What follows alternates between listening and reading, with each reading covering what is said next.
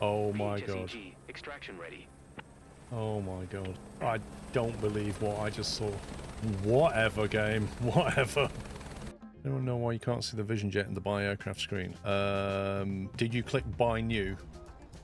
Oh my god. What did it just do to my plane?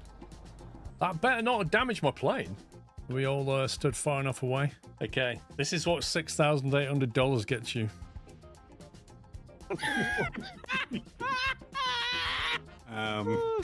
Fine, don't worry. It's all good.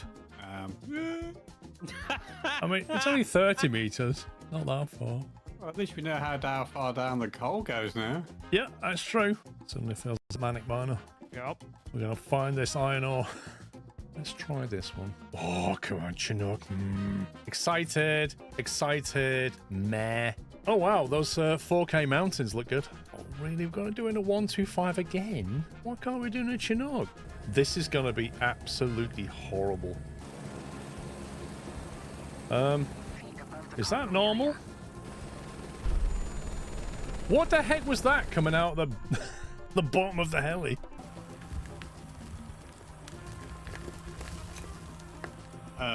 Oh my god. Bye. Hey. Hello, Captain. It's a real pleasure to be flying together.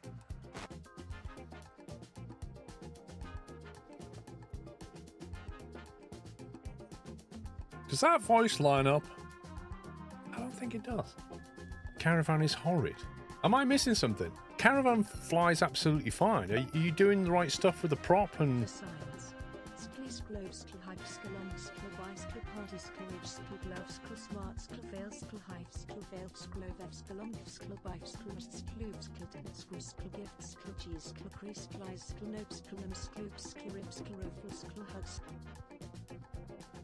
Yeah, I think you're doing something wrong, Umbrew, because the caravan works absolutely fine.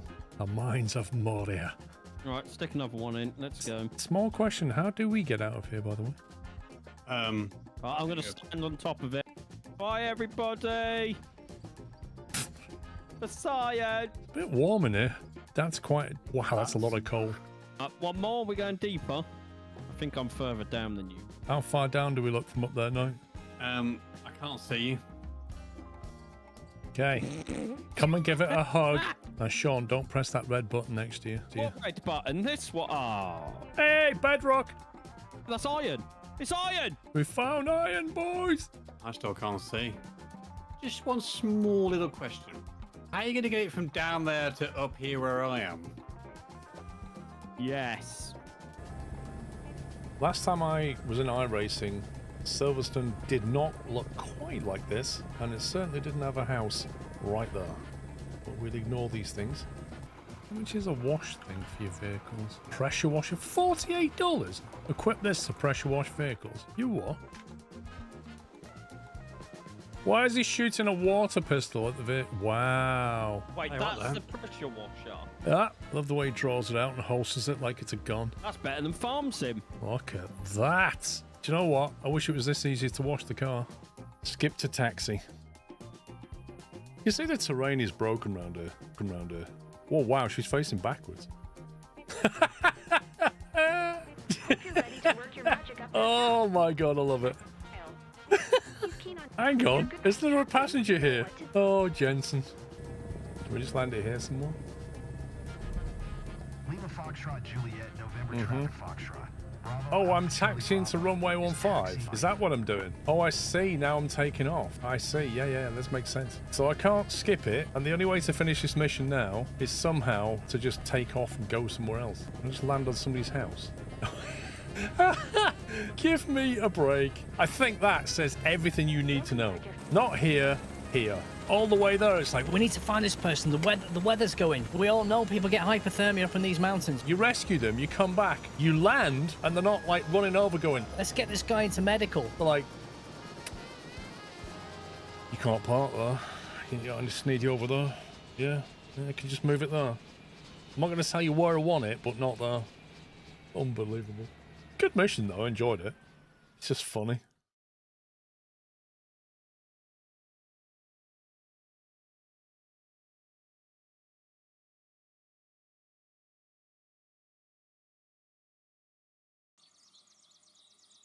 Welcome back, welcome back.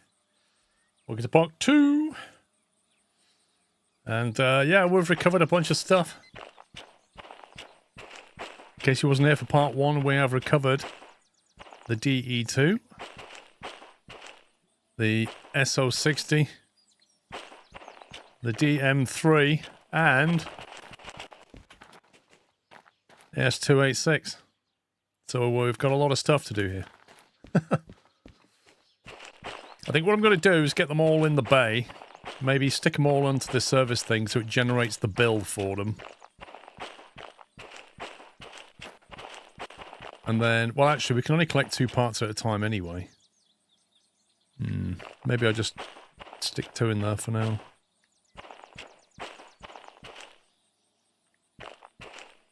I might part the steam up and then take the DM3 and the DE2 and get them fixed up. We'll need this thing as well. I'll have to drag that around for the extra parts. How much does that weigh? 10 tons. Flipping heck. 10 tons? Mad. No, none of them were in the bottom of the lake, funnily enough. They were kind of lying around. I'm going to move the D6 out the way first, I think. What track are we on? I'll stick the D6 on here temporarily. I might need that to go and get the slug.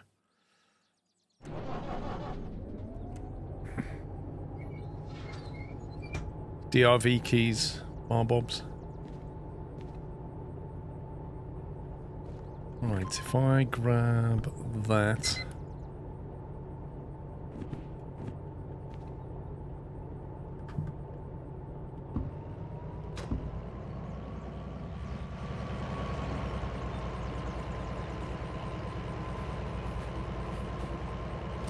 What's a slug? It's like a little slimy thing that crawls around the garden, sometimes go up the wall when it's raining. I'm messing. Hi Paul and chat. Thank you for more of 2 months. But yeah, in the game the slug is like a traction motor that you can use to put down more power, with the D6 in particular. Gives you more friction. Where do I want to put it? I'll put it in that one.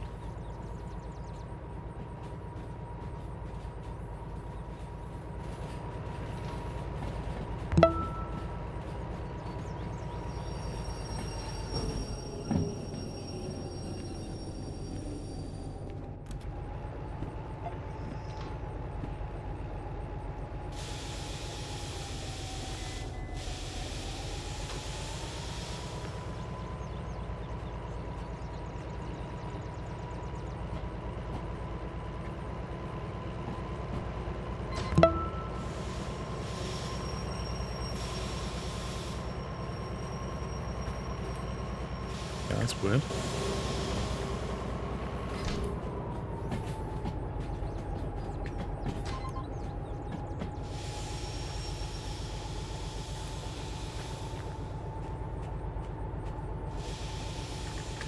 That's why it didn't work. It did that thing where it... I thought something was wrong.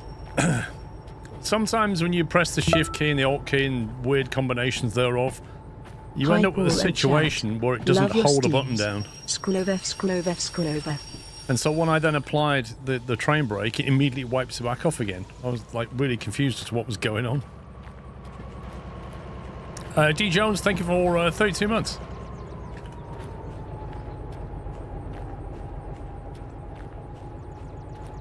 Mr. Hawkeye, thanks for 75. Light worker Matt 28. Thank you guys. Right, that allows us to get those. I might grab the DM. No, we'll push both of them in, or yeah, okay. I know what I'm doing. Good, thank you, Trayman.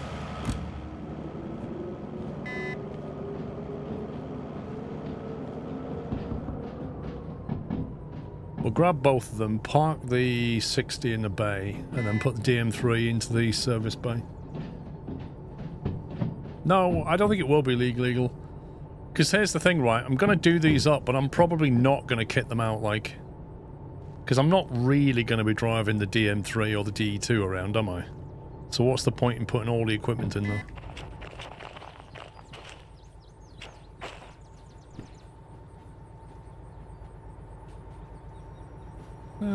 We've got some money. We've got like 618. It's not enough, but we'll just go and run some big jobs. I need enough for the big licenses as well. I don't want to spend it all on this stuff. Especially consider I'm not going to be driving them. Why does it go from 1 to 3?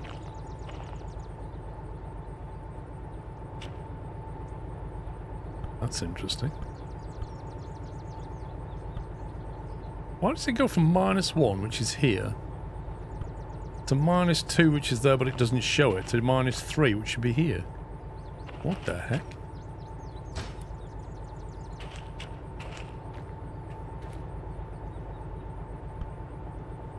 Wow. Okay, now it shows -2. That's weird. Yeah, but where am I going to use the DE2? Where am I going to use it? I could get it to shunt, but where am I going to put it? I could just leave it down at the harbour or something. Because I do shunting around there, but... you can use the DH4 as well. I don't know.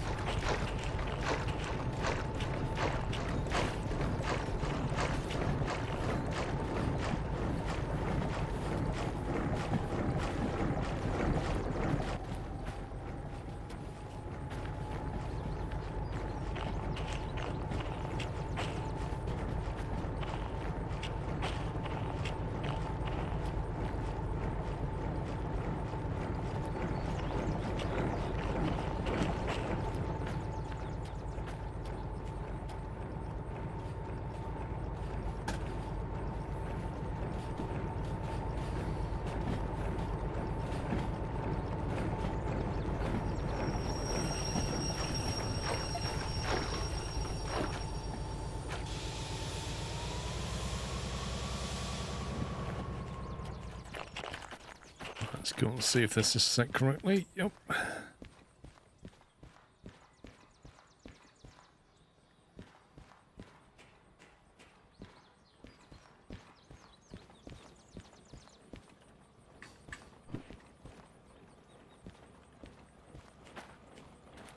Come on.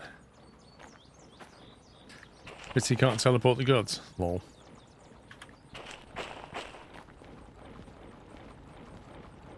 Listen to that. That sounds so bad.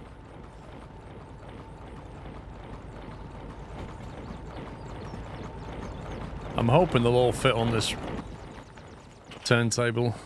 They should do, just about. But we shall find out. And I gotta find which is the right bay for this thing.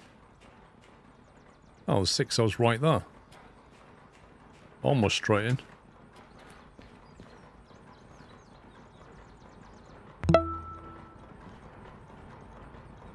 Time to relax.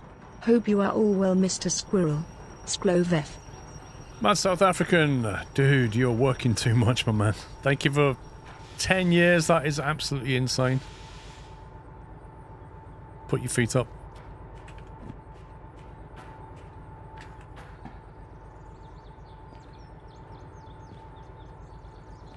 Come on.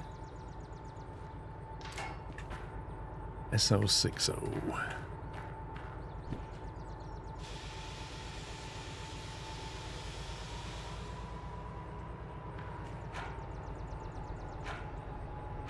Yep, 10 years.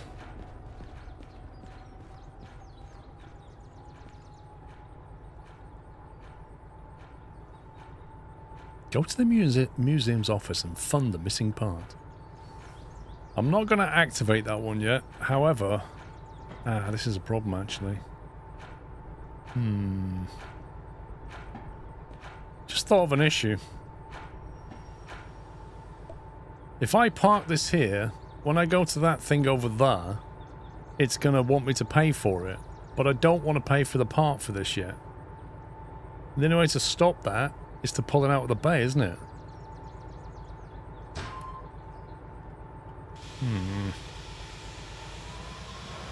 That's nearly a decade. Wait, what, Dave? 120 months is nearly a decade. Is it? How far short of a decade is it? Right. DE2, where are you going? DH4, 282, D6, DM3, D2.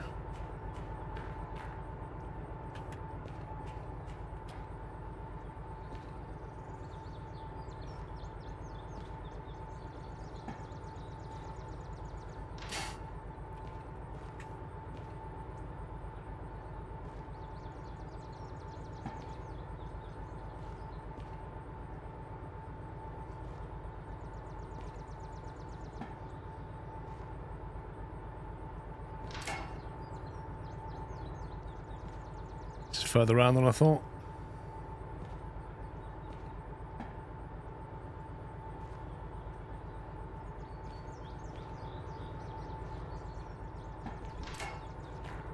Okay, D2.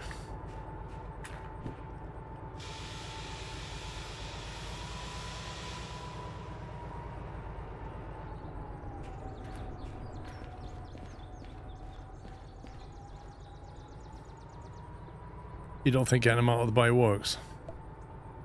Because the problem is I can only move 2 parts at a time. So when I go to the factory to get the parts, I won't be able to load them and I won't get the ones I want. Unless you can specify the parts you want.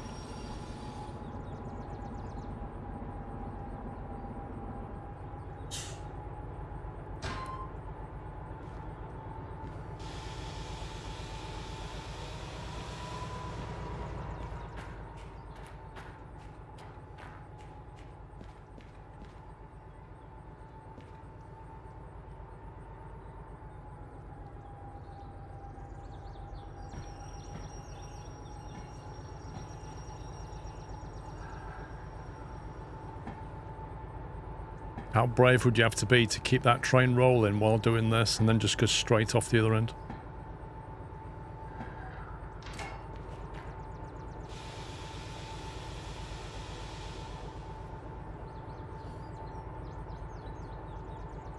Is that right, Raging Lightning? If that's the case, then I just need to put the DM3 in there, then order the next 2 parts. We shall see. Because if that's the case, then if I come into here... See, that one's 30 grand, but what part is that for? That's a D2 drivetrain. Okay, that's good. Oh, hand an 860 boiler. That's both of them. That's not good. You see, straight away, that's not what I want.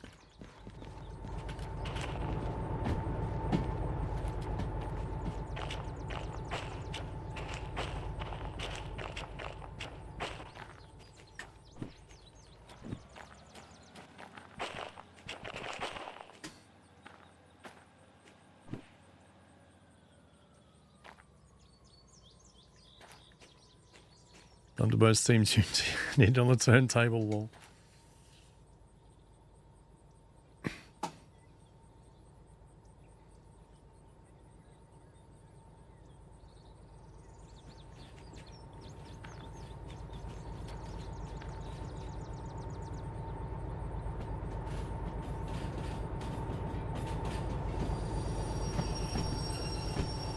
Let's get this.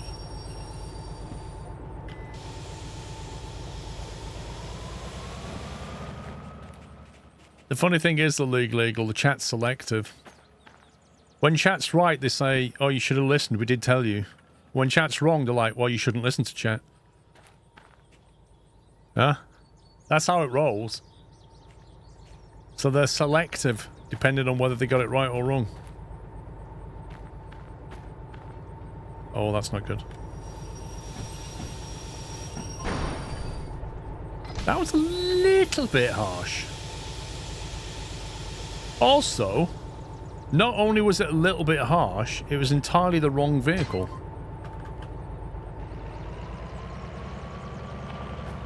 Because I wanted the DM3, which is over there. Other than that, it was absolutely perfect. Like a glove, yeah, that really was. Like a glove when you're being punched in the face, that's what that was like.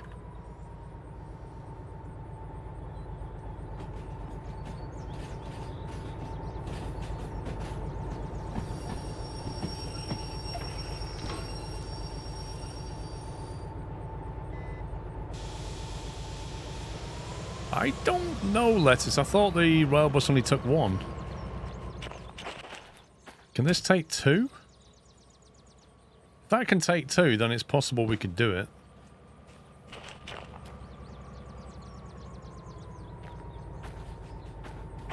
Because I'm going to get the trailer thing out of there. Only one. What, on the back of that?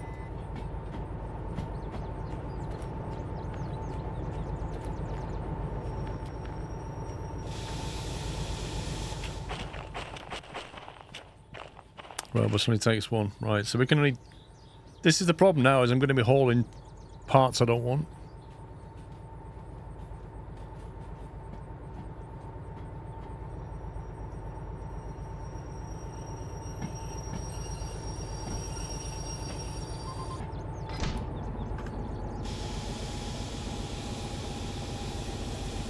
Yes, I know that, Mysterious. I know. But the problem is I'm going to end up with 3 parts now, because I've got a... I put the SO60 into its bay and it's generated a part order that I didn't want yet. Which is a bit annoying.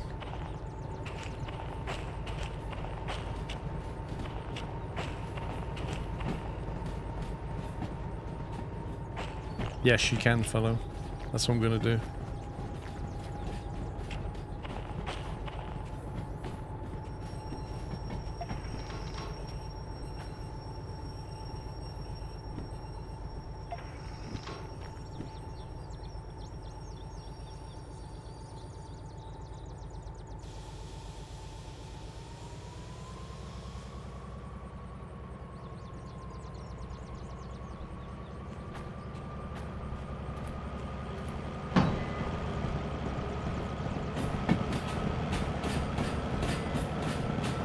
I can literally hang the remote out the window on this thing. I like how the windscreen wiper's still here, but the actual glass is gone. That's amazing.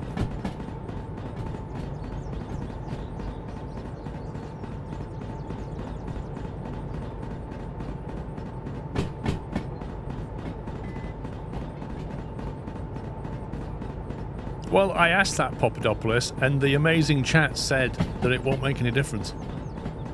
So I didn't. Wow, something sounds broken in here.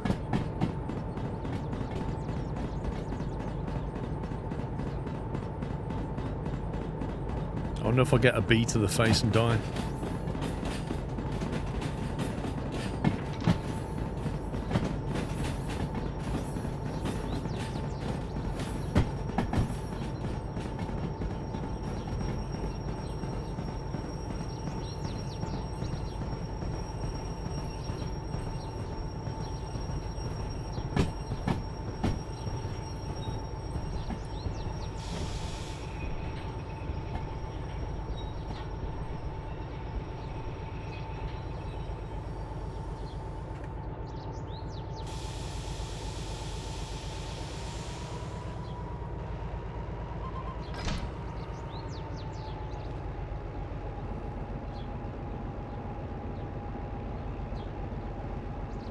Well, there's no point now, Papadopoulos. I'm going to have to make 2 runs and get 4 parts.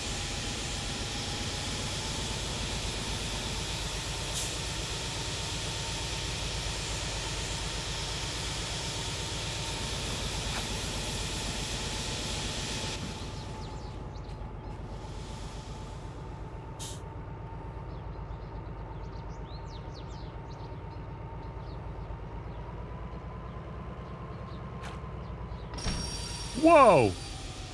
What the heck is that? Okay. Well, I never saw that coming.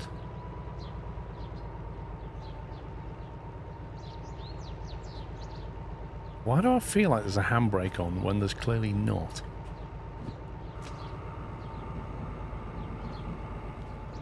the handbrake. That's the reverse. So where's the handbrake on this thing? Oh, I've forgotten how to drive this. Coal dump. Must be behind. This is it. Okay, so it didn't remove that when it was coupled. Where's the brake on this loco? On the tender? Well, I've just done that. You sure there's nothing on the actual loco itself?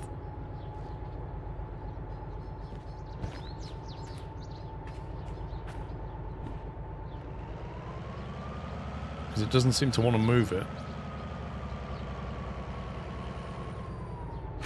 Yeah, if you stop throttling,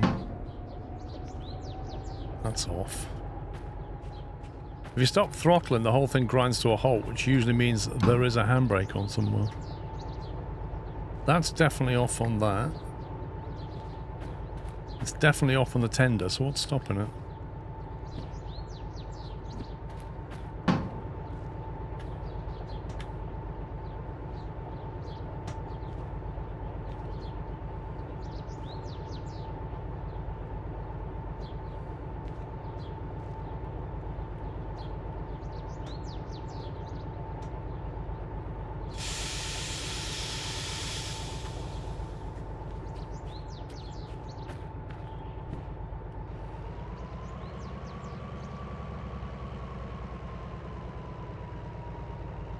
This isn't right. Something's not right. The wheel on the front right needs to be in neutral on the 282 maybe. What?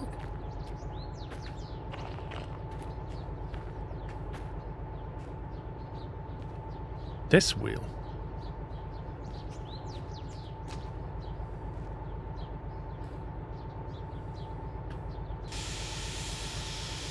Okay, its independent brake was on that thing.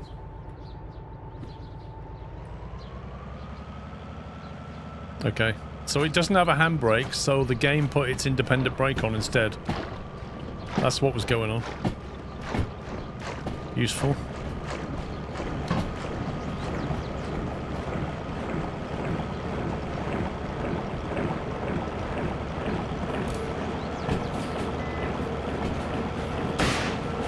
That didn't sound good.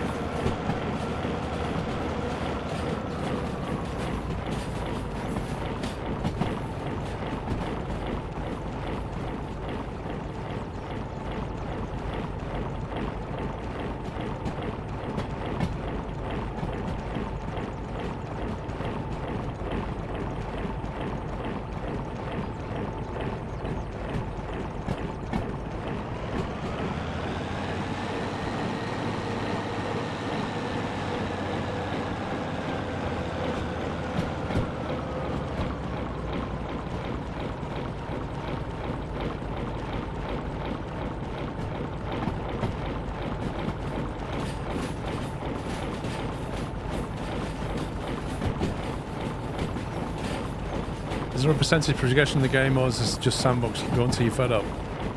We're in career mode, Dave. We've been playing career mode since the start. I've been buying licenses and stuff. Oh, I'm definitely not in sandbox.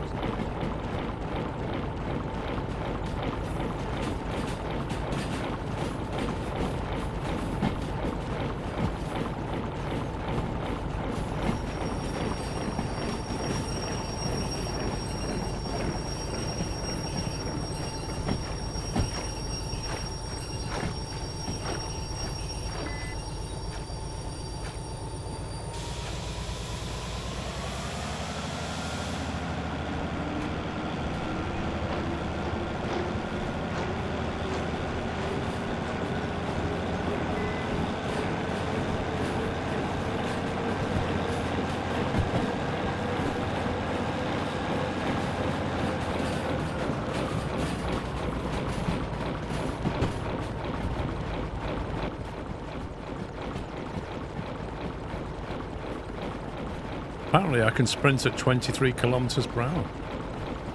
Backwards. That's quite impressive. That's quite an impressive backwards run speed, that is.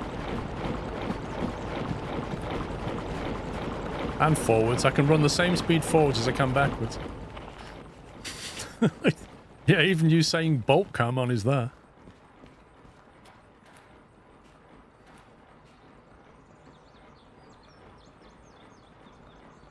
Ah, you can turn teleportation off, but you can't turn sprinting off.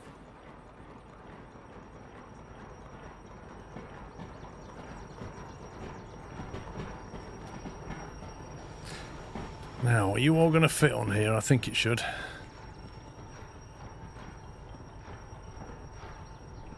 Oh, I don't know, actually.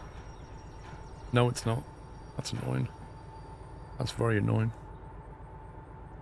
There's no easy way around this.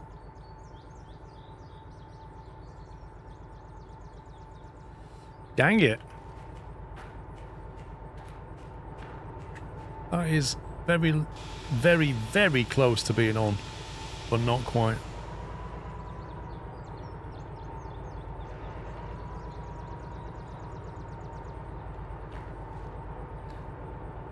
That's technically on.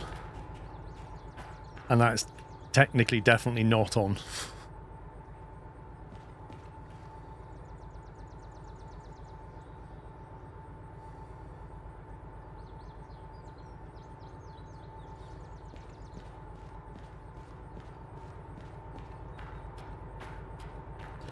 If I had a DE2, I would probably fit on.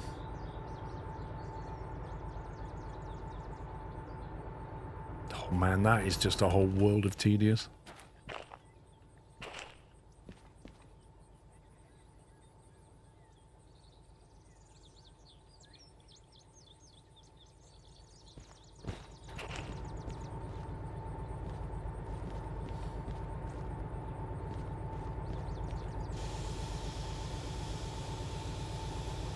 I can't put the steam in the bay behind because I've got the flatbed that I need to get out of there.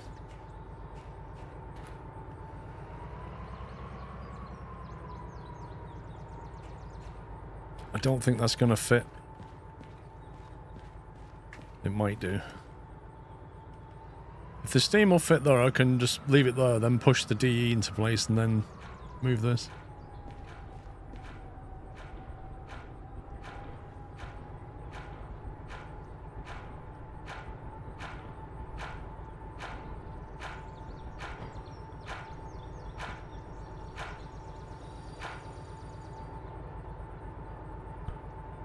Why can't I do -2 again? Wait, what? -1, -3, minus...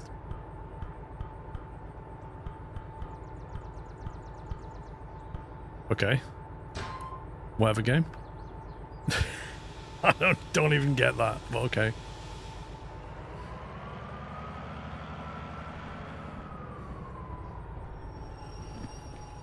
Where's the DM3?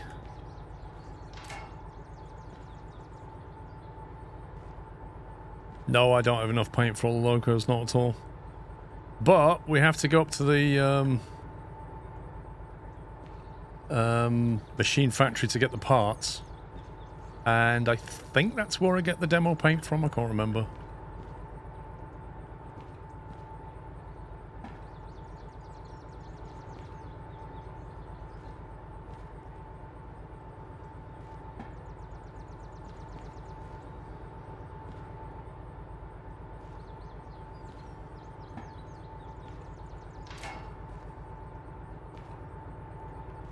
DM3.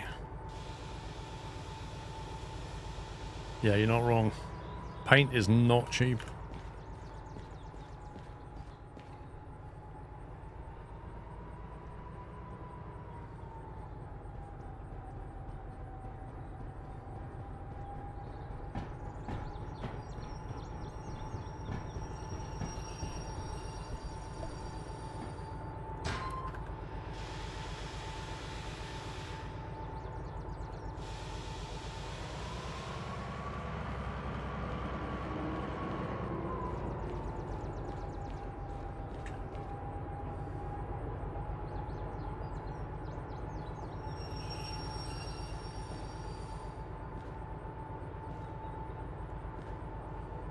I wish you could get a turntable remote, so I could just stand there and be like, bzz.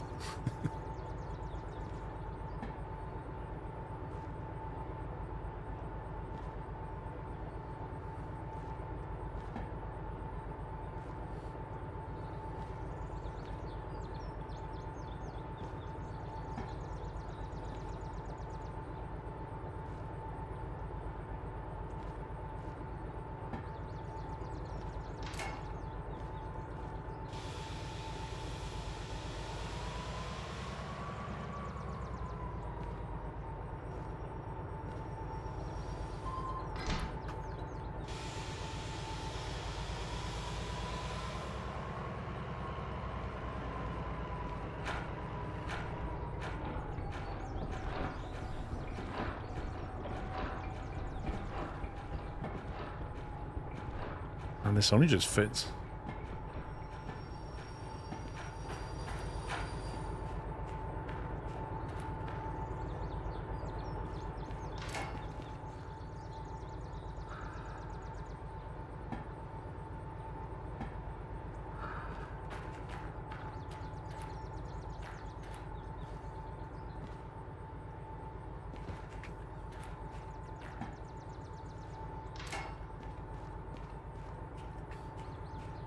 Two 82.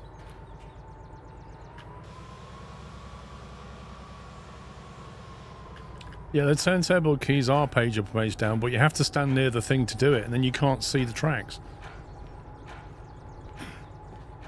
Hence why I want a turntable remote. So I can be over here and do it.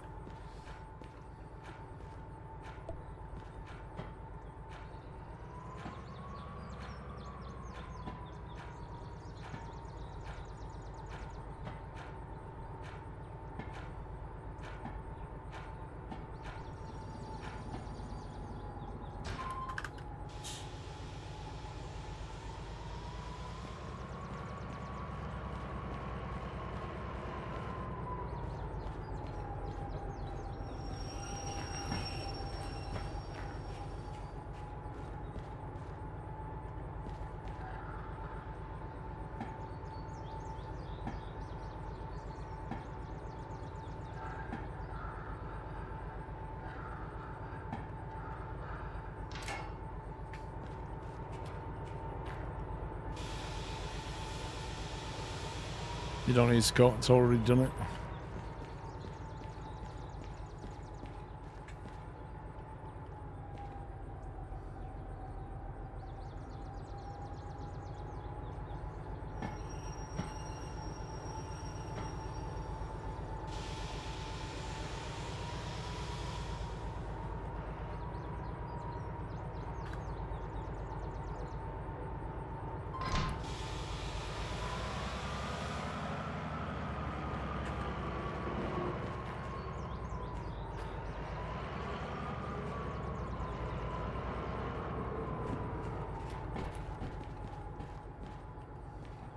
$45,000? Flippin' heck. Oh my god, so I've got a drivetrain, a boiler, 282 running gear, and a DM3 drivetrain. That's $75,000 right there, just in parts.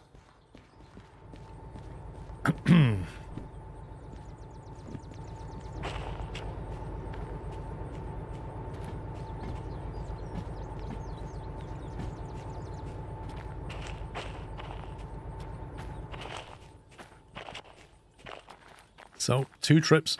Lovely.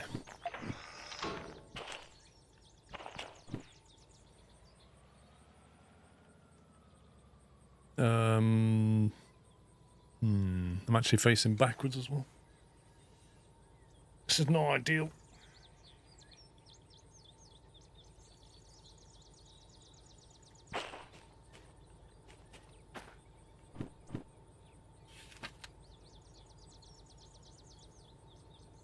Actually, doesn't matter from here. We can go forward that way. I don't know, Ninja. It's unlikely that there's anything from here exporting. It's a city, isn't it? It tends to import everything. Empty cars at the best. We'll see.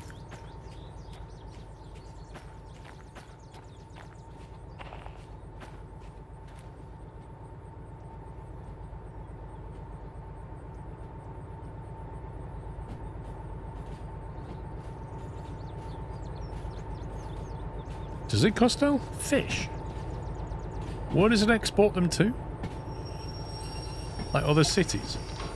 City South, maybe. City West, sorry.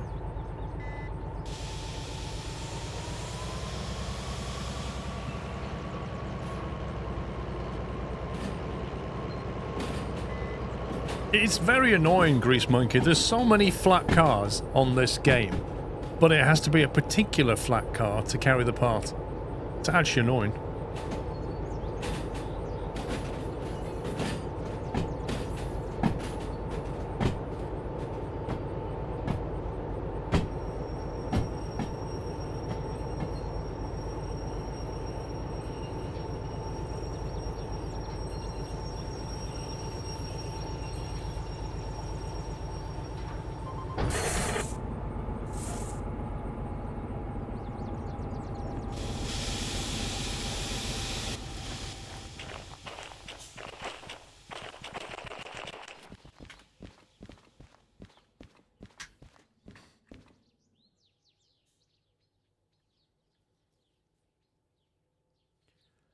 Deliver fish to goods factory in town. That's nowhere near where we want to be.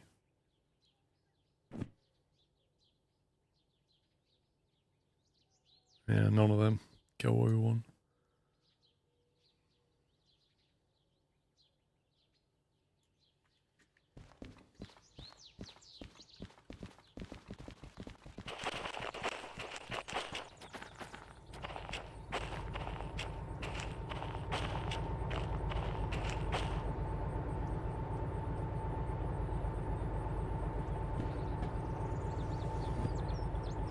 Sawmill down here.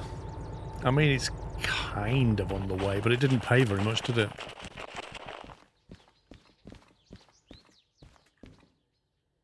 $7.5 grand. It's hardly worth the hassle.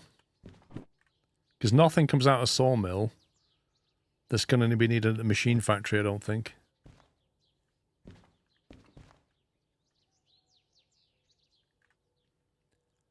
No, just a goods factory.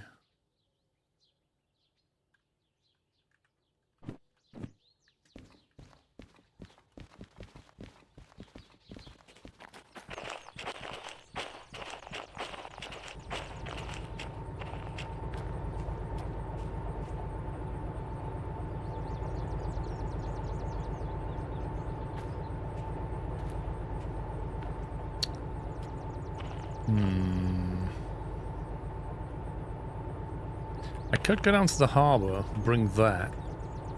I don't know what I'm gonna do.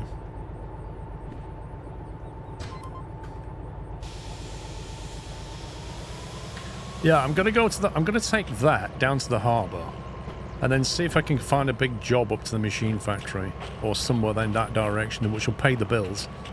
And while I'm at the harbour, I'll get that and go and get the slug. So I can do both then and still get paid.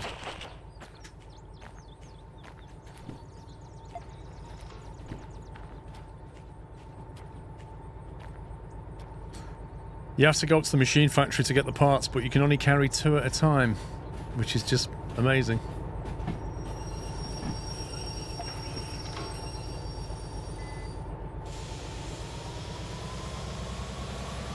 It's a pity when you buy the parts, you can't also pay for them to be delivered.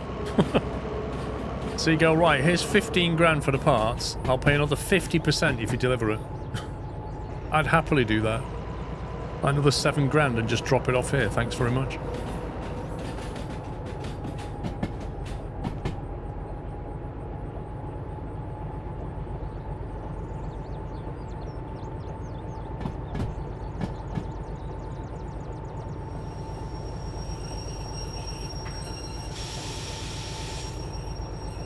You're the only delivery guy. Not from next year, I won't be. When the AI comes.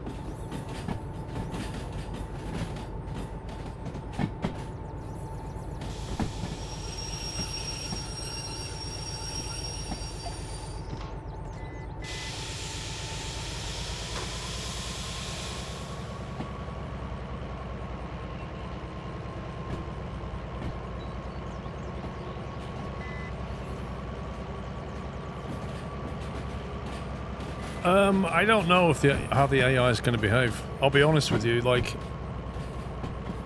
adding AI into this game is terrifying. My experience with, like, AI, the best one I've seen is probably SimRail, because they're trains that stick to a schedule. But even that has to be restarted every few hours because it just gets out of whack. The same thing's going to happen on this. And if you consider it to be like your truck AI, which it will be, it'll either get in the way or do dumb stuff.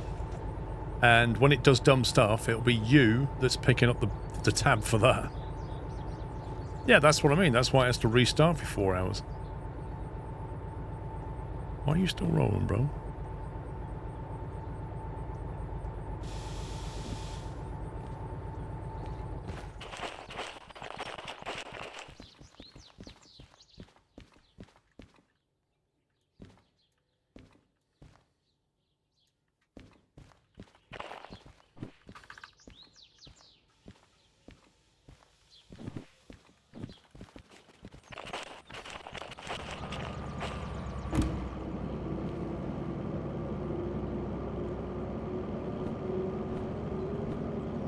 Right, city south. Turn right down towards harbour. Down at harbour, we'll keep left. Do we need a service? I don't know if we need a service.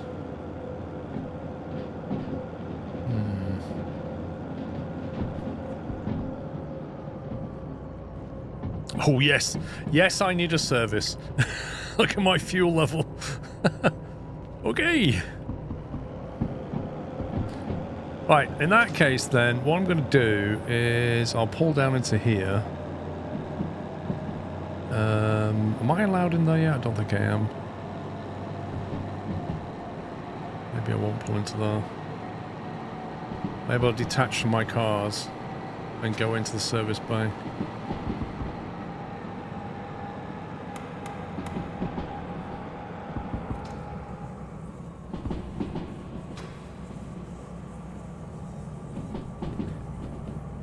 Go into the service bay, might turn around, come back out, push them out the way to C, maybe.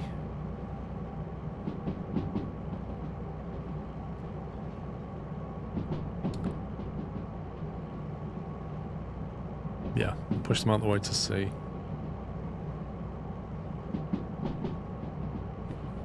Okay, right, got a bit of a plan.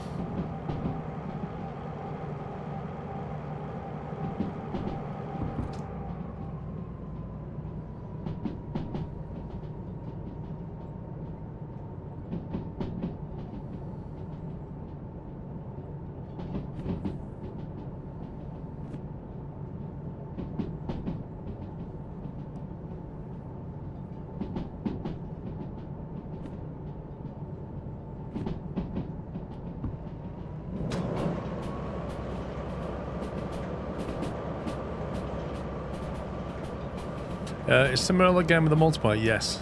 Yeah. The guy who was making sheep noises and what was the other one? They had a sheep guy and a chicken guy or something.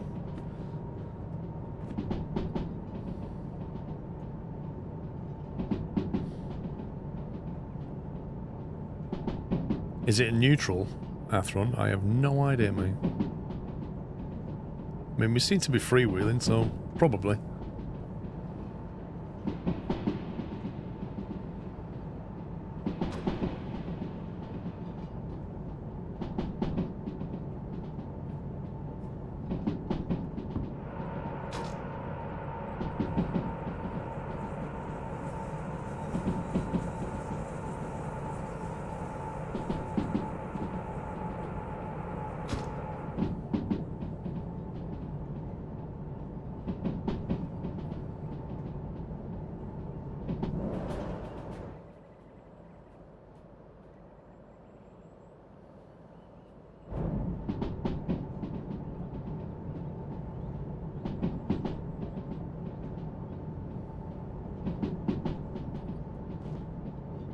That's weird. I can see cars on the sea yard in harbour, but when I drive towards farm, I have to get a lot nearer than that before the cars even spawn.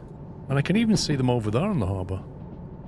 Although they're probably just fixed containers. But these are not. These are on the track. Oh, that's the military base.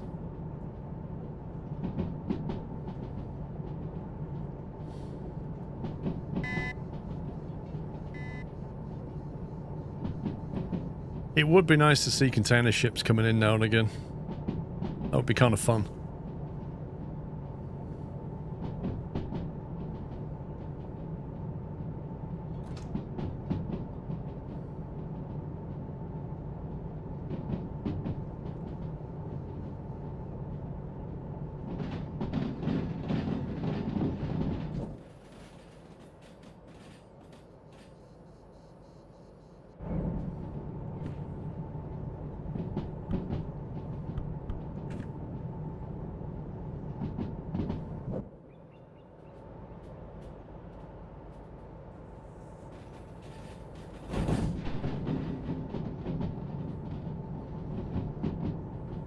I don't know, it's Phil. I really don't know, because when you drive into the farm, you see everything, but every track looks empty, and then all of a sudden it just goes bang and everything spawns in. But coming into that harbour, it was drawing things beyond the draw distance of the farm.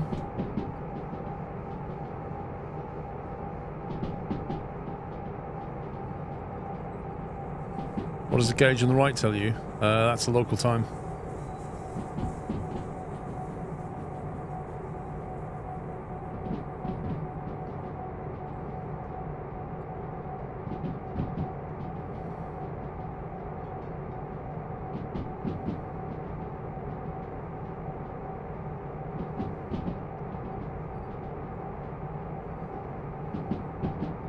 It does the same in Orwell Central Low as well.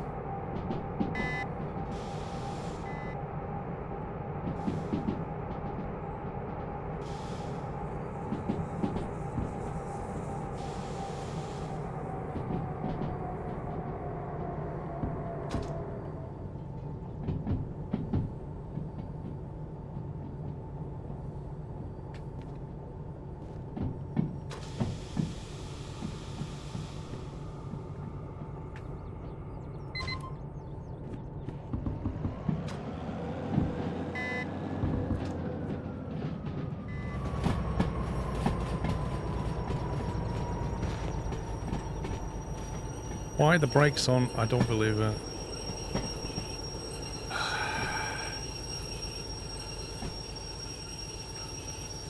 It does this sometimes. It just leaves the brakes engaged when you shift click to disconnect, and it shouldn't do that.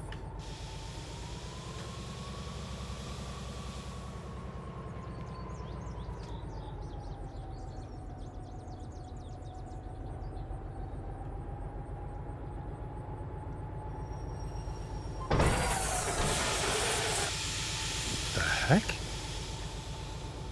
What was that?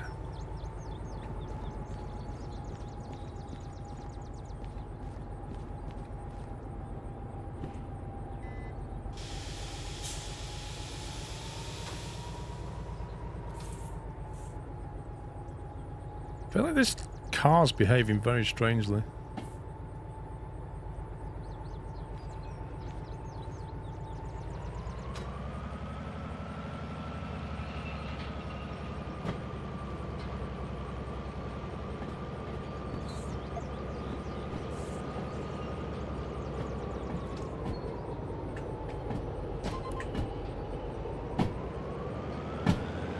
Oh, I've done it. Oh my god.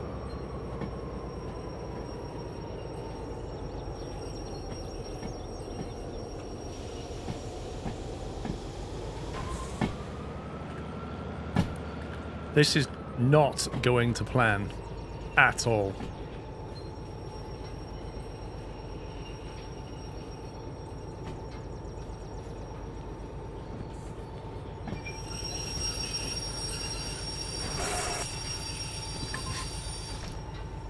I know exactly what's going wrong, but this catches me out every time.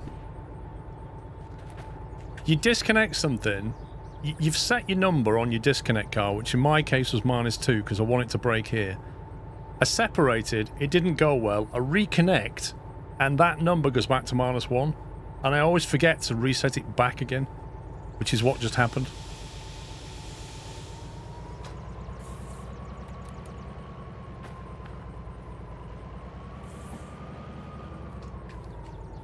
I don't like these two. These kind of behaving very strange.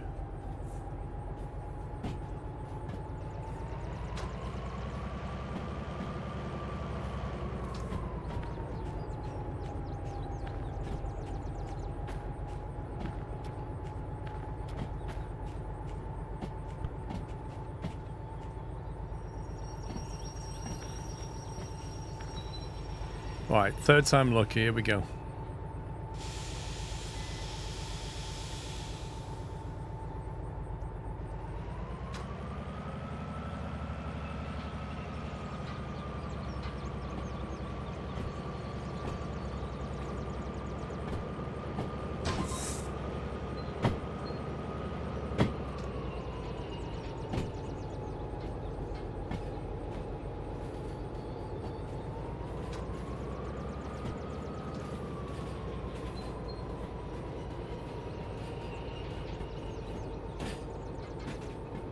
Now I've just got to hope I've given this thing enough speed.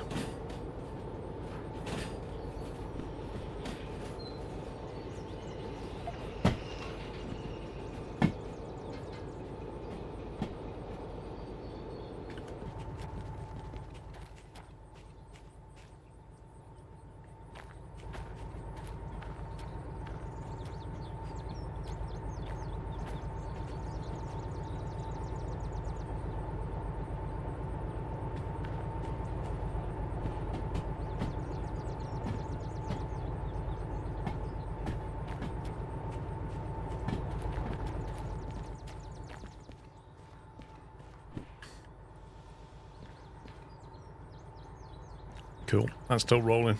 We're fine.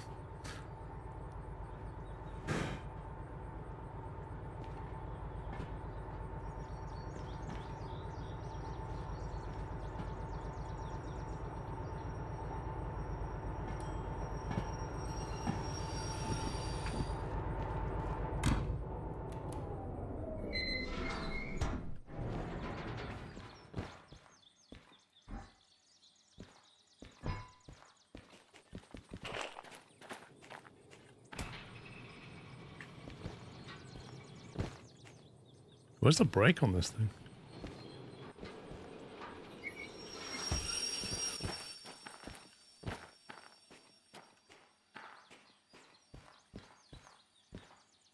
Isn't it technically a runaway wagon? Nope. Because I was watching it. And it was all under control.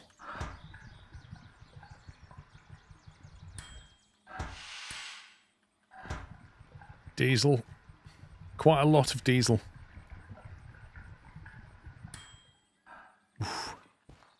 That's the thirstiest I've ever seen it.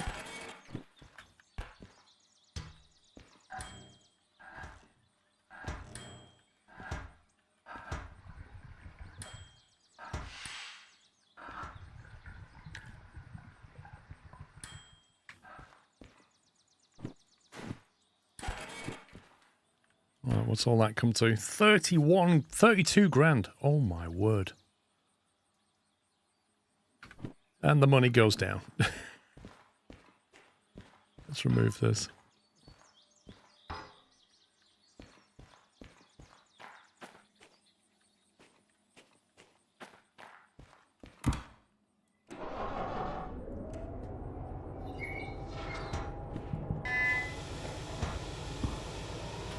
We're gonna have to earn some big bucks.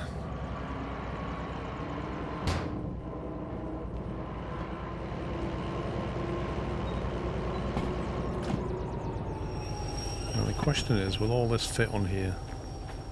And the answer is not a chance.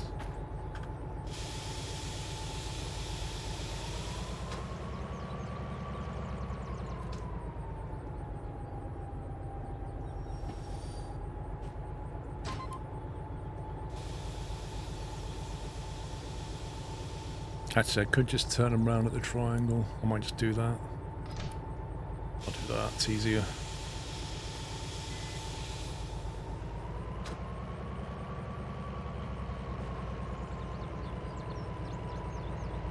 Makes the full surface of a Jaguar look reasonable. Yeah, but not a Range Rover. That's like Range Rover pricing right there.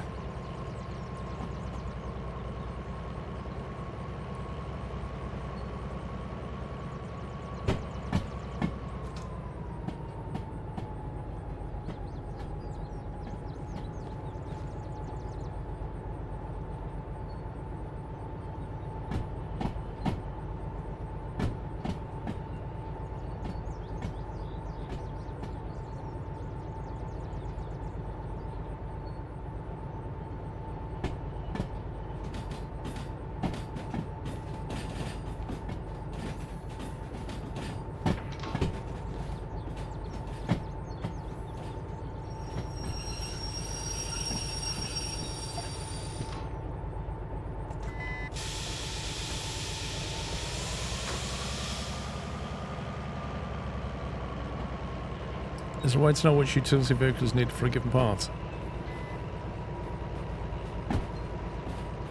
I'm not sure what you mean, Claw Pepper.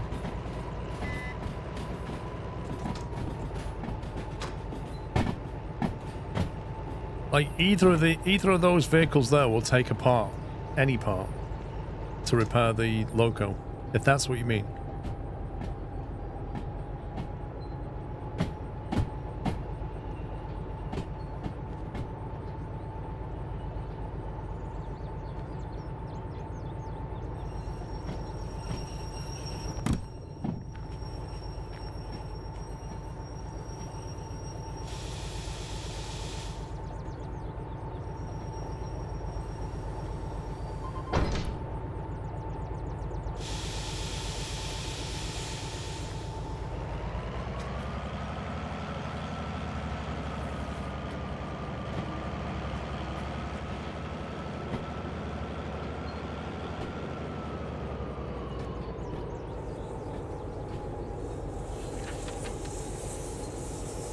I don't like the sound of the wheels in this thing.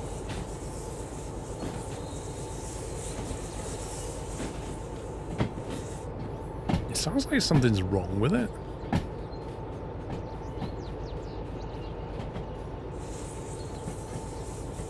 No, this thing here will take apart for any vehicle you want. The flat car doesn't look railed.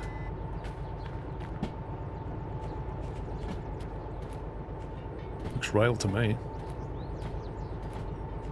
I mean, it's rolling quite freely, it's not grinding.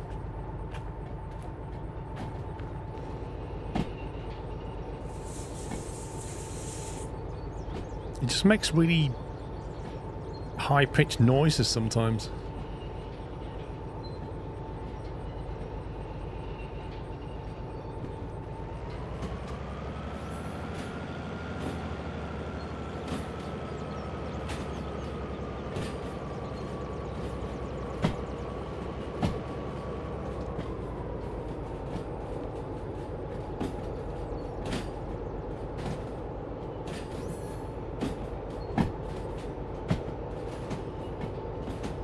You have to service what, Sean?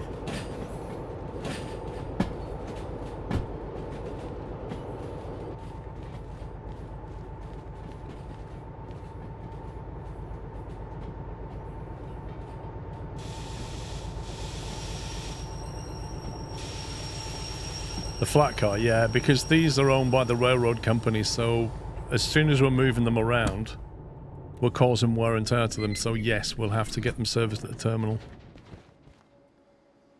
Or manually service them, one of the two. Let's see.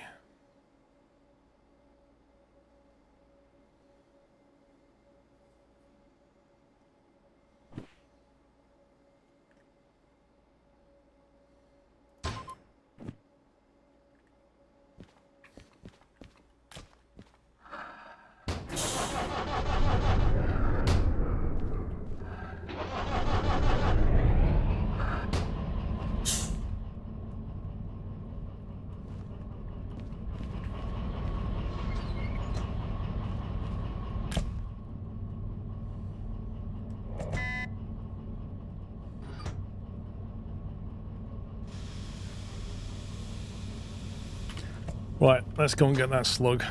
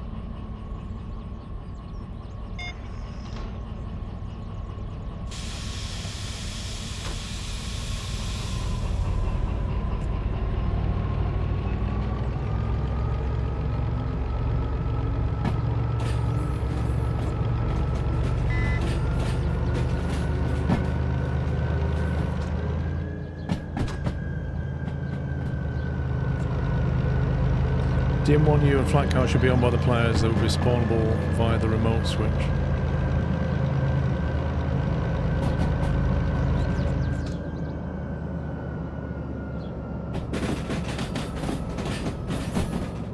This doesn't look right.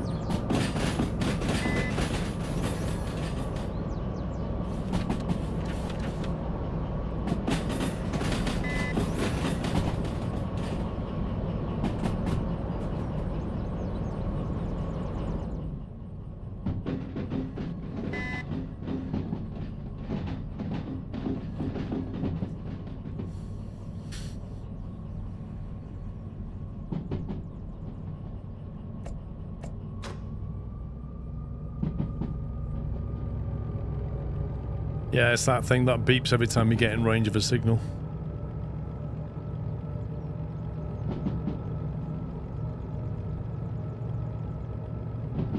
I hate those rotaries. You cannot tell what position they're in.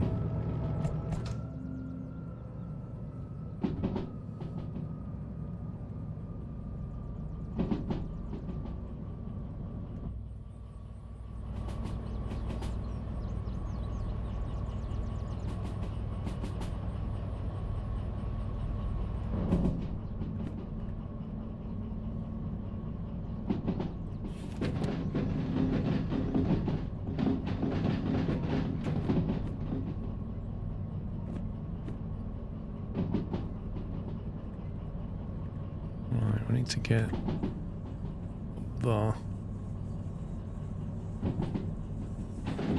There it is.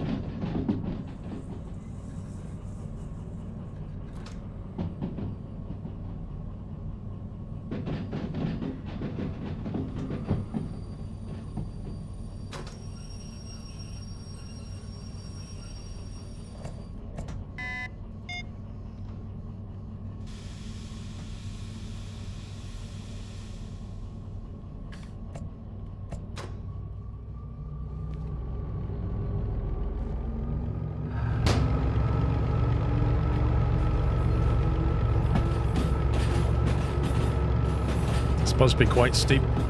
Parts of this are supposed to be like 5% or something stupid.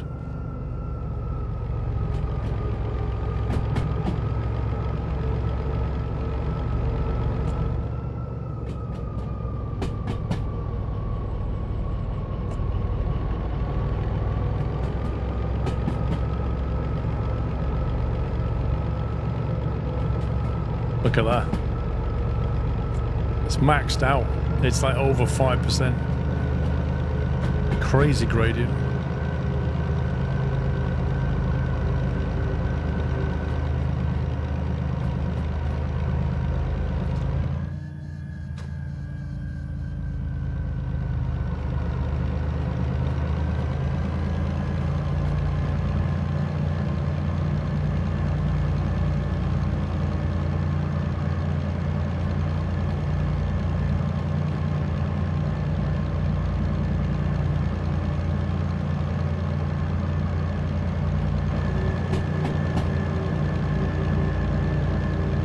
Still maxed out.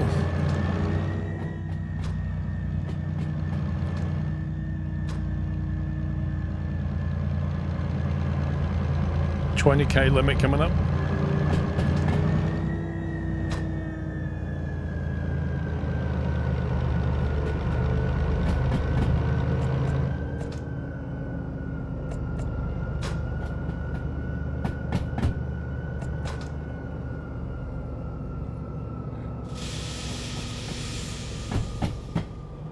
I love how it puts you into a downhill turn and then puts the speed limit down to 20. Like pure scumbaggery.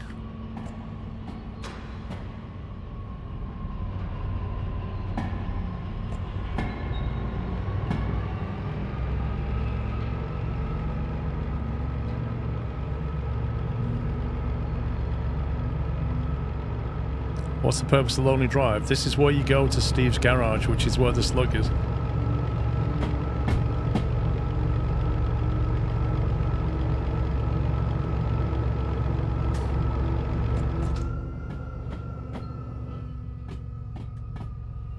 God, look at the scenery. What is that? I mean, I know we don't come up here very often, but what? Come on, man.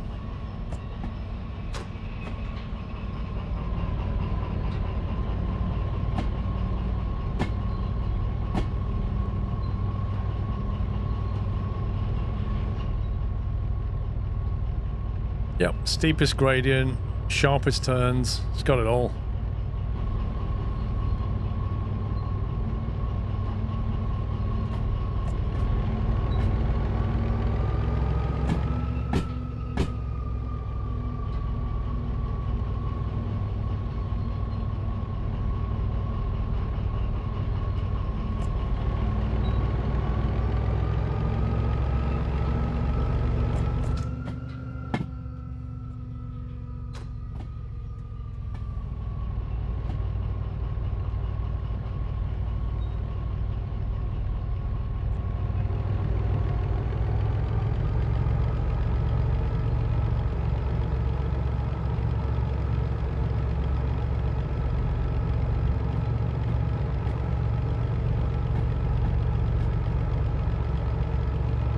Yeah, probably focus more on the coding.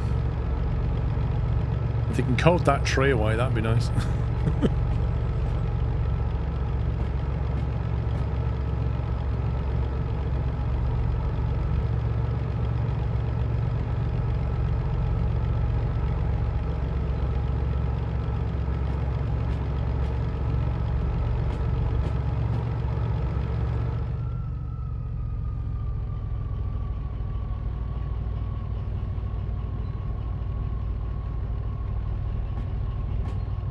I'm curious, did Steve just build this track himself for his garage so that nobody would ever find it?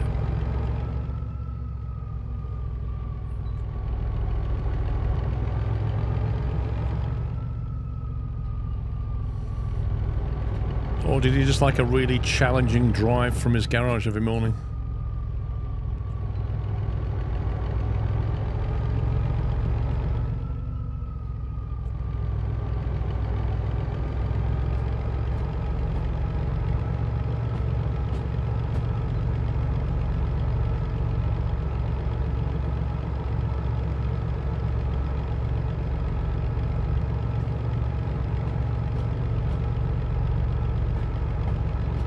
Land was cheap, yeah.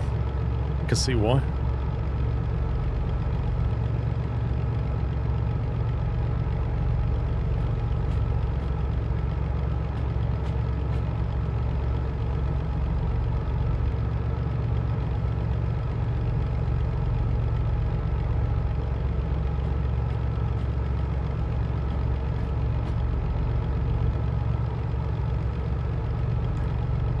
It's going to be a fun downhill drive.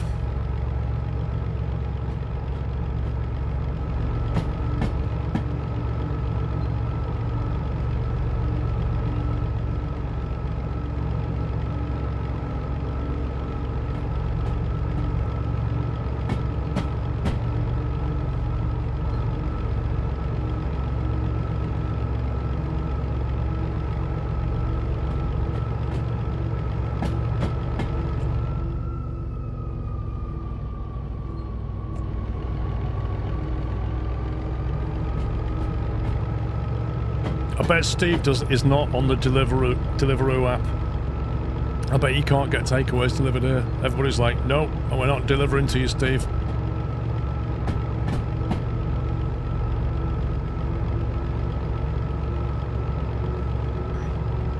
We don't deliver to your postcode.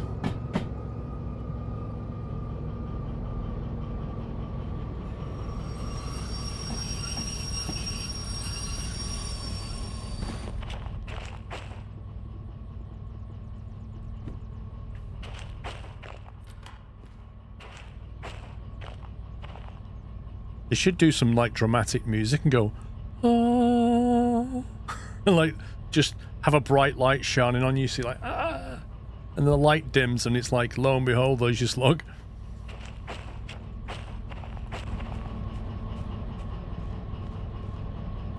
Little Sammy, this is where you'd live if you could, right?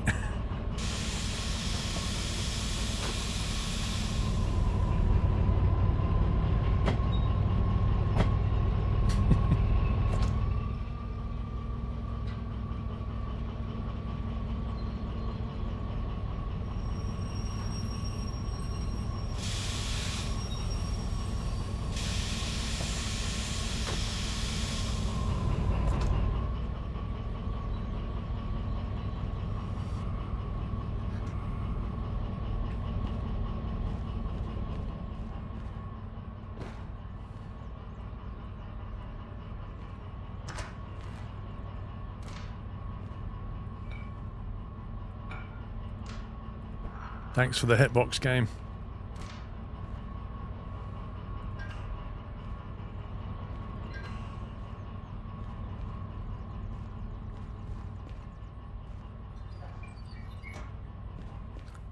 Behold, the D6 traction motor. The slug. How heavy is the slug? Oh my word. 125 tons. 120 tons. That thing weighs more than this. And this has got an engine in the back. Okay. And fuel. Blimey.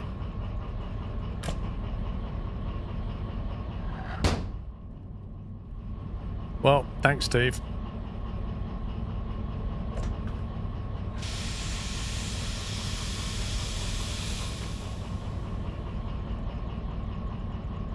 Now I've just got to get it back down safely. Definitely nothing bad's going to happen.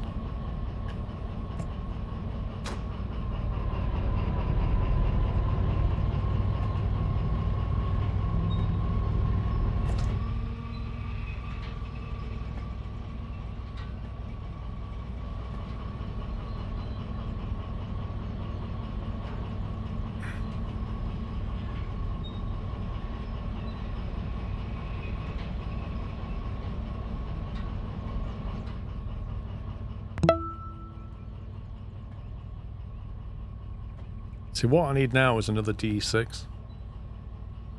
So I've got 2 D6s and a slug. And then just haul something monstrous. Bruhar, thank you for half a year.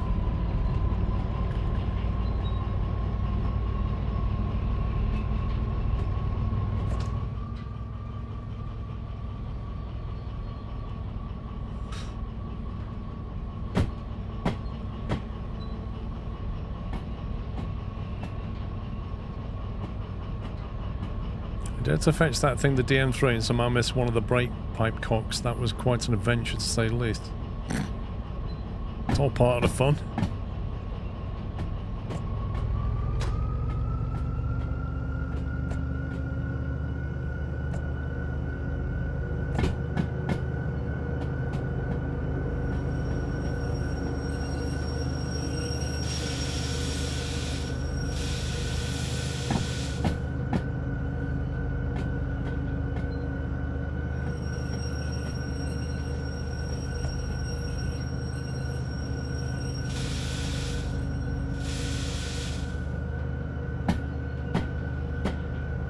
Yes, it only provides tractive effort, exactly.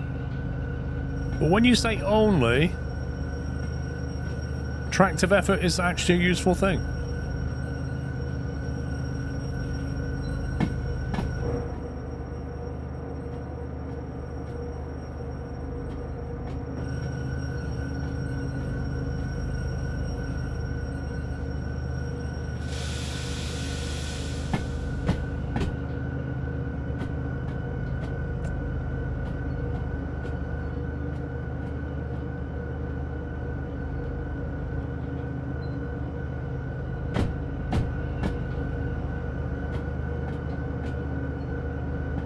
Use a D&T on the other end to feed the slug end, get remote control. Why not a DH4?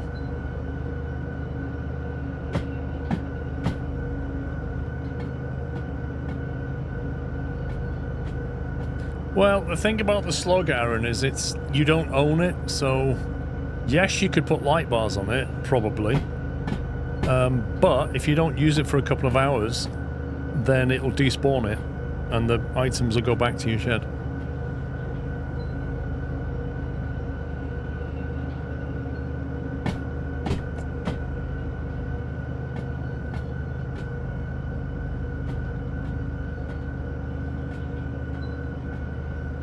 Yeah, but Kiko, you have a DH4 connected to a DE6 connected to a slug. Yeah? And then your DH4 drives your DE6 and the DE6 drives the slug.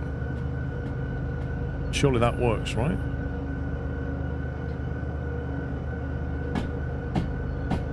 You own it, it's a work vehicle you can summon. Right, so it won't despawn it. So that means if I decorate it, I'll keep it. Cool.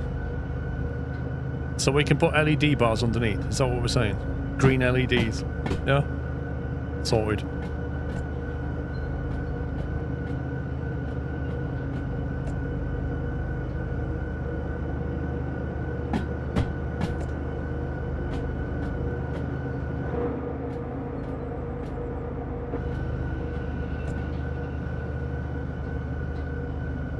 Train's powered by NVIDIA. I'm hoping Jensen's watching the stream and he's going to look at it and go, oh my god, look at that NVIDIA green. I think I'll send Squirrel a 5090. That's my hope, that he watches Derail Valley streams like mine. You never know. There's a small probability, but it's not zero. Don't shatter my dreams, okay?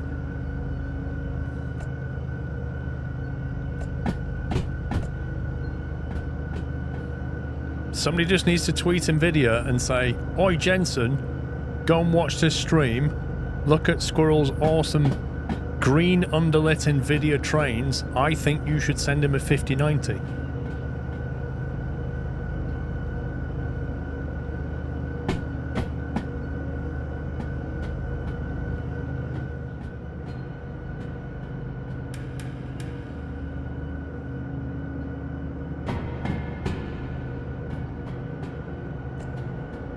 P.S. Love the leather jacket. Why did you change it? And go all sparkly on us. Saturday Night Fever much? Hashtag.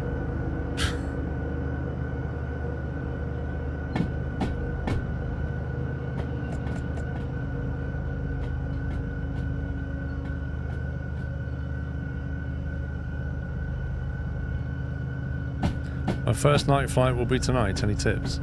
Wait, you for real, Bruhar? You doing it for real?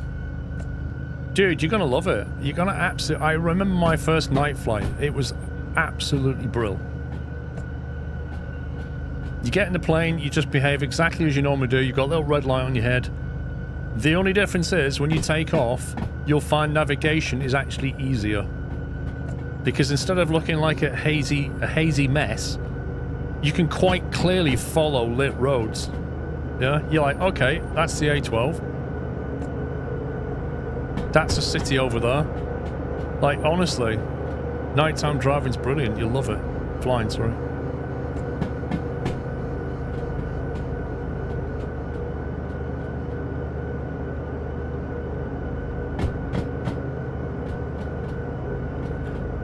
My biggest piece of advice about night flying, Bruhar, is this. Don't think about the engine failing. Because let's face it, if the engine fails, you're looking down and it's mostly black and you can't make out any fields. So yeah, good luck. But don't think about that. Just enjoy.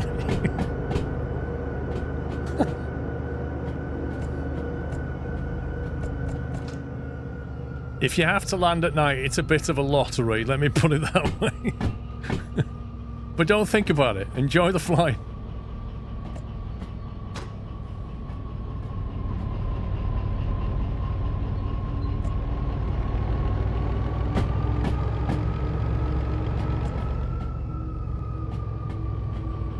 Like, if you think about it, when you do PFLs, practice forced landing, when you're doing that in the daytime with your instructor, and he's like, pick a field, and then when you get nearer that field, you actually realise that it's got ridges and furrows in it, and it's got like a power line that you couldn't see, or a telegraph line. By the time you get down there, you think, blimey, if this had been for real, that would have been interesting. Okay? Imagine what that's like when you can't see anything because it's all black down there. Because that's what a PFL would look like at night. You just don't want it to happen, full stop.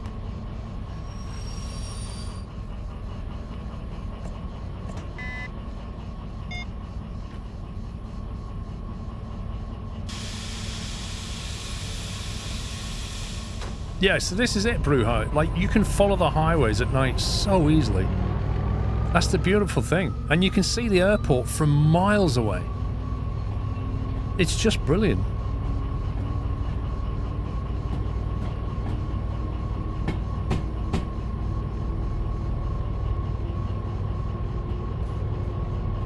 But having your night rating does You may not fly much at night time, but having your night rating allows you to come back or take off when it's technically nighttime.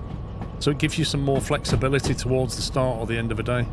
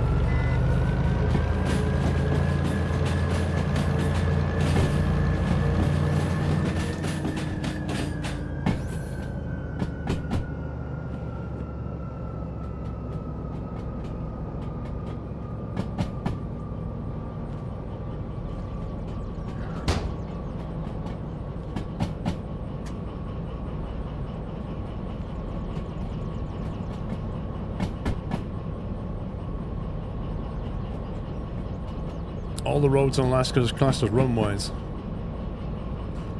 Yeah, I mean, at the end of the day, you can put it down on a road or a highway, but you're responsible for what happens, yeah? So if you have an engine failure and you put your plane down on a highway and you cause an accident, that's going to be on you. So it's got to be your last resort or your best resort, and you need to try and make it work as best you can. But there are also dangers on highways, you know, lighting and cables and God knows what else, crash barriers, like it's not... And cars, obviously.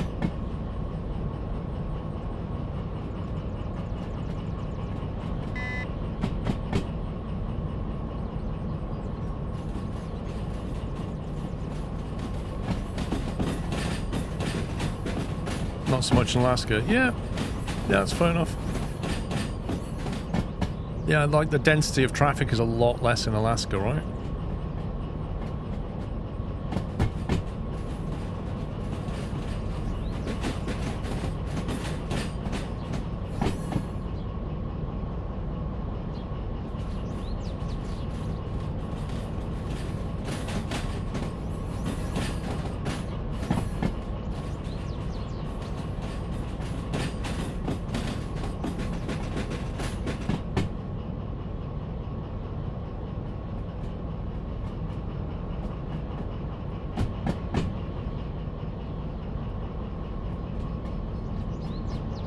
There are hardly any streetlights in a county with 250,000 acres or more. Well, this is it at night time. You probably wouldn't see a highway in Alaska then. Unless you happen to see some car lights going down it, maybe.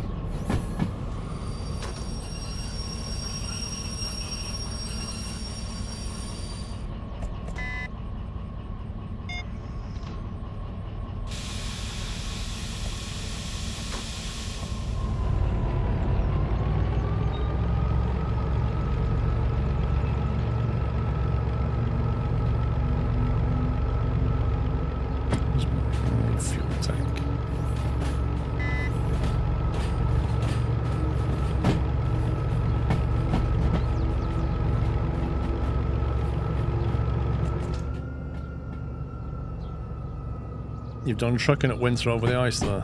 But that was interesting. After your shunting license, what would you recommend? Oh god. If you can have a look at the start of my... when I started in new career mode a couple of weeks ago, have a look what I did. There's some of them that will give you really nice benefits and are worth having.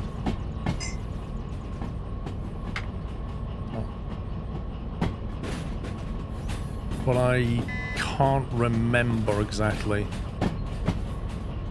I think I drove a couple of... The MU license I got a little bit later. Because the DE2 is going to be a struggle for you initially. Like, this, you know, you're going to hit the limits of the DE2 fairly quickly. And what I did, I basically... I drove two of them, but without the MU license, so You don't need the MU license to drive two DE2s. You can jump from one to the other if you're up for it. And that gives you some more options before you then get the license kind of thing.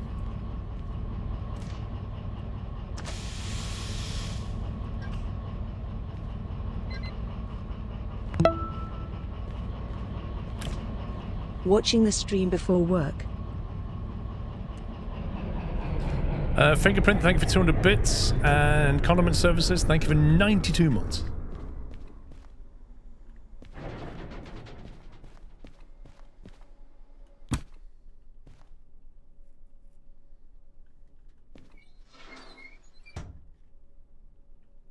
No, Chris, I opened it.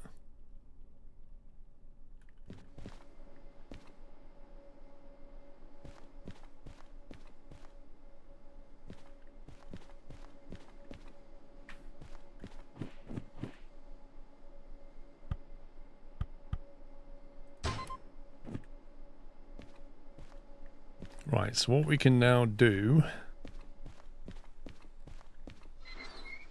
is go and figure out what job we're doing.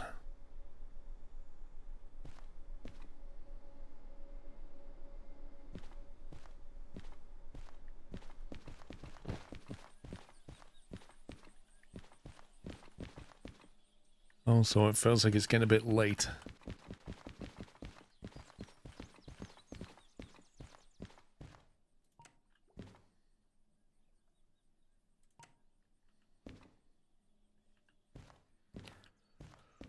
Ooh, there's a vast swathe of them. Right, so we need to get up to the machine factory.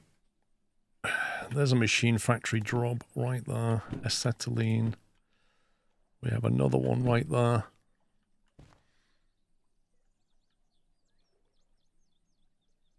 Right, we're not going to be going to the oil refinery. Oil well Central is not out of the question. Neither is the steel mill. Goods factory in town is pretty much not where we want to be going. Bergdis, it always depends what difficulty level you're playing on as to whether you can spawn things at will.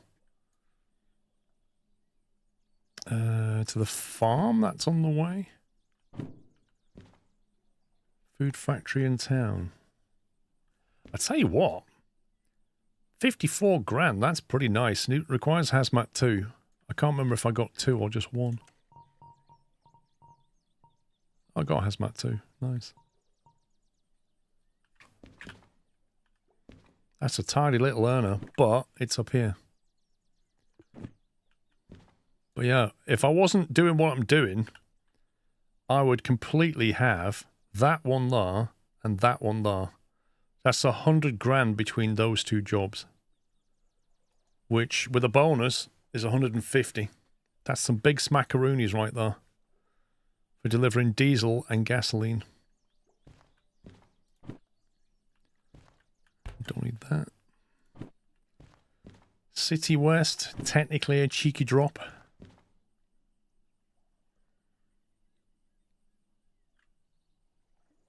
City South, we're not going back that way this time.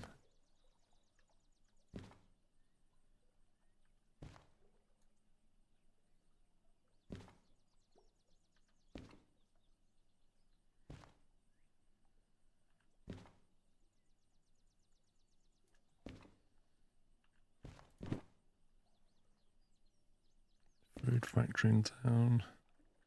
Oh my god, hang on a minute. What is this?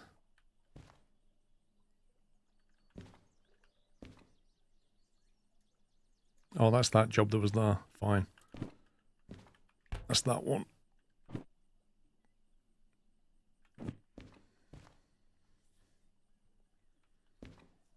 I've seen if there's any more that was going to generate work. 3 drop-offs. Unload and store train with flour. 27,000.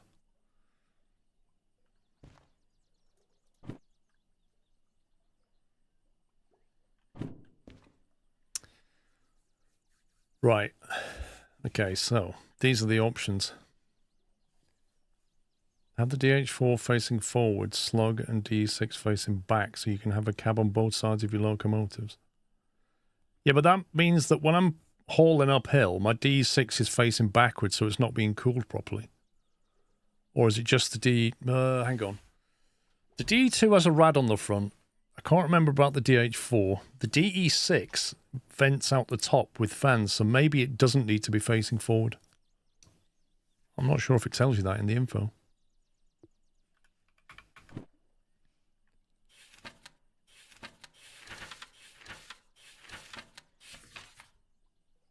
Yeah, well, it has cooling at the top, doesn't it? Yeah, forced air cooling, heat management. So it doesn't need to be vented because it's not naturally cooled. So you could face the DE6 backwards, technically.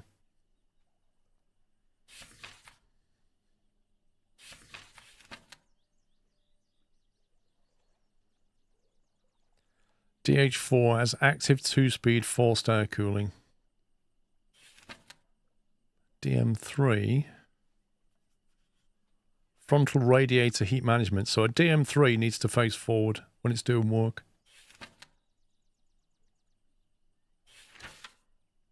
As does a DE2.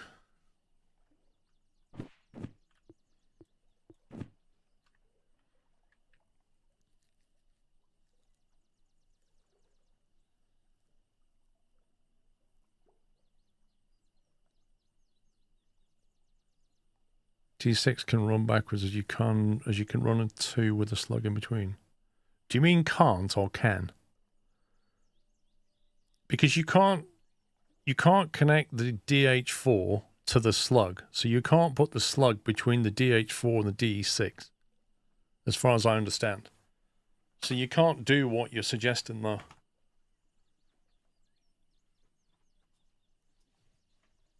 I've got the caboose unlocked, I just haven't dragged it anywhere. Why?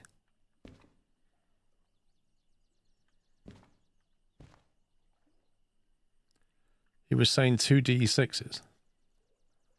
But then you can't use a remote. I use the DH4 because I use the remote.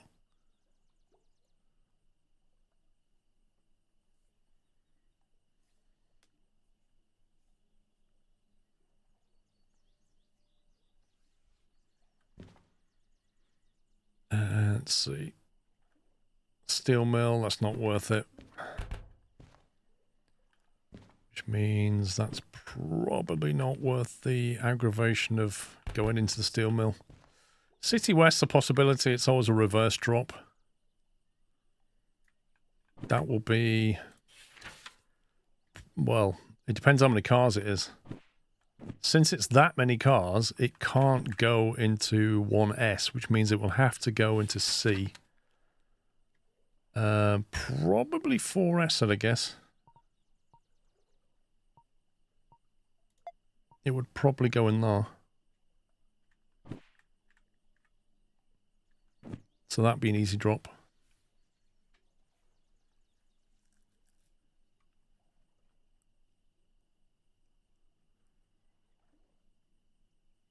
Having said that, we've got wireless on the DH4 and DE6, so they can talk to each other that way.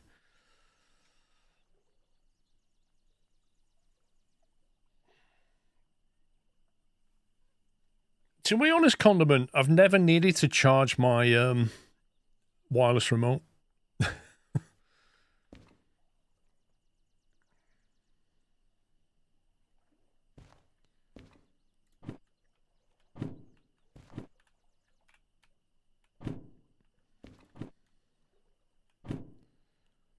Oh, well, Central.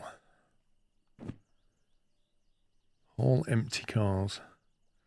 They are probably going to be a reverse drop. Orwell Central. So with that, you're going to be coming through B. And then you're most likely going to be reversing the lot into 6S. So they quite easily go together.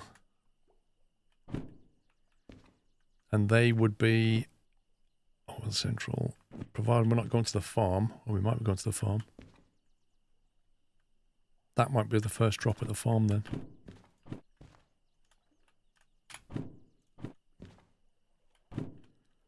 So farm would be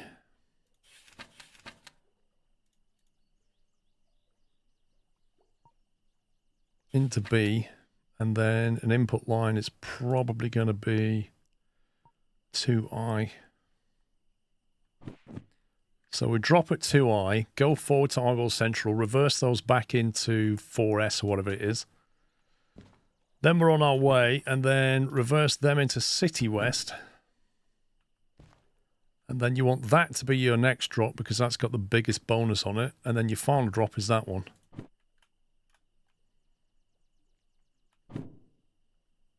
So I think it's them as jobs.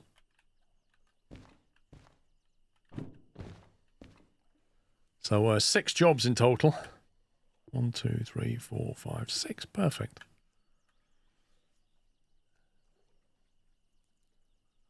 Remote is on a solar. Yep, that's why it's nearly always charged, look. I think we assemble these, sleep till morning, and go.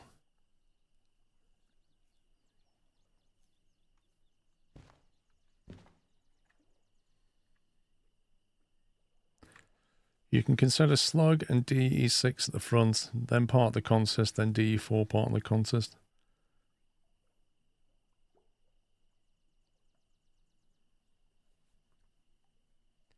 I can put the D4 behind it, yes. But don't forget, we've also got those machine part trailers, and they're probably going to be right at the front anyway, because I don't want them interfering with what's going on behind. So I'm probably going to be push them to and pull the rest of it. I think it would be interesting.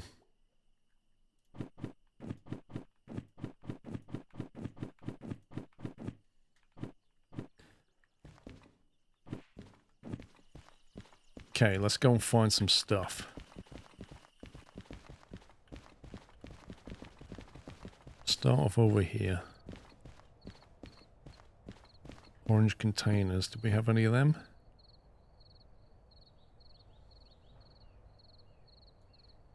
Oh look, acetylene right there. Okay, that's going to be our first pickup. Here's acetylene.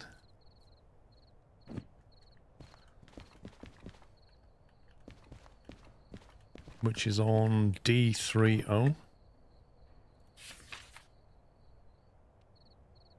So if we reverse out of here,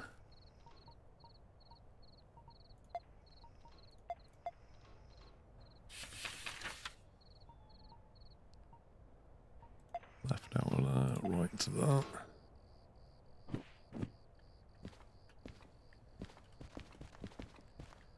Anything else down here?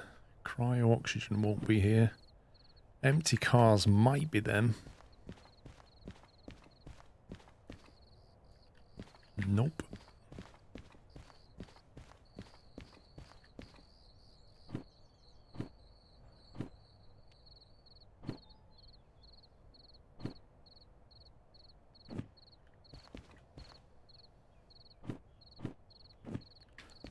Okay, so there's nothing else in D yard that I can see.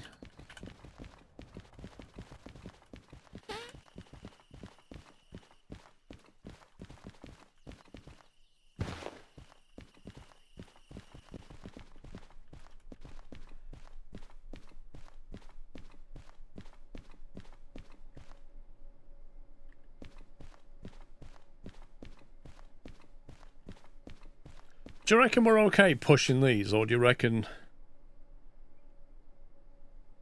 I need to get them behind me?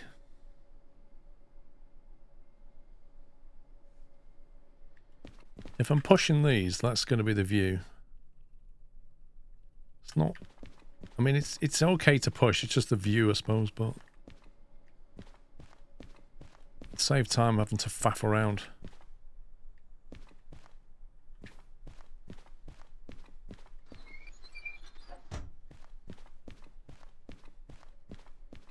I don't think so, WC. I've done them before, and normally they're just a reverse push into storage. They're normally fine.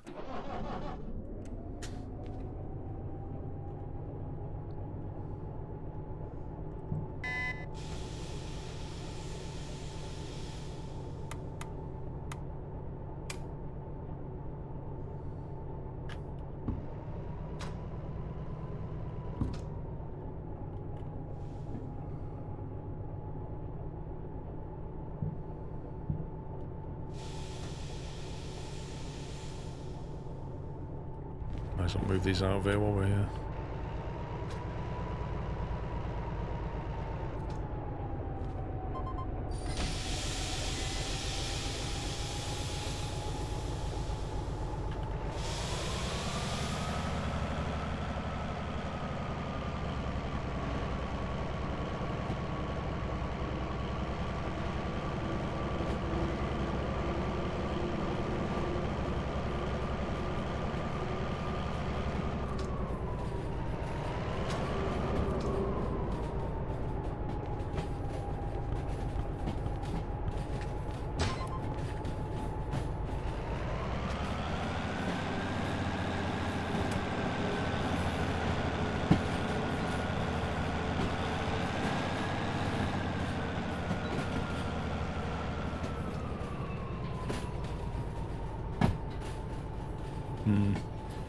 Have I given this enough momentum? That's the question.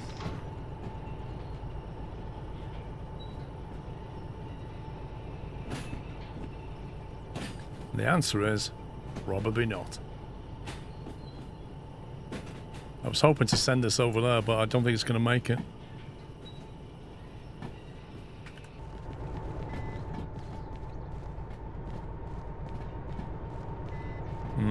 It's probably going to stop over here somewhere annoyingly. And then I have to drag another loco out just to move it.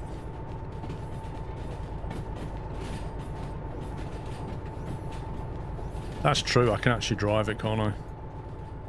I can actually just physically drive it. You never know, it might roll its way around though.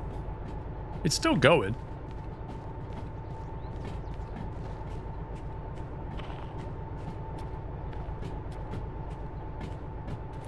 I think it's going to make it, actually.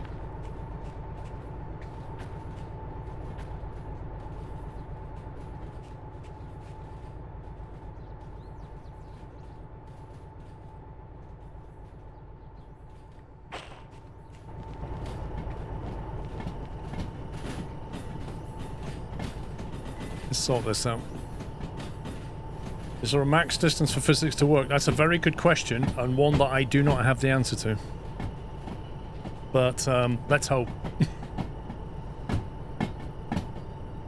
Sometimes you just have to trust in physics.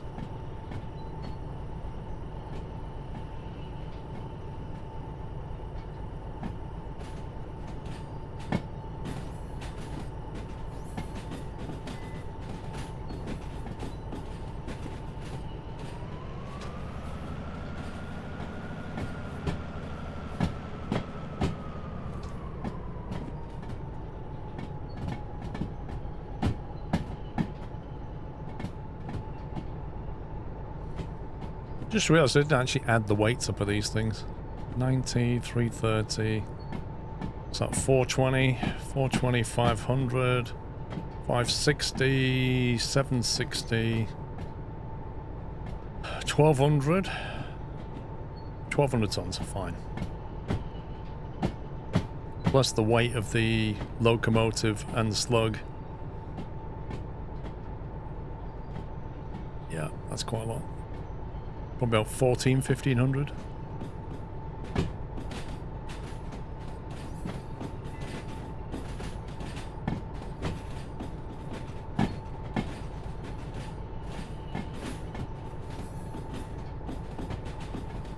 I swore I'm going to need an FAQ for the slug.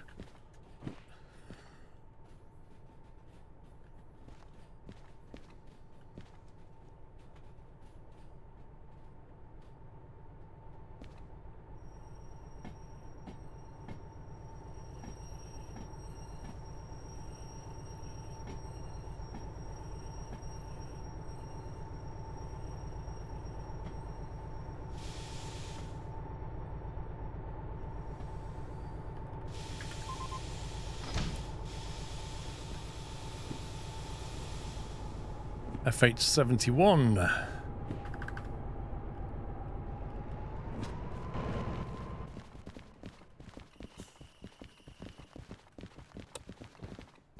What the?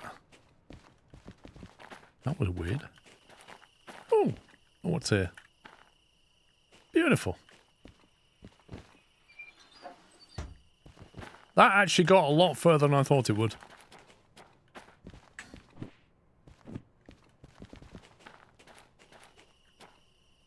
Right, that's that lot. We need this lot now. Cryo-oxygen, FHO8. Which I would guess is here.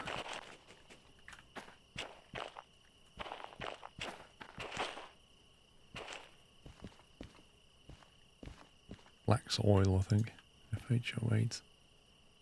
Okay, it's not here, which means probably sea yard then.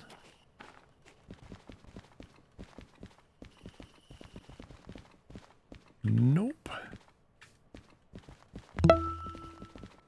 Wait, was it a logistic? No, it was...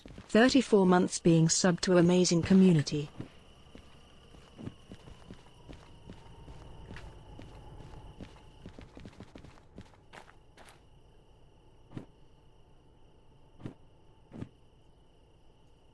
There it is.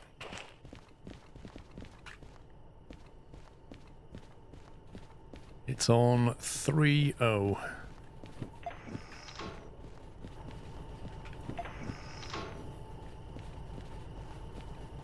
Freak Superman, thank you for 34 months.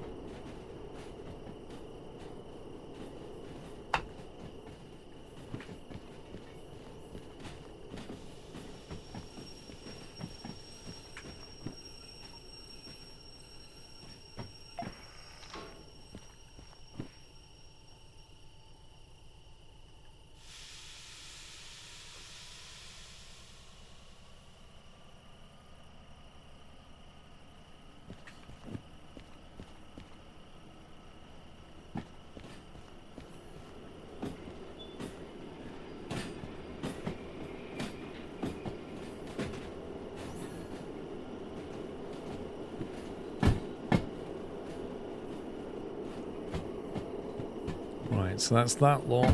Then after that lot comes 82, which is the flat cars. I've not found these yet.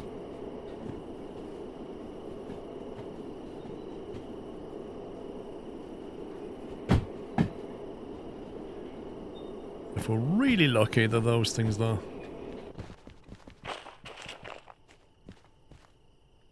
Oh, you beauty.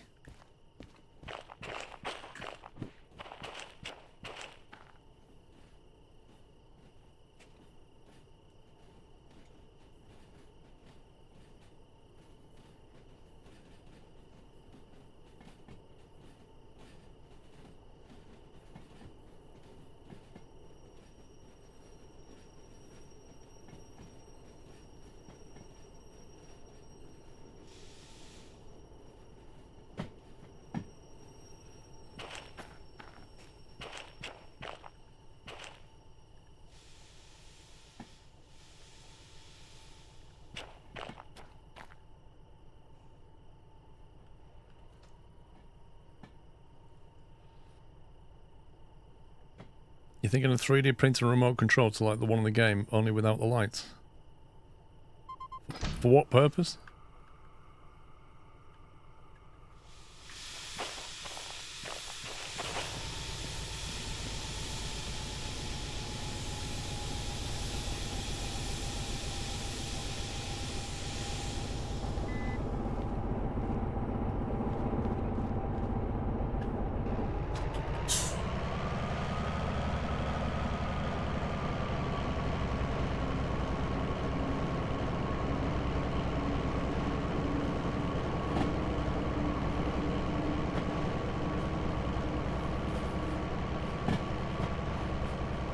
And also, how are you going to get this, like, metal handle and stuff? To play the game? What, you're actually going to put switches in it?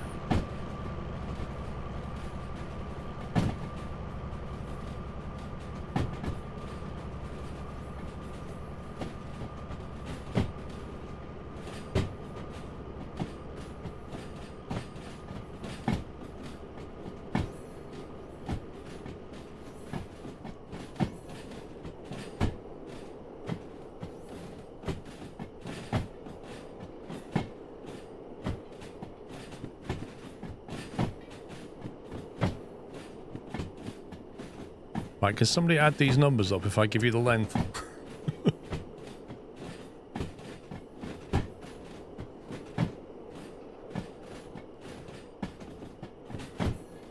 We've got 54, 180, 144, 43, 160, and 162.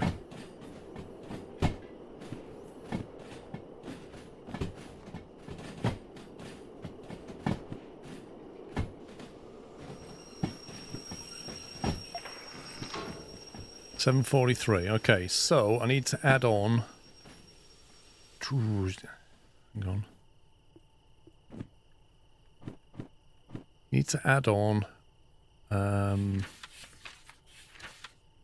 13 meters for a DH4 and 18.6 for a D6 and 16.8 for a D6 slug. So what does all that come to?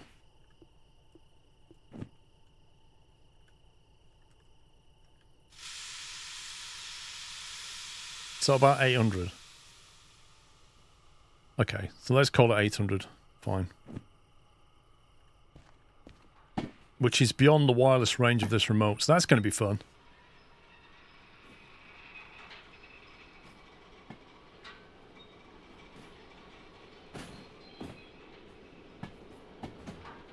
You've heard about chat nav. Now get ready for chat math. Hey chat, what's 160 plus 52?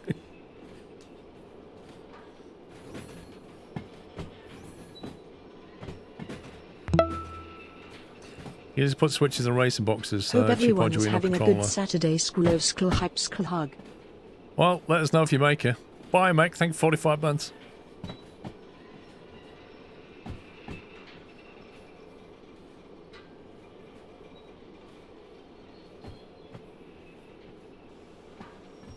Total weight is going to be about 1,500 tons-ish, all in.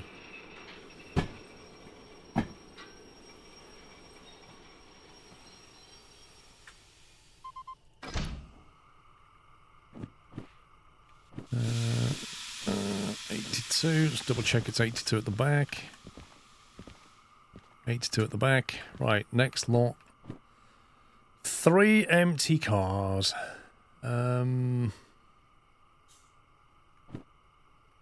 And those empty cars. So we've got LH 86 and 55. That's 55.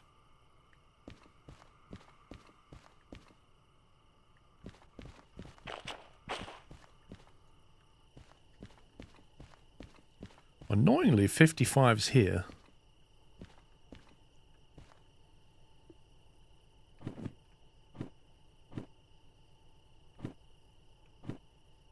Okay, so I could swap those round.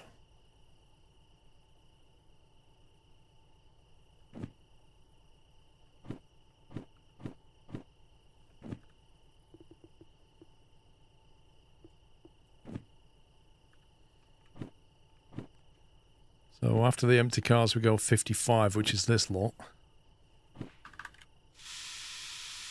The only way to extend the range of the remote is either by... Well, basically, there's a caboose you can use. That's one option. Another option is to put your DH4 in the middle of your train or something like that.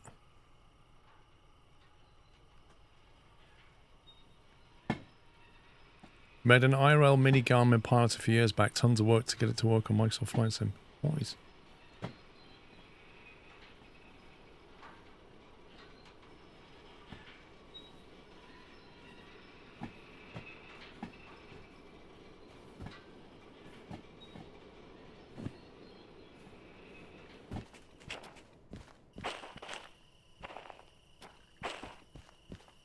What would these 3 empty cars be?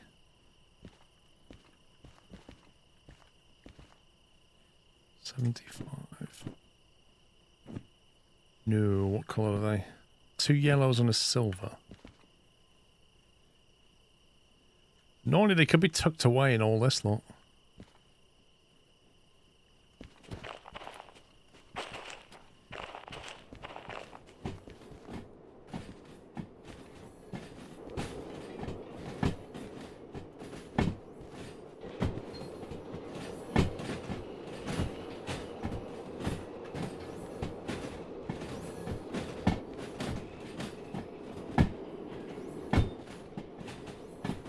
No, you can't.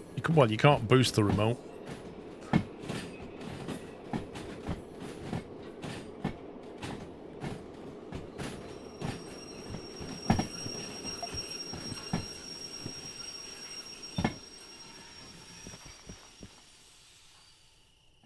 We checked this down here, didn't we?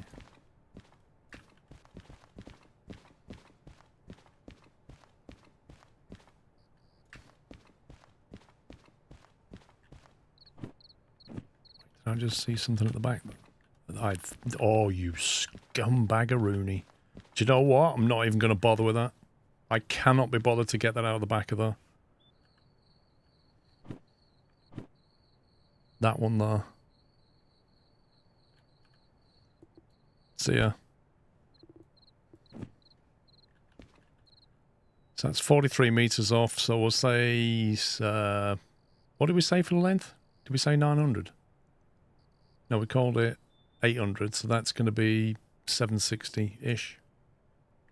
Not bothering with that, it's not worth it for 3 cars.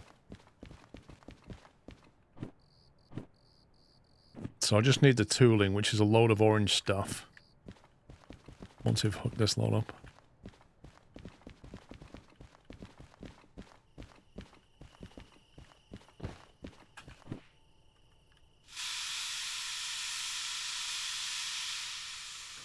Lol, Athron, that's not what you meant.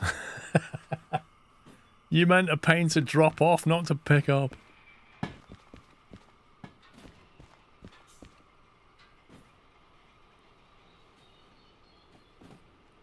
Oh yes, sick dog, you can totally derail in this.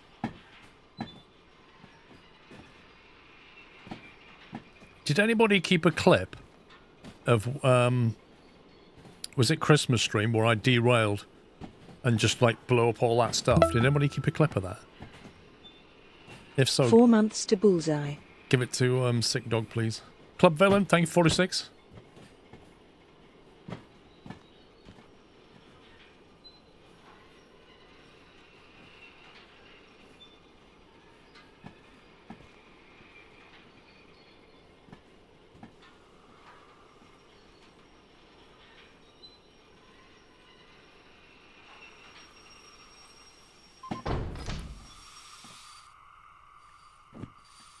Let's go and find these lot.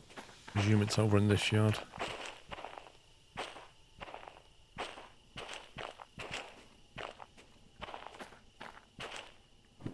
not long enough, is it? 70. There's that one. That is on E20.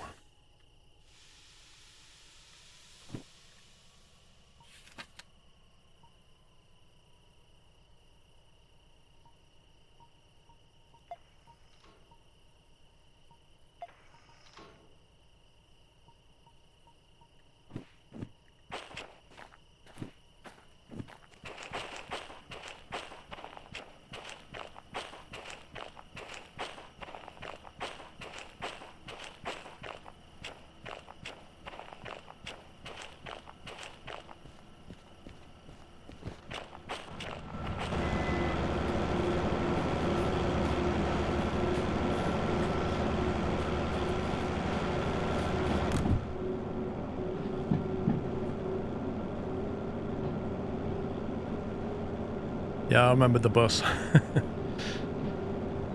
I might have to connect to it. Over there somewhere. I'll probably get it now anyway, because otherwise we'll have to, we won't be able to take a run up later.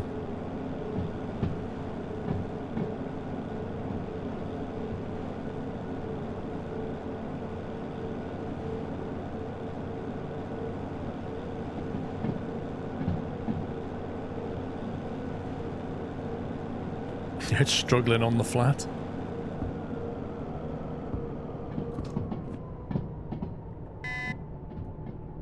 Okay, we're still good for fuel. The harbour does look good at night though.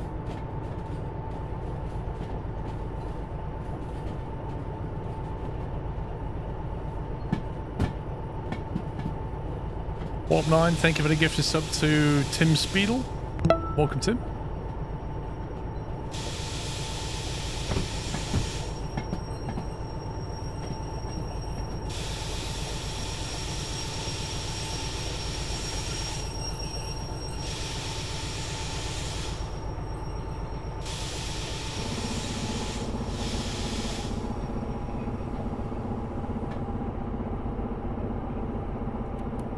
Really, game?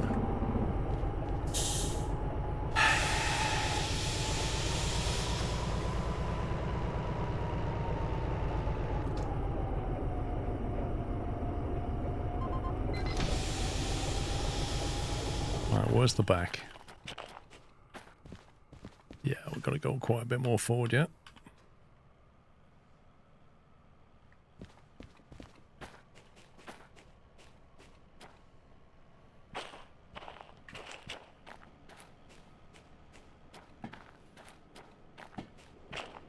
Gonna get to like here.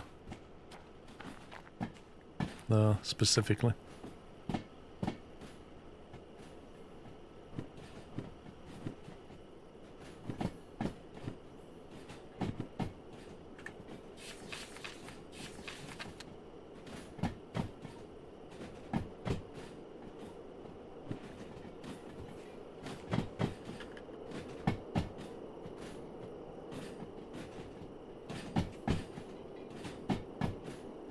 God.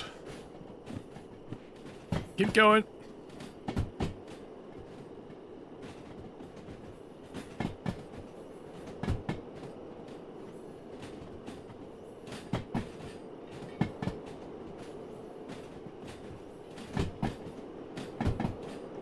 It's going to start hitting that hill surely, and that could be a problem.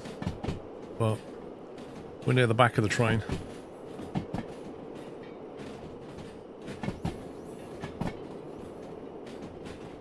Do you play with mods? Exclamation mark game mods.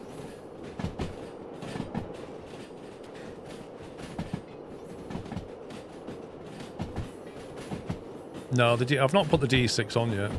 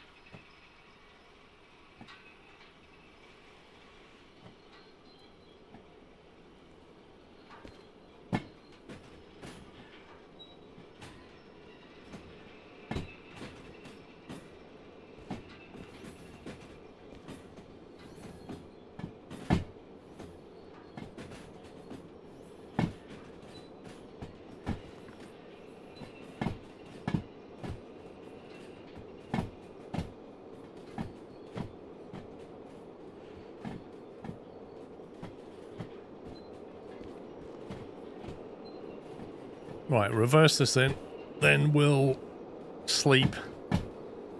Then start up both locomotives, get it moving, hand the jobs in, go. So I'll tell you what I can do while waiting, is plot the route.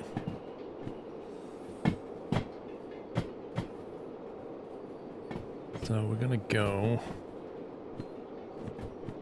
farm, then oil well central, I think. City west, machine factory in town. It should mostly be set, I think. God, I can't see.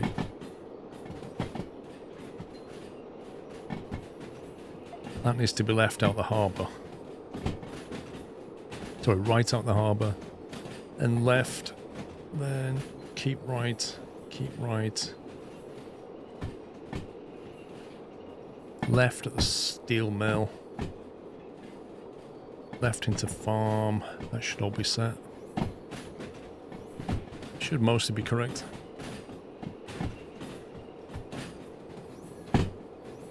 Nah, as long as you don't leave the town itself, Megasim, you're fine.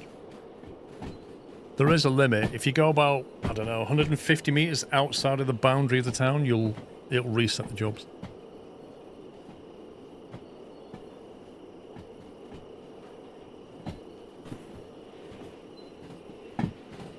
So the back of the train here is on the limit of the wireless.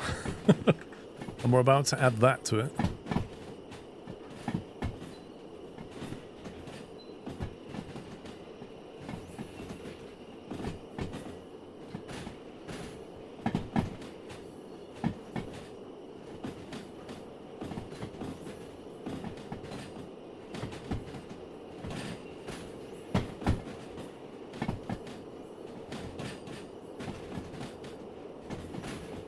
No, it's not nothing to do with train location. It's everything to do with player.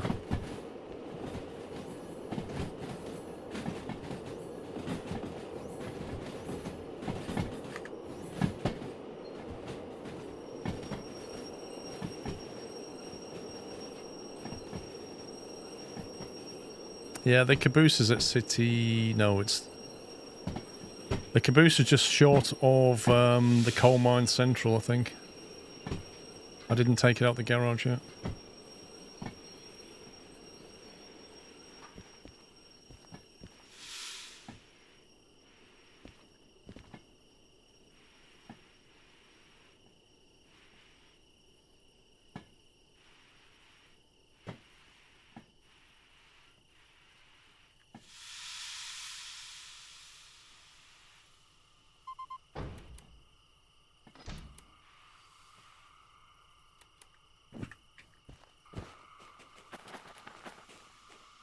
There's 70 on the back. Perfect.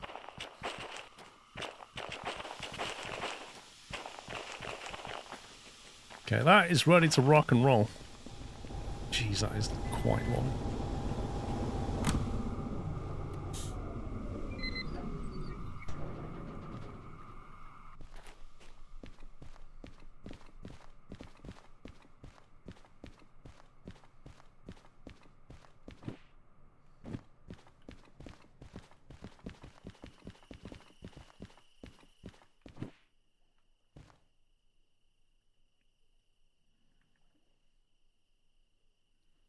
Well, there's no boost button, is there? There's a signal boost, which I assume lights up when you've got the caboose.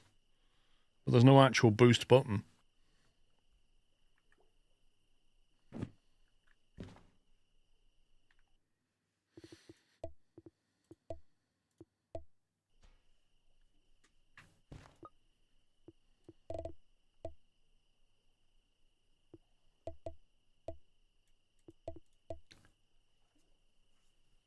Oh, I've slept. It's going to put the handbrake on absolutely every one of those locomotive cars. Ay, ay, ay, ay, ay.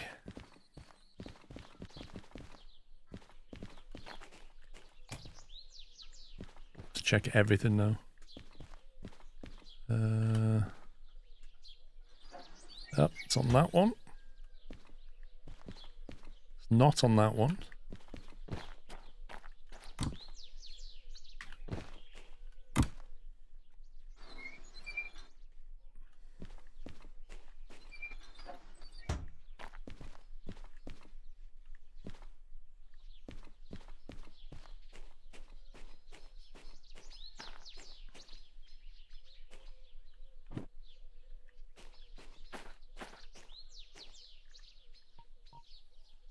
Right, left out the harbour. Right, left, right, right, left through there, left through there, keeping left. Okay.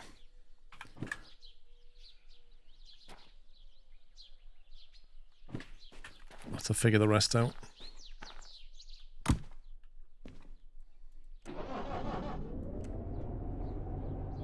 Okay, something's not right.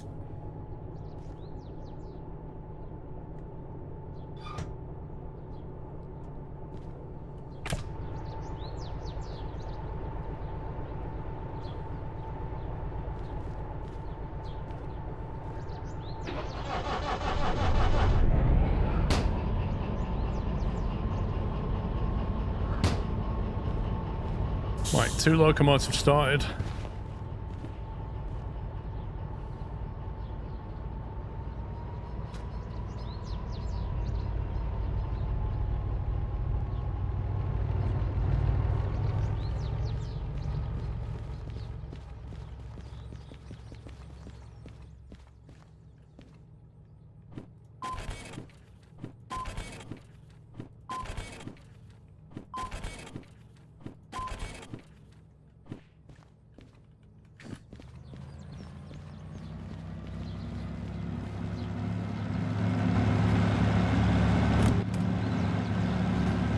Read again?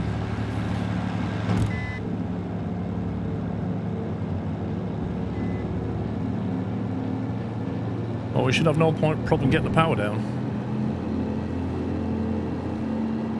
Okay, first drop in the farm is B2I.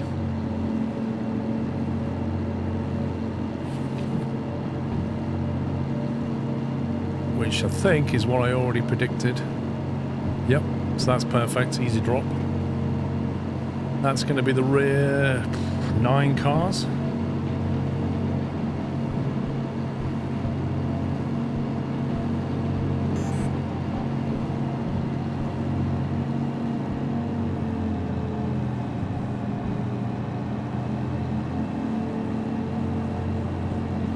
I am not turning that bus on, forget about it.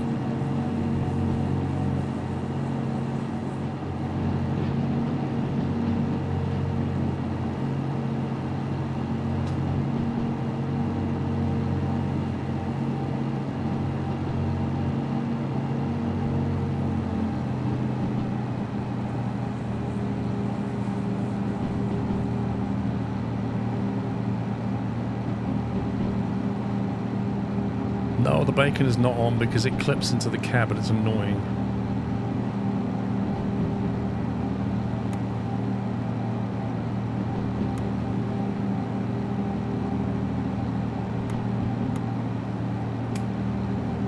That's normal lighting. That's my lighting.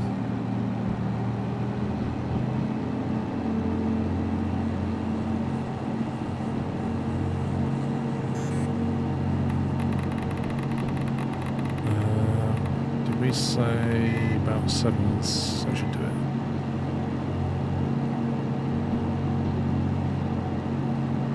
Oh, does it really, Chris? Yeah.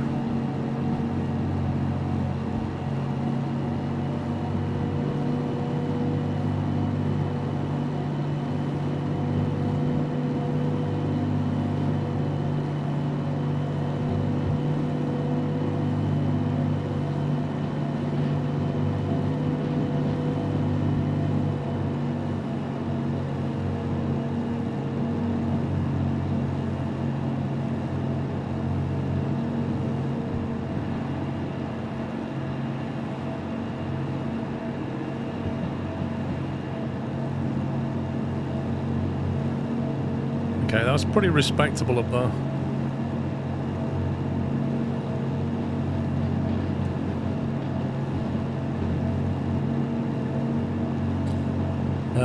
Drop after that, Orwell Central is B6S,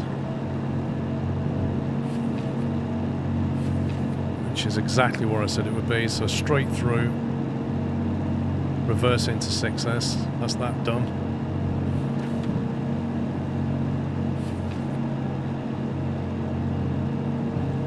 We're losing speed still.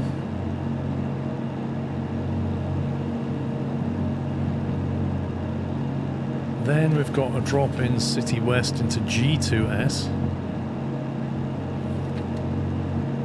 Interesting. That can't be right. It's nonsense. I've read the wrong thing. C4S. Yeah, C. So that'll be right turn into that, right turn into that. 4S is left, right, right, left. C4S. Easy drop. Cryo into C4I at Machine Factory, and C3I for the other one, the The nearest 3 are in C3I, C4I for the big one.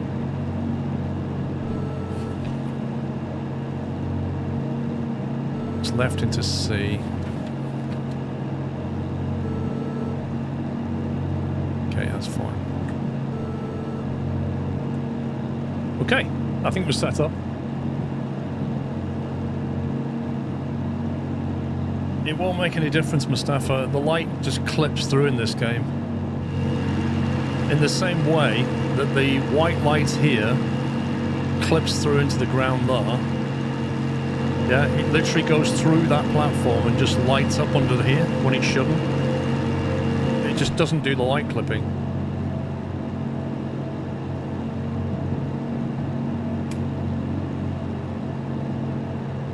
The beeping noise was this thing.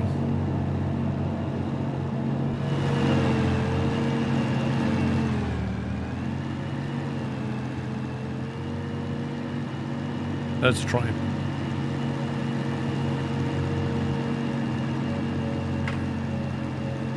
Chris, you might be proud of not having an EV, but I'm disappointed in you, Chris, because you do not have a coal-powered car, do you? You go on and on about steam and coal, but you drive round in an ICE car. And that's disappointing, Chris. You should not be on petrol or diesel. You are strictly steam and coal. So it's hugely disappointing.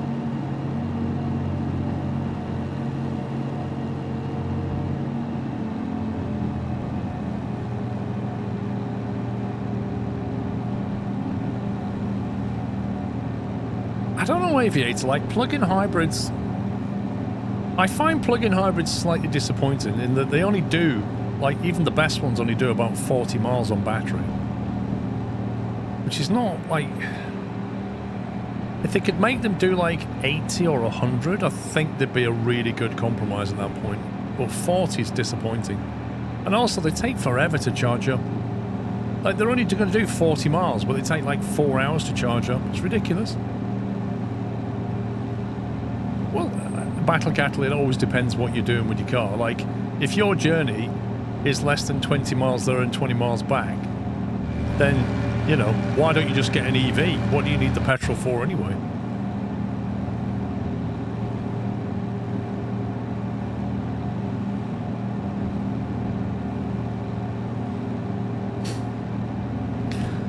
Unit 5 runs off liquid natural gas coal thanks to the local power grid. Well,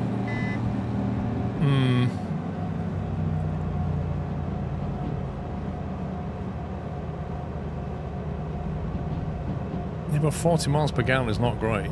Not now. Firing up a 6-litre V8 makes you feel good. Oh, God.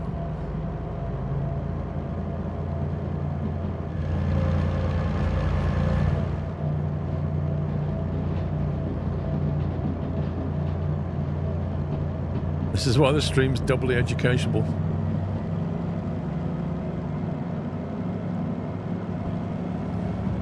Is EV charging 3-phase? It can, no. Not usually, but it could be. Like in Germany, the houses are mostly 3-phase, but they'll charge with AC, but I don't think it's 3-phase. I think it's single-phase. Could be wrong though, I think the bigger ones are.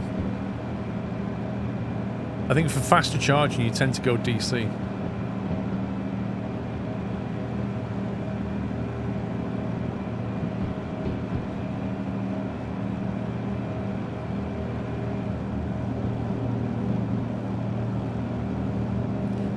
Audi A4 Avant diesel mild hybrid do 65 miles to the gallon. How many can you do all electric in that, or you can't because it's a mild hybrid?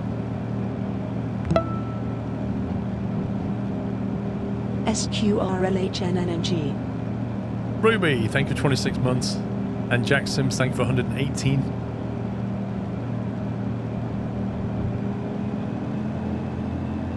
(2002) Toyota Yaris, 1500 quid, 48 miles per gallon. I've had a few Yaris hybrids. They're actually really good just for running around in. They make a hell of a racket when you put your foot down, like every hybrid. You put your foot down and you hear the engine just go... Apart from that, they're fine. You know, you're getting onto a motorway, you try and get up into like motorway speeds, and you put your foot down. Just constant like that. It's hilarious. Oh yeah, I know why it does it. It's just, as a driver experience, it's just crazy.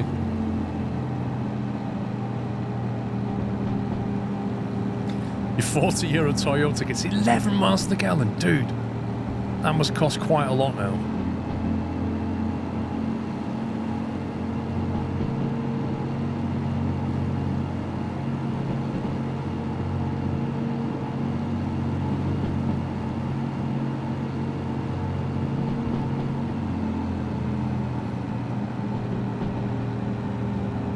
King of Meccano, can you please not post any spoilers of live things? Because people might be wanting to watch that later. Mods, can we post that, please?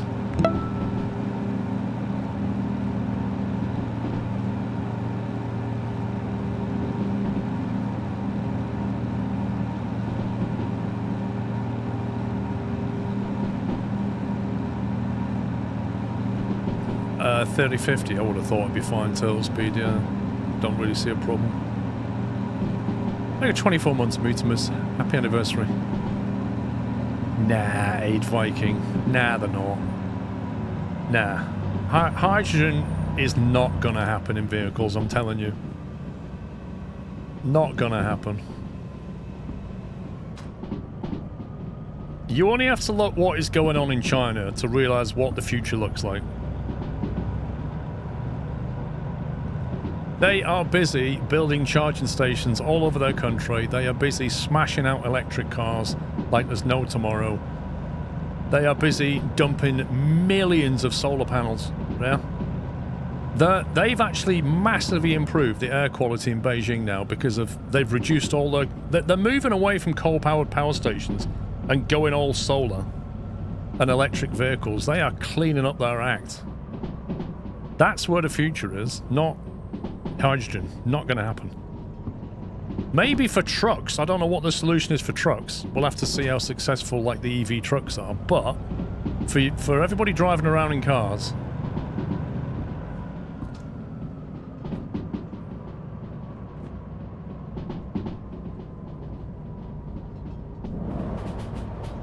you know, I think the only thing holding electric back is battery density. Especially when it comes to trucks. Like, that's the only thing really holding it all back. But then even trucks, maybe they'll go, like, plug-in hybrid or something until you can get the battery density. But I just don't see hydrogen being a solution. Charging speed, Battle Cattle. Tesla's made a 1 megawatt charger for their trucks. 1 megawatt. That's not an issue anymore.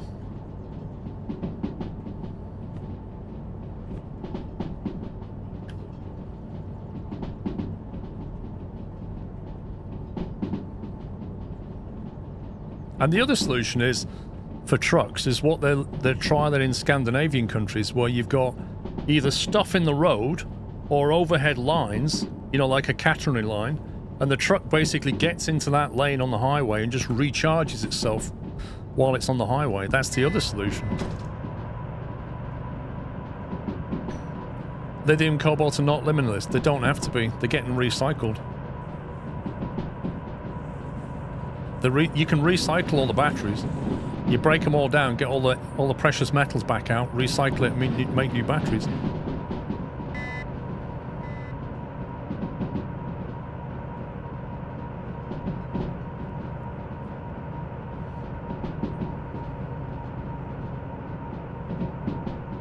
Well, aviation's a completely different problem, Cisco Kid.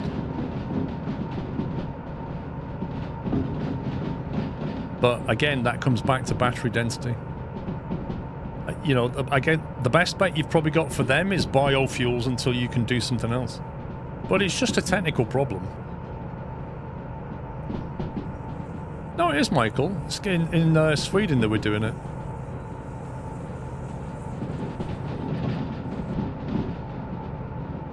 Synthetic fuels, possibly. But, you know, you only need to burn things for as long as you need to, right?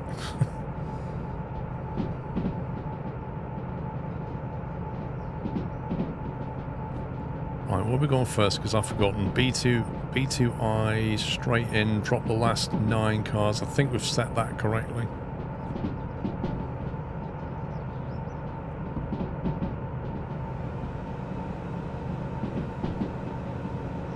Gauge on the right speedo. That one there, brake temperature.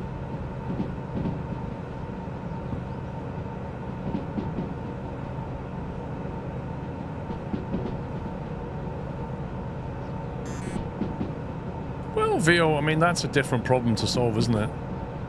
Yeah. Power delivery is like something for the country to deal with.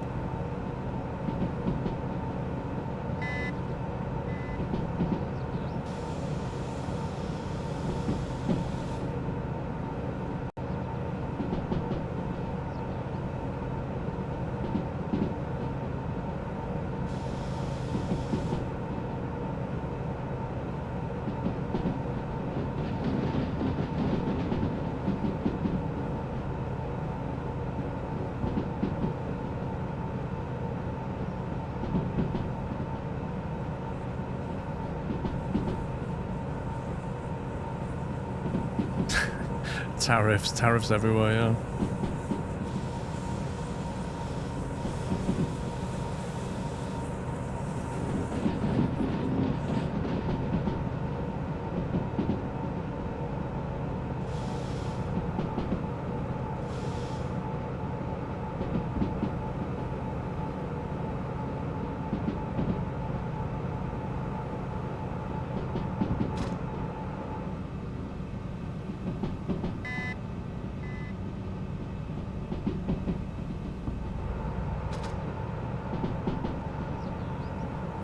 Train still coming through that whole section.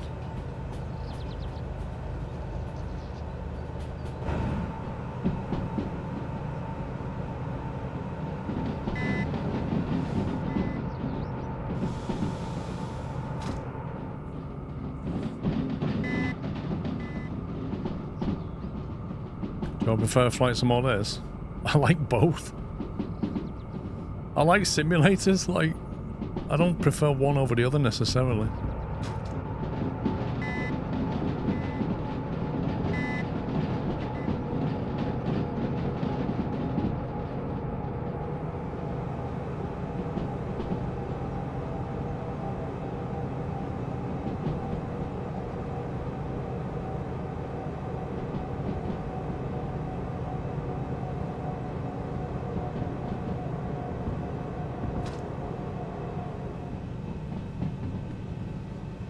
Where's the front of this? No.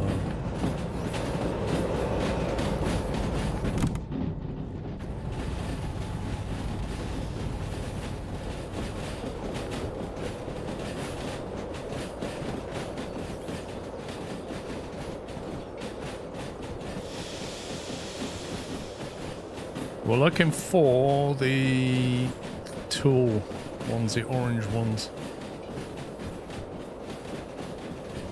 You going to the flight sim event in Amsterdam? Is that the one that happens in like October, or used to? I'm not planning to. I'm going to the one in America.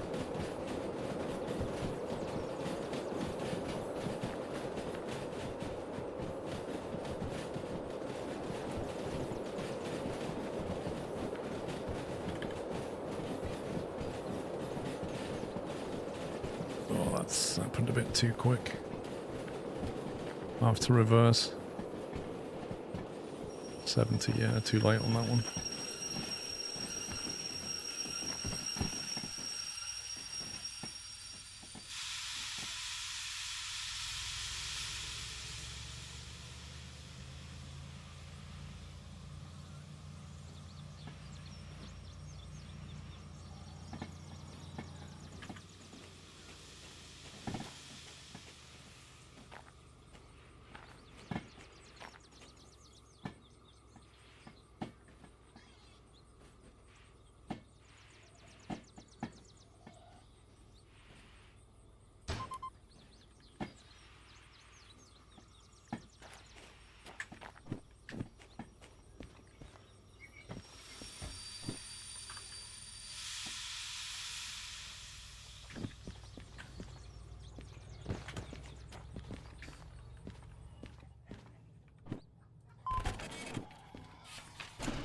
There's 24.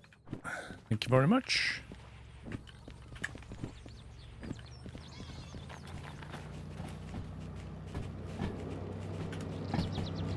Wait for me.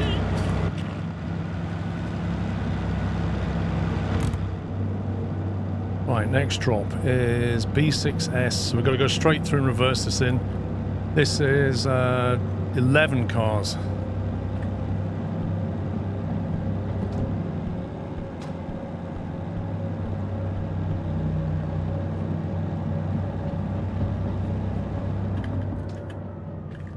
It's B6S, which often has something on it.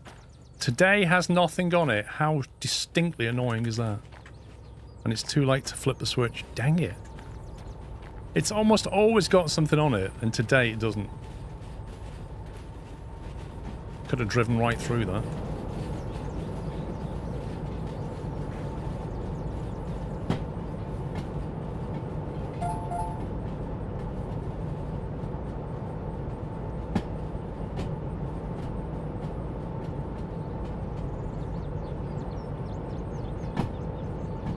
That's a bit of a late delivery, isn't it? Blimey.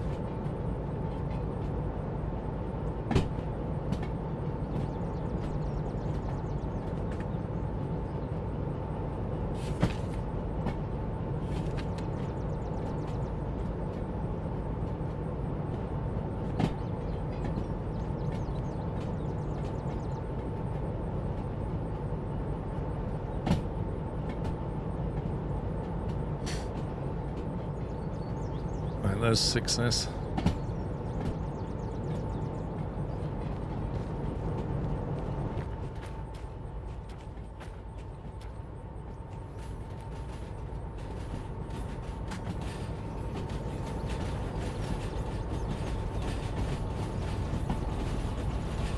Right, so it's everything after the flat cars, basically.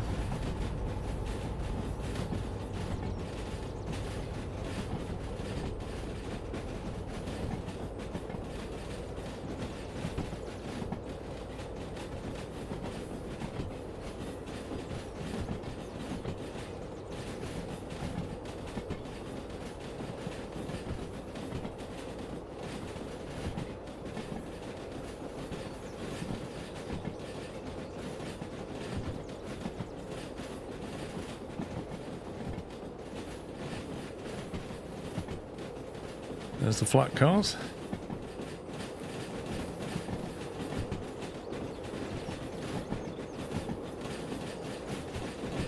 Do you know, if I'd have known 6S was empty, I could have fly shunted that lot straight in.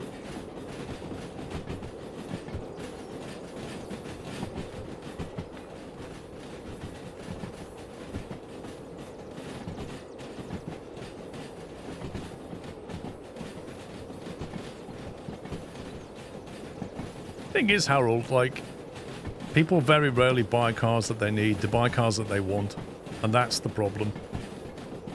I've done it myself, you know.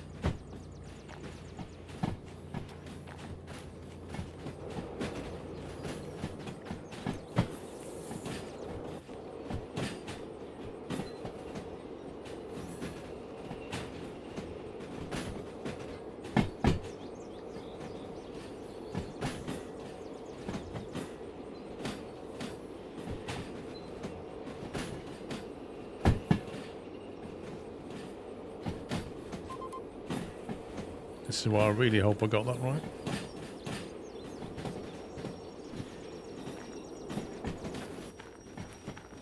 Woo!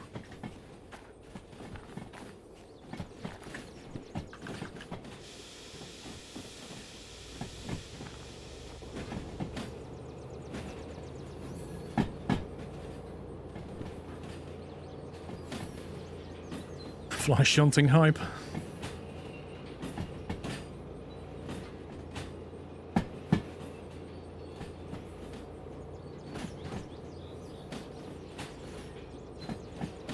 Head to France are building a truck EV charging corridor on the main motorway there.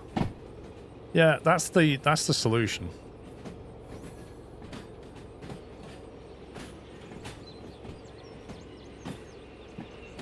Oh, lost remote.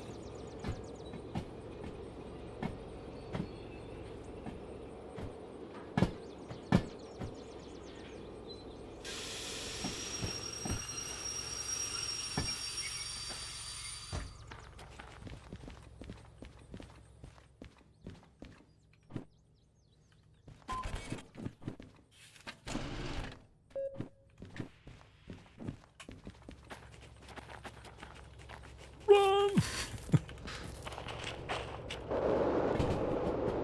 Cool. Okay.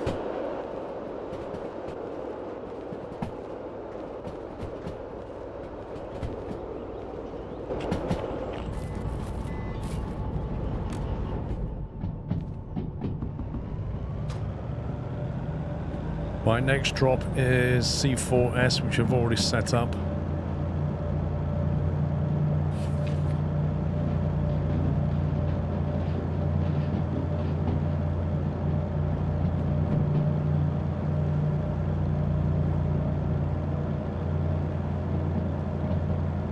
Oh yeah, that, like I say, Harold, that Yaris hybrid I had, I could not get it to do less than 50 miles per gallon. No matter how I drove it. Mrs. Squirrel used to pot around in that little Yaris hybrid. I used to floor it.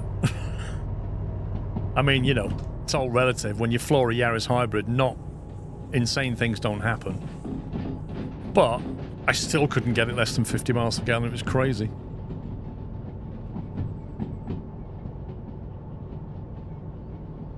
Nice one, Mr. House.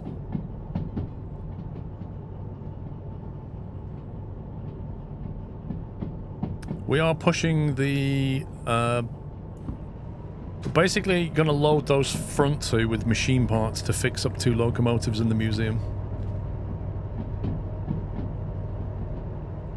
Did the Merc ever do 50? You must be joking me. Not a chance. You're lucky if you got 30 out of that.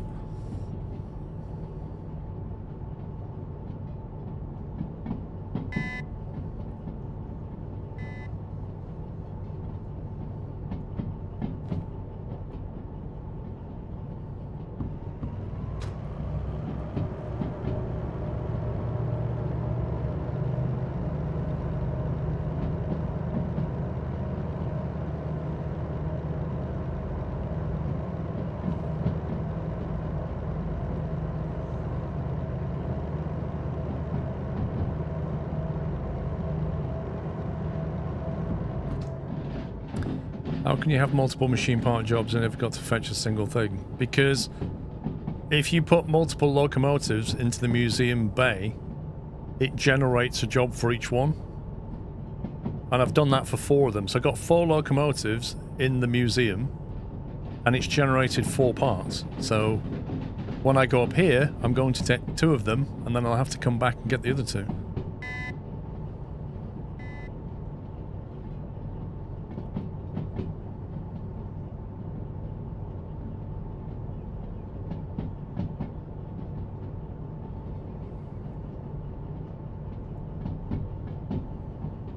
I don't know about that, Harold. Like, F1 cars are hybrids. They're pretty fast.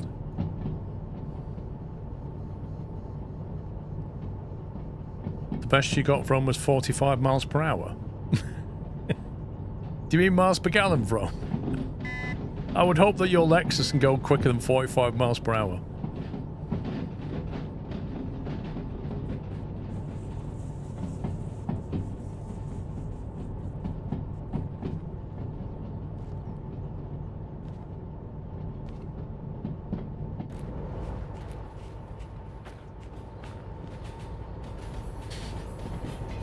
Not really, they're a hybrid. What you're saying, Harold, is hybrids are not meant to be fast, but rather fuel efficient. I'm saying to you that hybrids can be fast and fuel efficient.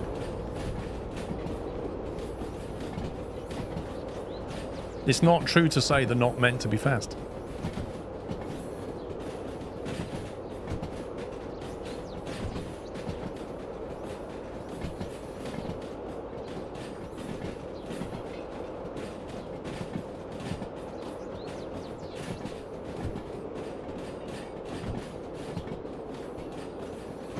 So I've not done 6, 8 cars.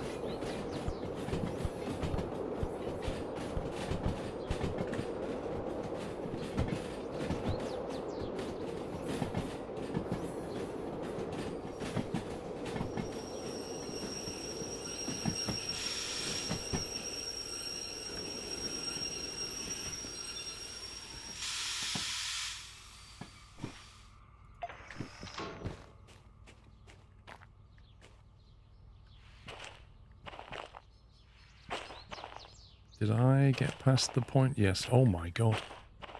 Look at that. I passed the switch by about 3 centimeters or something. Flippin' heck.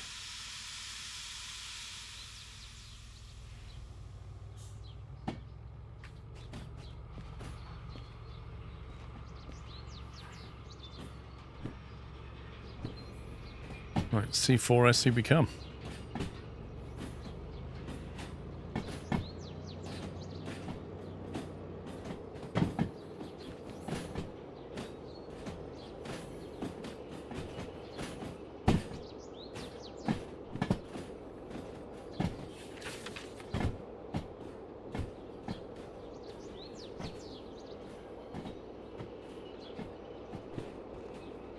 Got a feeling this has got stuff on it. You scumbag.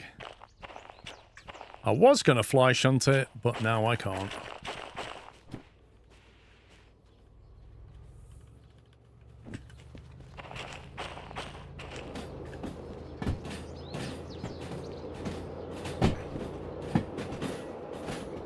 Which trying to fix it next? I think I might do the D2 next.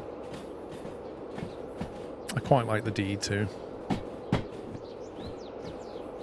And then I might fix up the DM3 and leave that somewhere.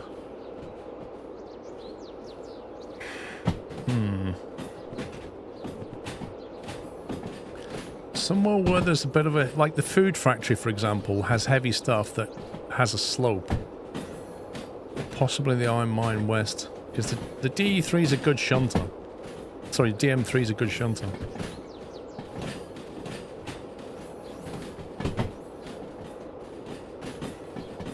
Not really, Chris. It's just that, like, I'm not going to try and make money by doing Steam because it's just more effort.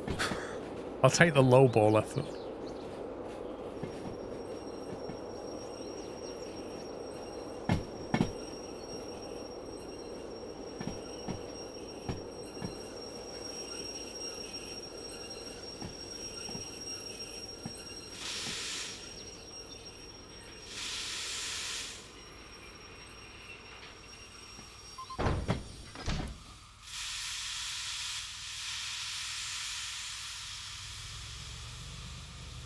You never could wrap your brain around the metric system. That's interesting.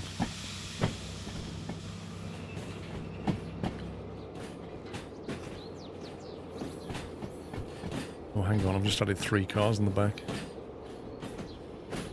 Ugh. I think it was 3. Is it 3? Looks like 3.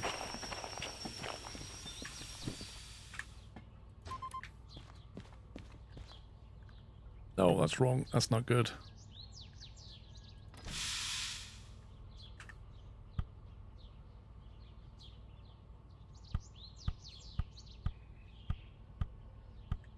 How many was it? It's 8 cars.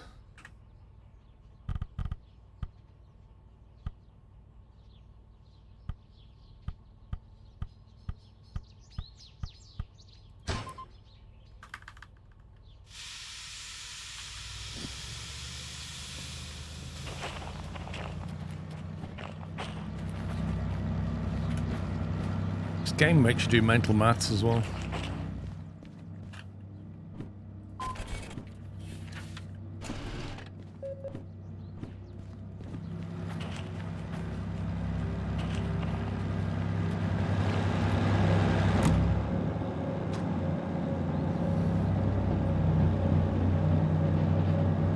Right, C4I, followed by C3I.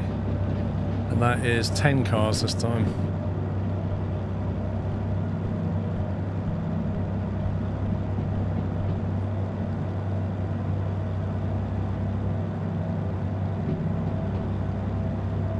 I've played Anno before, yeah, Swampy. It's good fun.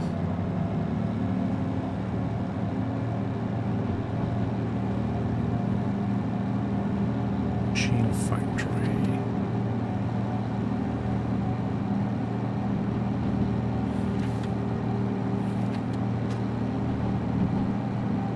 So we're going to pull into C4, drop the cars, go forward, reverse, drop 3 cars, done.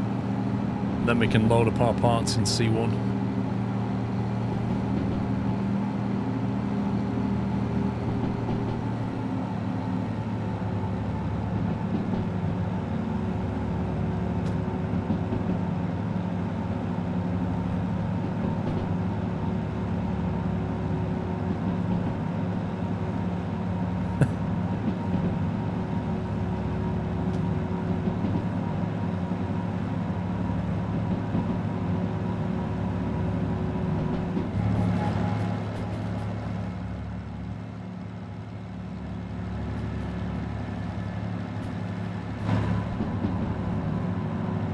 Almost back at 600 grand. Yeah, Anno, that's the best part about Anno Bigfoot, is Morgan Freeman telling you, you've been playing for 4 hours, it's time to stretch your legs. I love that. I think that should be in every game. That should be a thing in every game. If you've been playing it for 4 hours, Morgan Freeman tells you to stretch your legs. It should be a law. Right in the middle of your 24-hour iRace in Le Mans. You've been driving for 4 hours.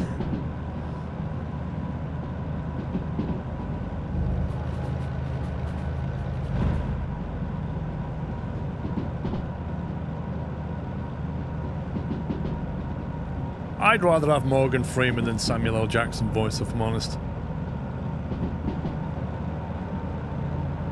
Like, Samuel L. Jackson, his voice works better when you need an angry voice telling you to do something.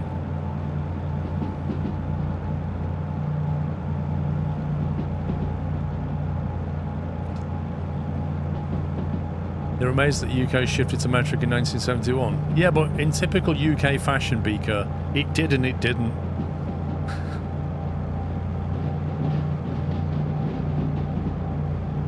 Half of our units are still imperial, half of them are still metric, but we've been teaching metric since the 70s. Meanwhile, I think it was in America, they adopted the metric system back in like the 1700s or something, but they don't use it.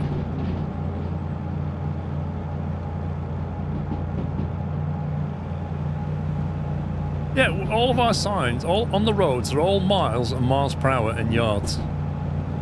Yeah? But if you go down to Tesco and buy some meat, it's all in ounces and kilograms.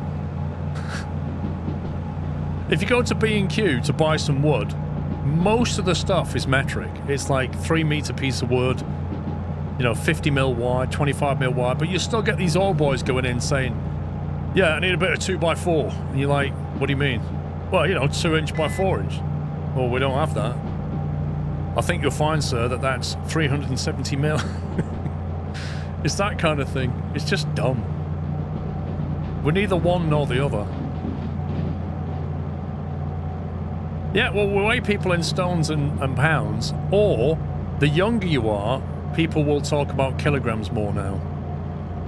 Nobody understands height in meters in the UK, but a lot of people understand weight in kilograms now. Yeah, particularly a lot of younger generation will say, oh, I'm 85 kilos, or I'm 65 kilos, or whatever it is, but they'll say, I'm 5'11".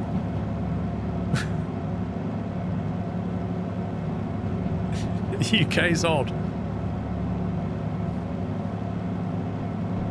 They can never really commit to something. We're always half in one camp, half in the other.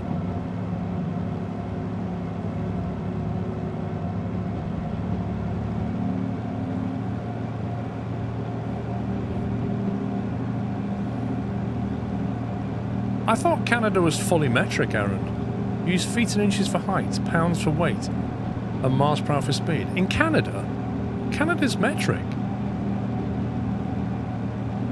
Why did they do litres per kilometres? What is litres per 100 kilometres? I think they do litres per 100 kilometres as a more accurate measurement than miles per gallon. I read it once. There's something about the amount of fuel that you burn for the distance is more accurate than saying the distance you go for the fuel you burn. I don't know why, but there's a more accurate reason for it.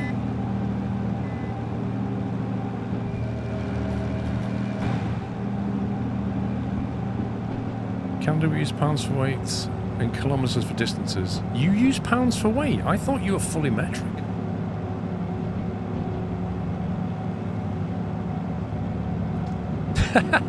Canada, outside temperature Celsius, oven Fahrenheit. Are you serious?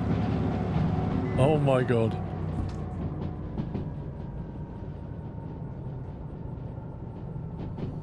That's amazing.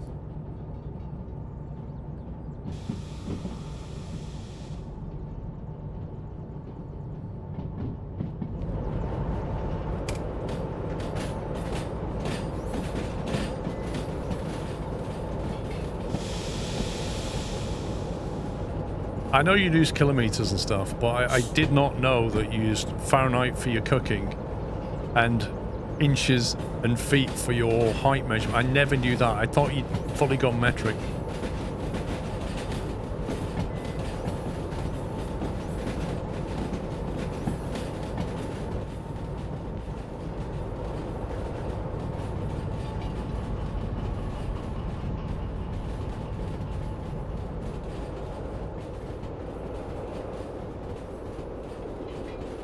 Ground beef has $1 per kilogram in the store and $1 per pound in the flyer. What?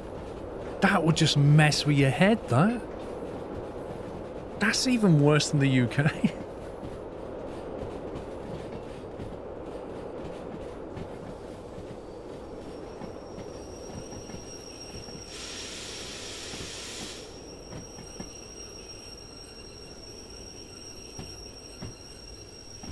Well, I learned some. I never knew that about Canada. I've genuinely learned something.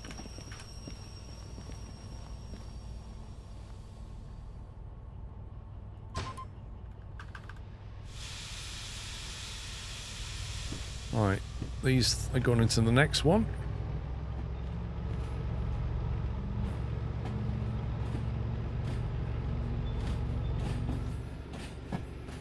It is educational, Chris. It really is.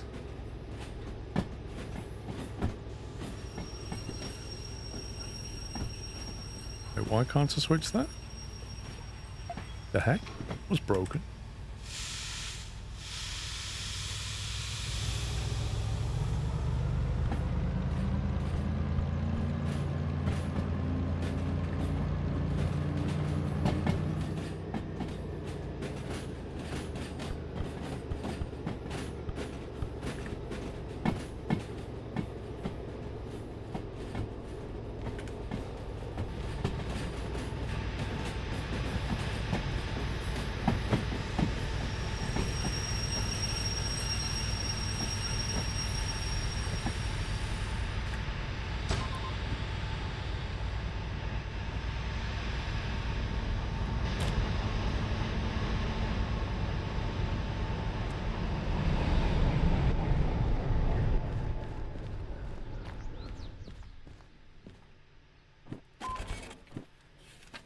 $57.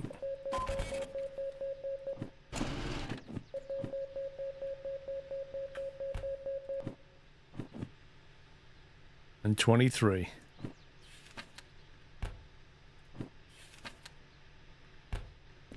Why can I hear air escaping?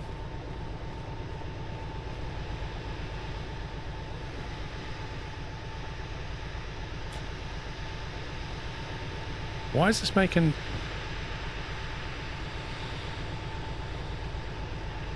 That's really weird.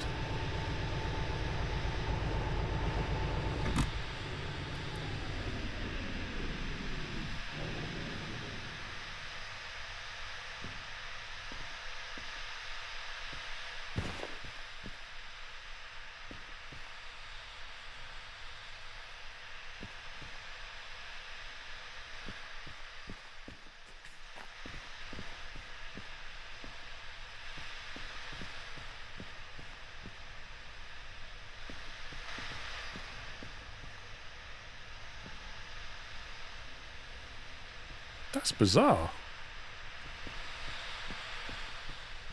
Oh, was the sander? God, man. It sounds like air. It sounds nothing like sand.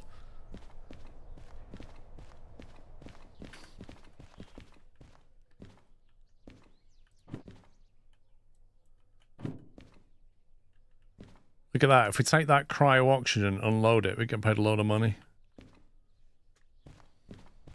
But we're not here to get money, we're here to get some parts. And then get paid to drive back. Now, turning this thing around is a problem, isn't it?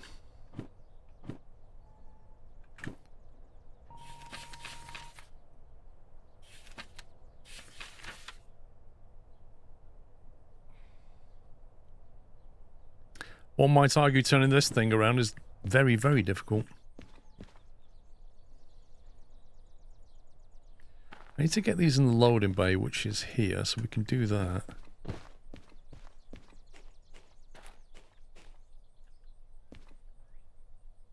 I could then turn that around and connect that to that wirelessly instead of and face it outward. Okay, I think we'll do that. Let's do that.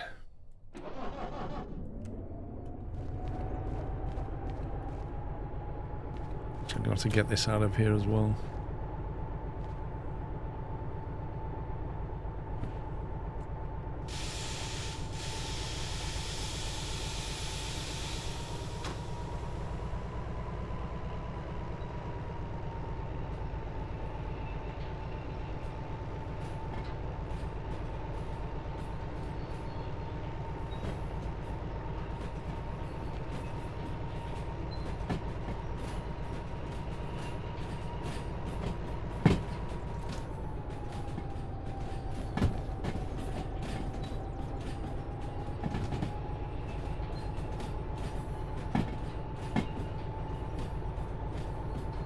Yeah, it's a real shame you can't paint the slug.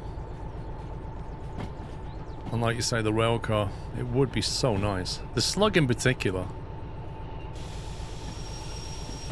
It's actually annoying that you can paint this and you can't make that match it. It's really annoying.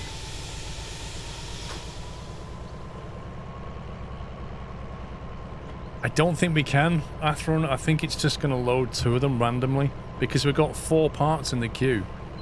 I think it does them in the order of the least one that we got, so that would be the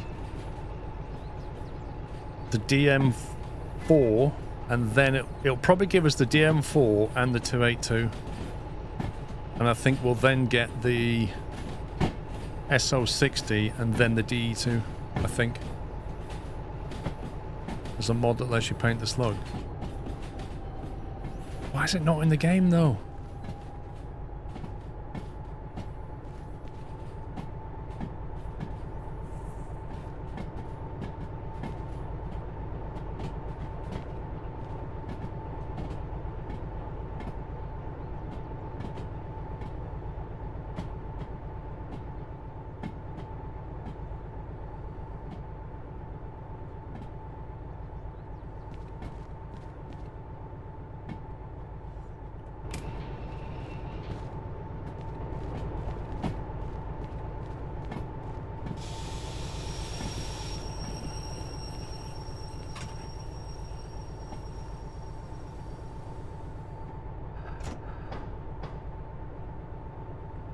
Okay, right. We've got 2 parts. We got the D. Wait, what? So we got the first one we did. Interesting. That was the first local we put in, so it means this is the SO60 then. Yeah, SO60 boiler. So it was basically a FIFO queue, first in, first out. Look at that boiler. Oh my god.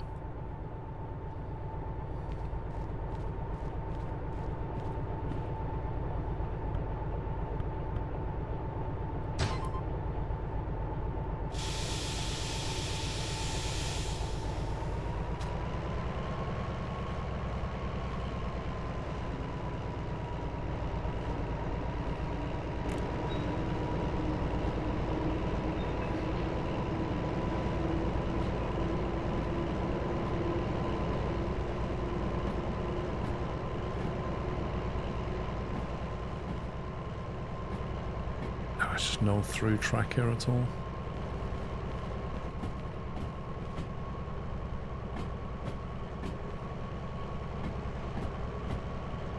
Need to lie down wall.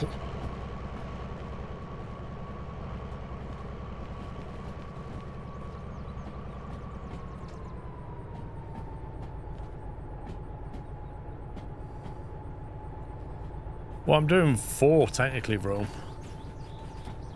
I'm just getting the parts. I'm not necessarily going to build everything yet.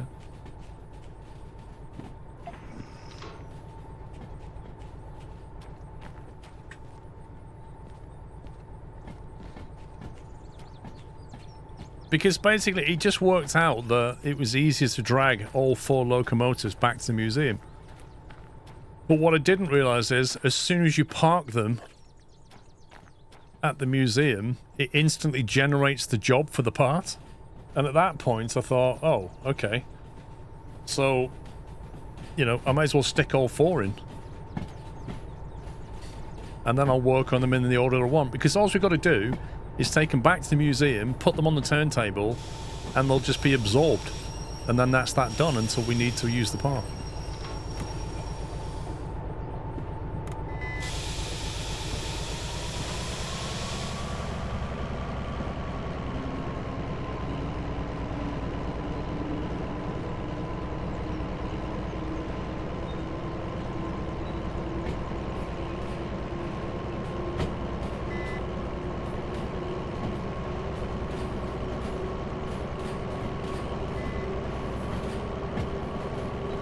If you bring the parts, it also automatically queues the installment fee.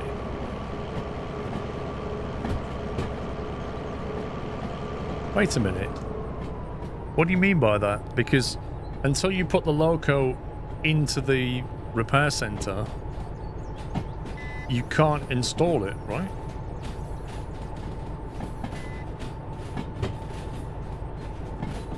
What do you mean? What's wrong with this? Look.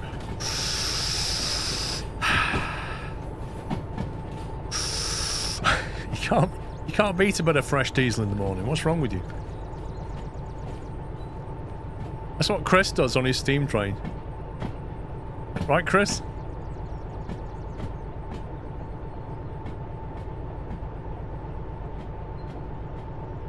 You order, you install, then you manually repair. Okay. What happens, Mythos, if I bring 2 parts back, as I'm going to the museum? I can then decide what order to repair them, right?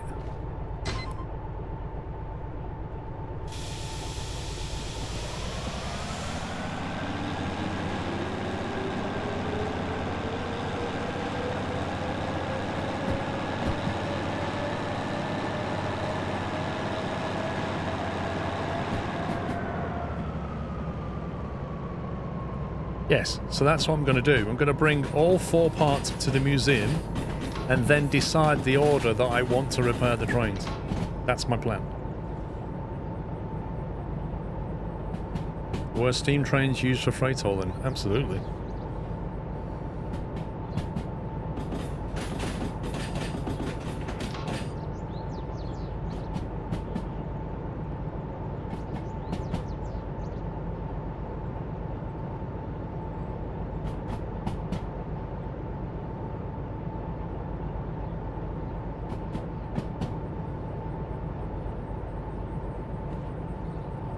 Every time we use that museum office payment, it pays everything in the queue.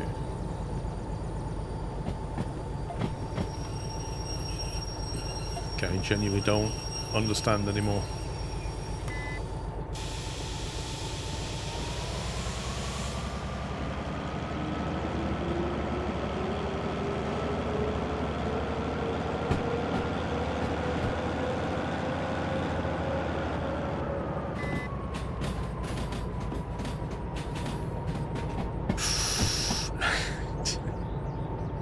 I'll just sit here.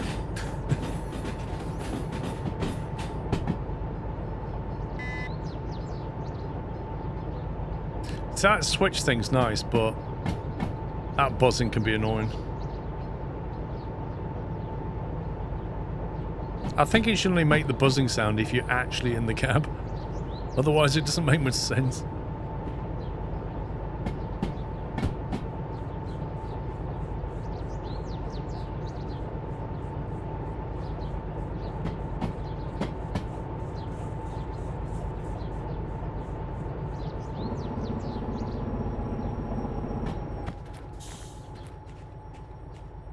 This is some janky track right here.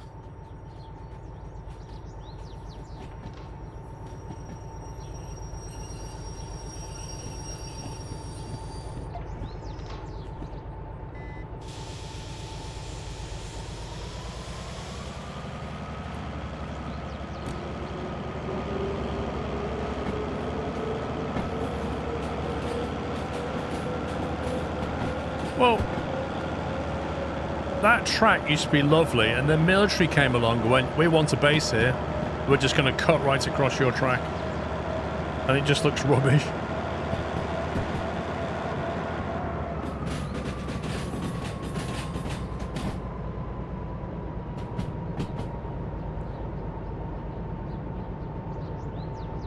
Do those traffic lights ever change?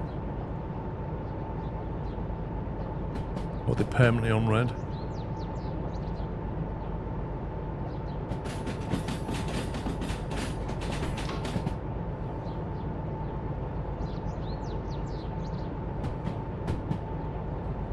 Those, either, well, they're heating pipes or gas pipes. Remind me of Snow Runner.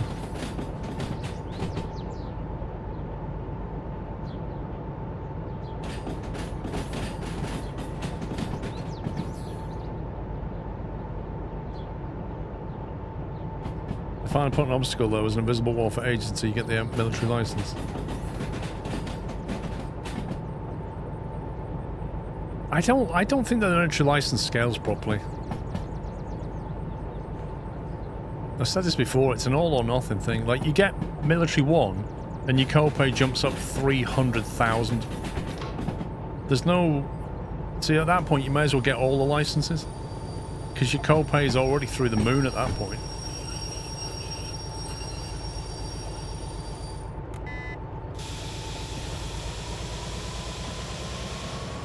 That is a fat gas pipe. And there was 2 of them.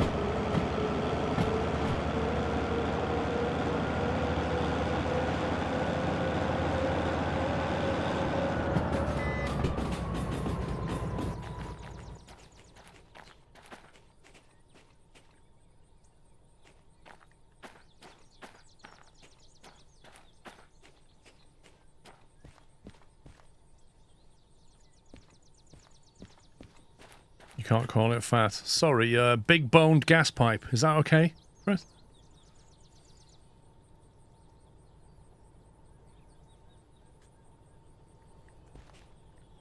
Body positive. How's that, Chris? Body. It's a body positive gas pipe. Pipe positive. No, it's a steel positive gas pipe.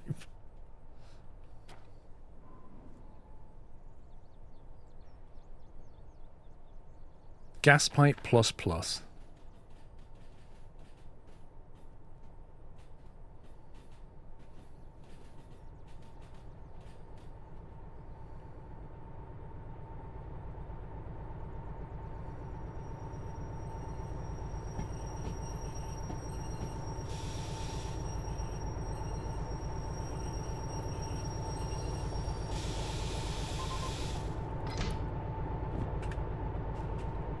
Right, now then.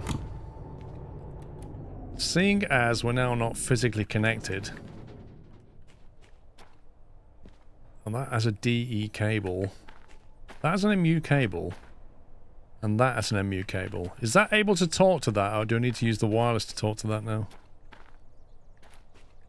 Like, will that signal pass through that? Or do I need to use this?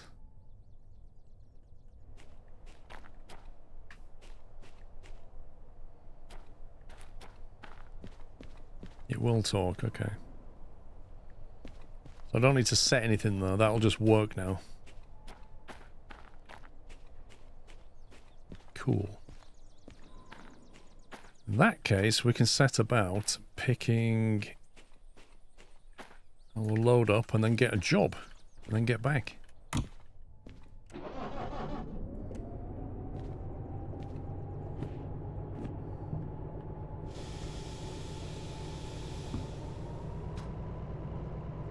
Sug's dead weight with that DE6 running. That's absolutely fine. I mean, that basically DH4 is carrying around an extra quarter of a 1,000 tons, I should say. There's about 250,000 kilograms there. Oh, I got a fan.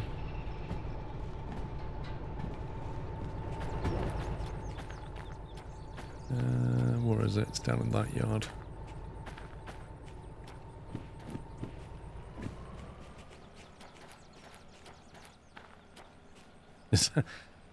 Is that what you'd call air conditioning on your steam train, Chris? Do you even get electric fans on your steam train, Chris, or are they banned as well? Oh, I don't like electric round these parts. Do you have a coal-powered lantern just hanging low?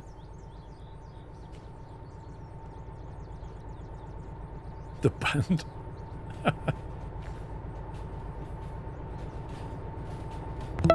Bullseye, Blue Eyes, sorry, Bullseye. Blue Eyes, you've got a bullseye 50 months. Thank you, Blue Eyes. For your bullseye. Blue Eyes.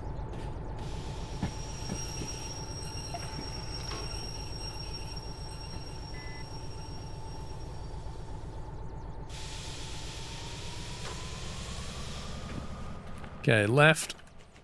Left, left, left. Easy over crest. Don't cut.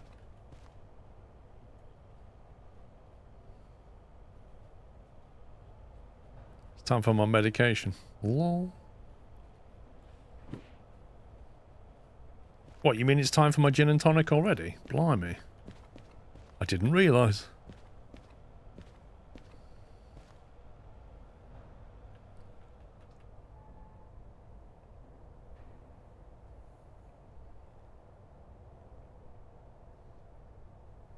Cup of tea. And you know what that requires? A Freddo. Requires a Freddo.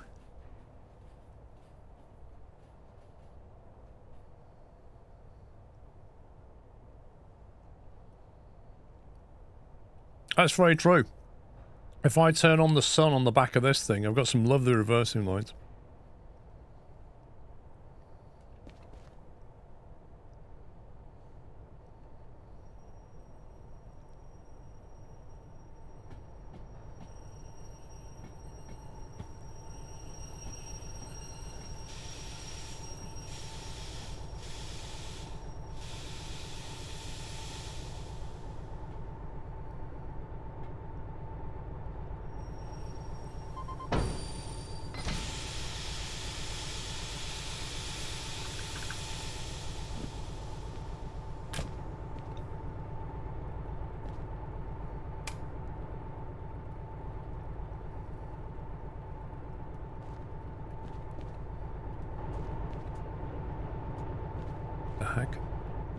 There you go.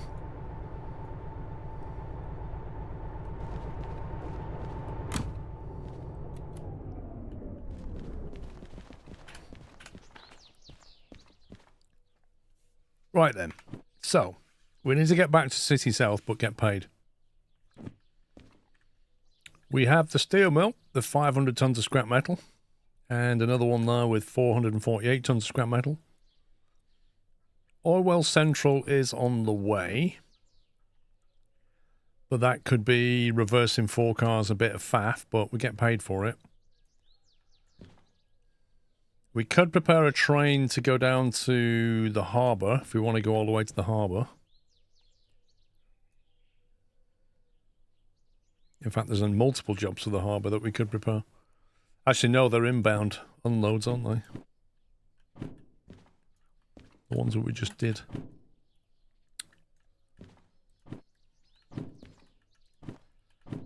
So really, it's either those 3,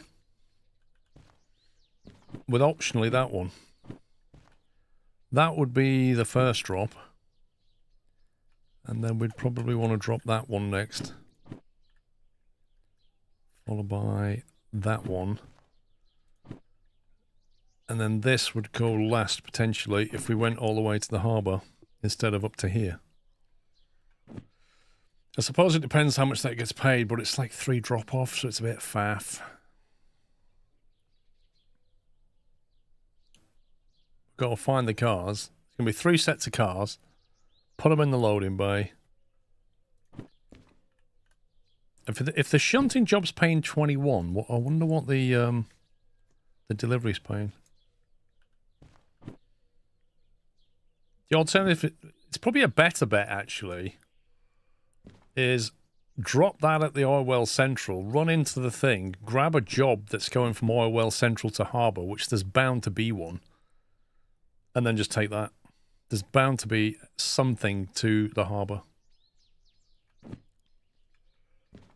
So I think we take that one, and that one. We find 68, 68, then 63, then 17.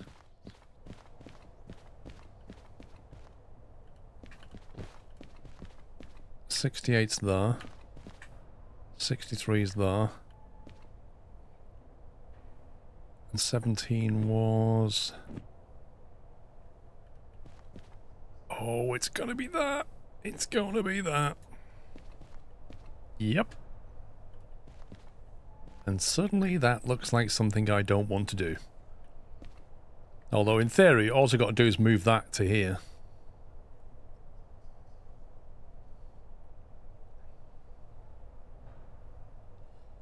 If I'm moving out the way first and then go and get that, then that, then that, we'll be fine.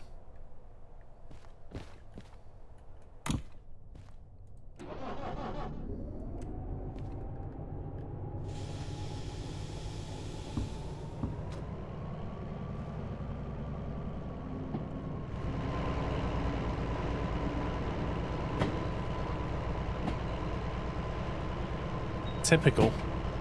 It's like one car on its own just sat there. Annoyingly, that's one of the cars that it wants for the car assembly. Another one being there. That's the 3 pickups right there. And then the rest is probably this.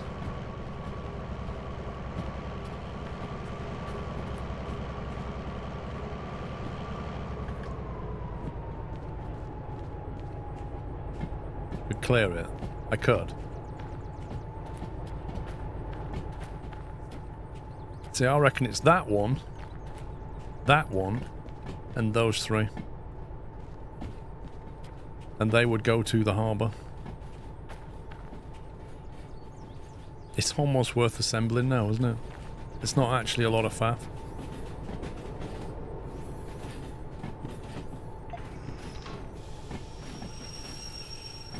Exactly, Donkey. It's like, I'm already doing the work.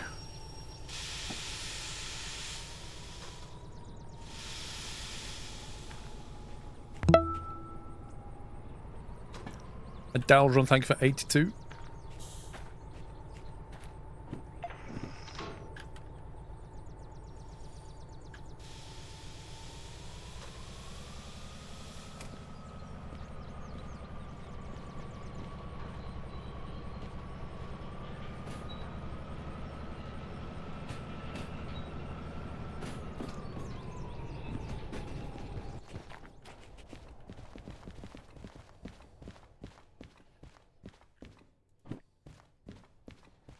That's SL26. SL26, definitely. SL26, and let me guess. SL26, what a surprise.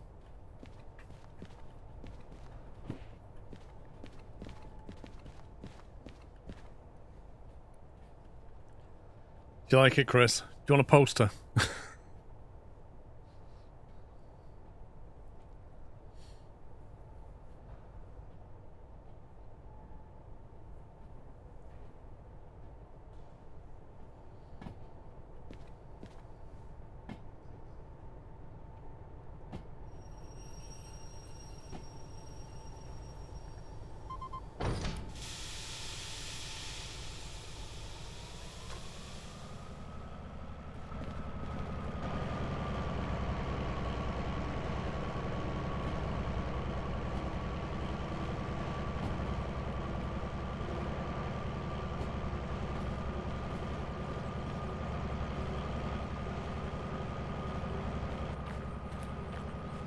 That's in 1S and 6S.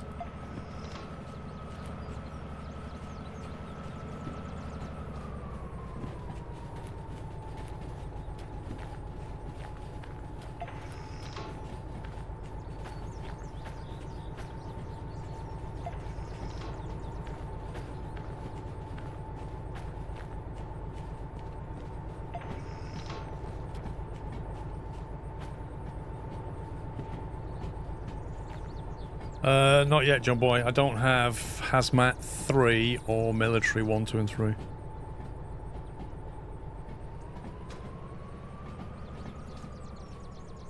I have 666,000 though.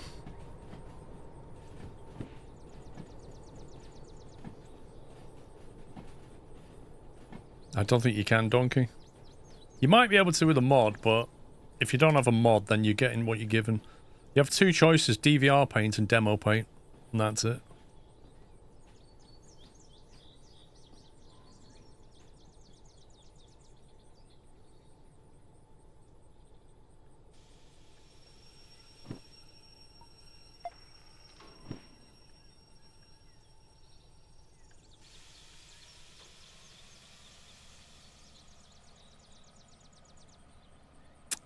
Alex, it would have been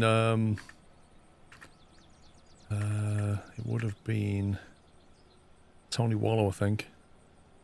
Yeah, Tony Wallow dropped a load of them yesterday, so it's most likely Tony Wallow.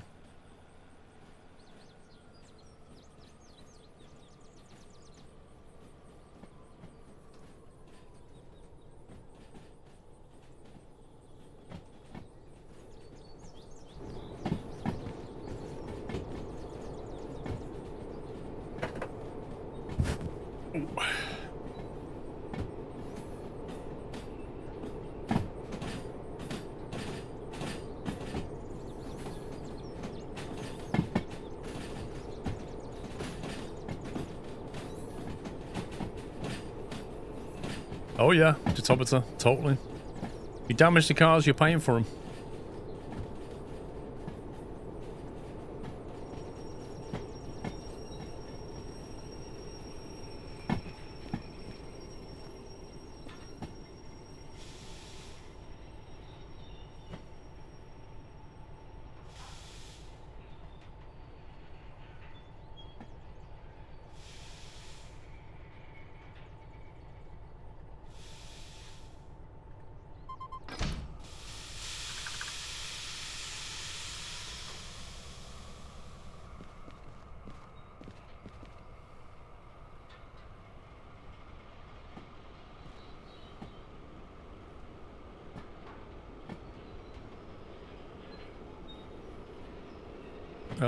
Activision, what do you mean by his sixth finger?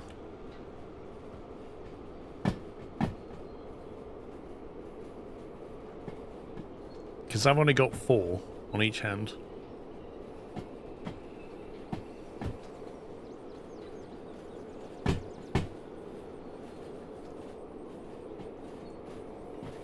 I'll try not to derail while shunting, Papadopoulos. Oh, I thought you meant you had a 6th finger. And you've broken it.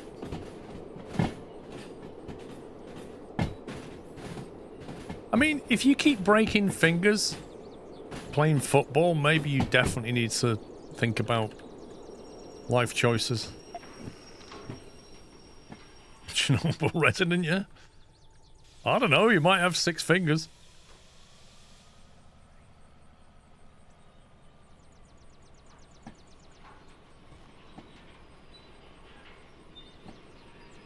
Thing is, you should have an advantage. A goalie with 6 fingers should make you a better goalkeeper. Because you can, like, really grip hold of the ball. In fact, you'd be good at basketball, wouldn't you, if you had 6 fingers?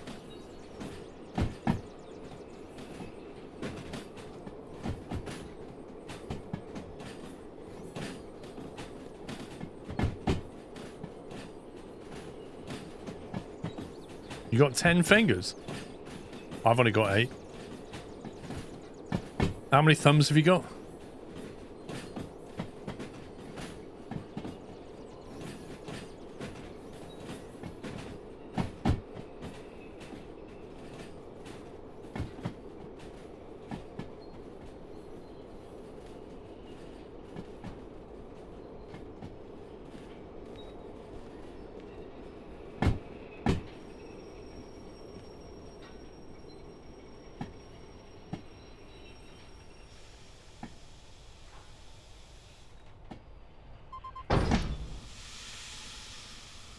Do they make 6-finger gold gloves? I don't think they do.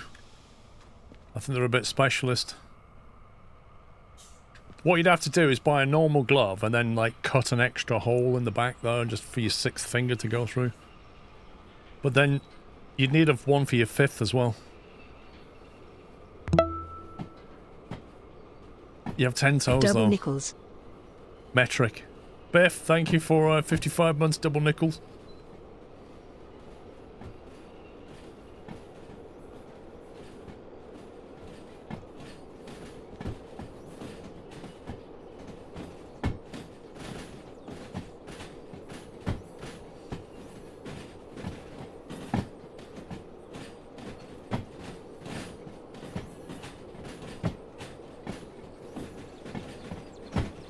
They would actually, yeah. Your photo would look AI generated. It's like, oh, he's got 6 fingers. That's clearly an AI generated photo.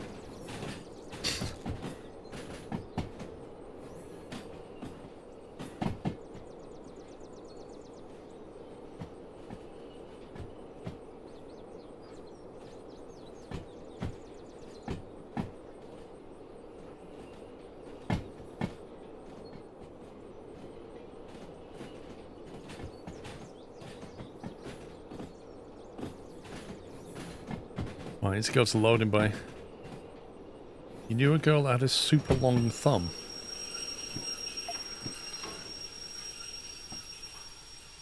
What, just the one or both of them?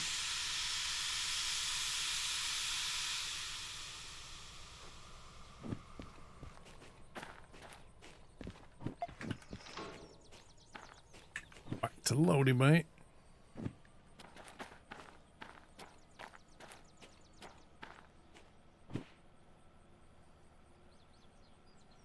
Both hands, there's a name for it.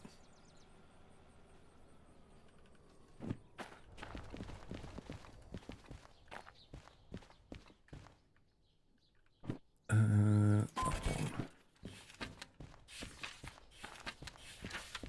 C1L, drop them off at B50.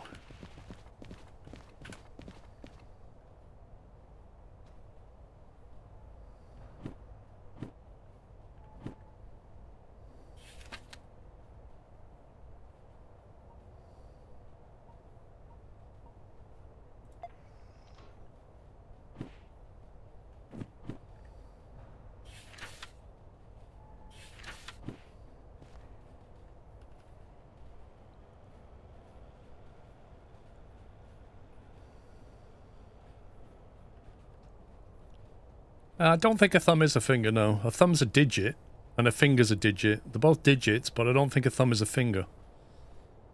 It's a thumb. It's a weird one, because we don't do that with toes, do we?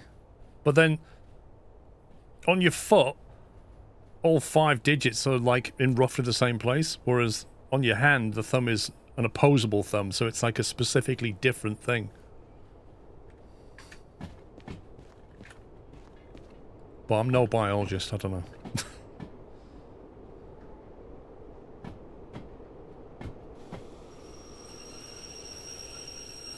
Thumb's considered a finger in the medical field. You sure?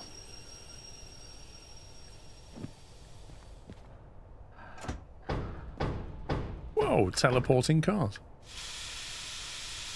I don't know, Bloated Nick, like, I honestly don't know. Because, like, chimpanzees have opposable digits on the feet as well, don't they? I think.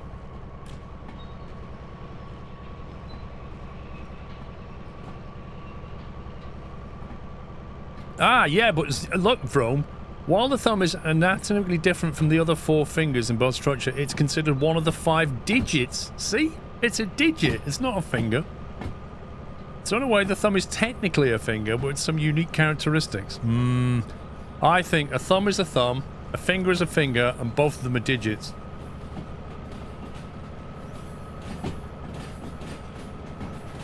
Anyway, Pups doesn't have a thumb, he has a thumb.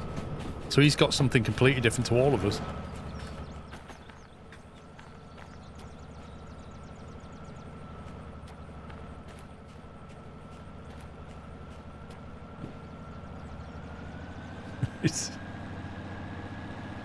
Mr. Hedgebolt, probably Tony Wallow gifted you that membership.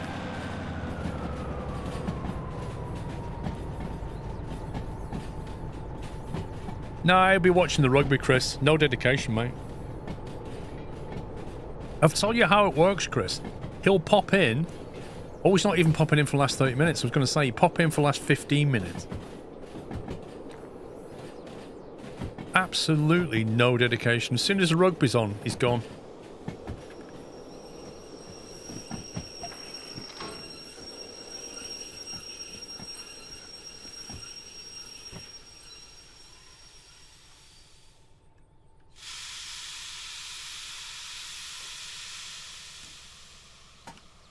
It is, Max. It's a Kit Kat discount, mate. So look, I mean, Kit Kats have got it right. How many fingers on a Kit Kat? 4. Because that's all you've got. That's your Kit Kat right there. And that's your thumb. See? Problem solved.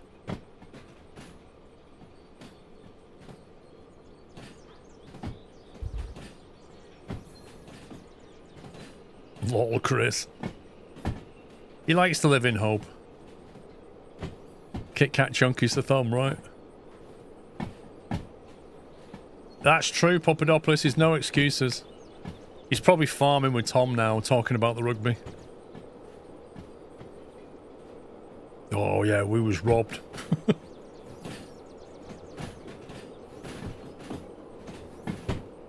How many cars is this? 5.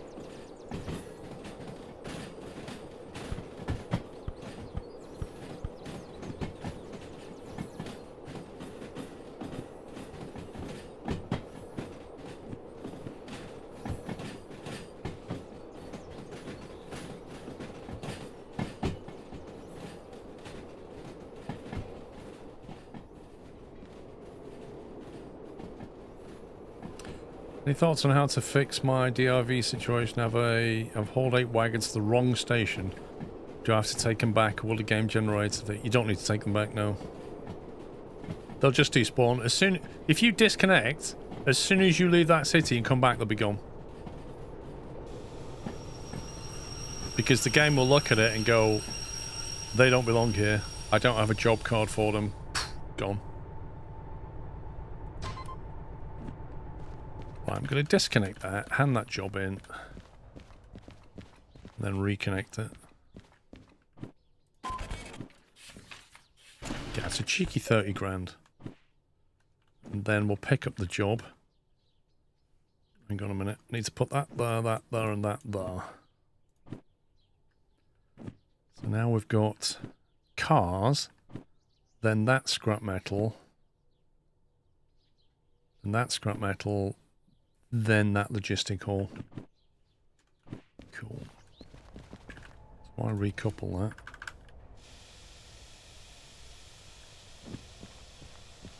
I don't need to pick up my lithodenology.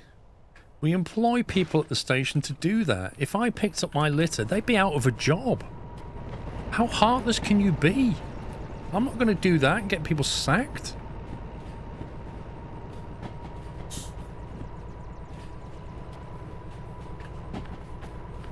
Where's 68 gone? Is it this side? No, I've lost 68. Get out of the stupid thing. This one. Oh.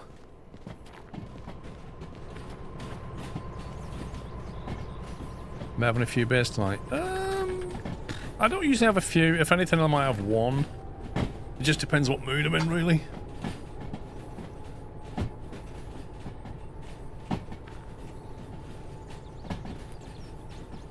Thoughtful denology is what I am. Thoughtful.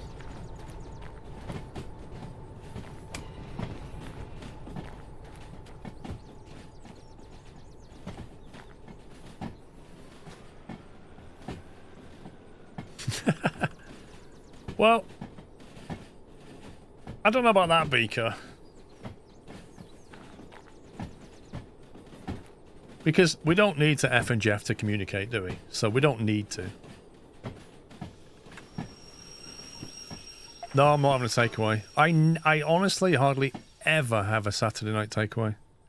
If anything, we'll do it midweek. In fact, you get better deals midweek.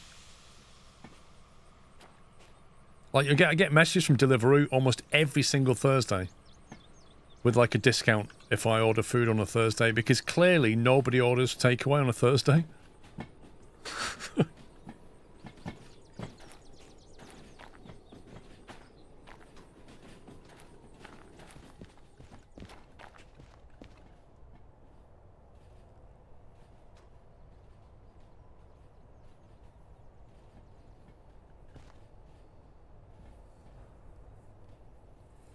What's my choice from the chippy? One of two choices depending on how I feel. One of them is just chips with a lightly battered fish and mushy peas and possibly some curry sauce. That's a good one. The other one is chips and unbattered sausage and mushy peas and curry sauce. They're both really nice combos. It just depends what mood I'm in. That's what I go for.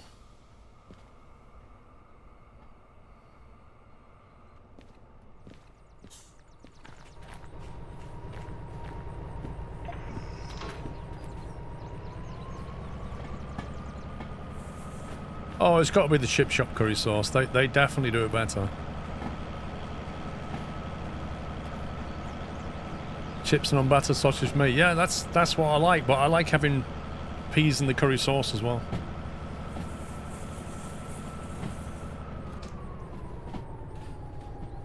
You're getting hungry now. Lol.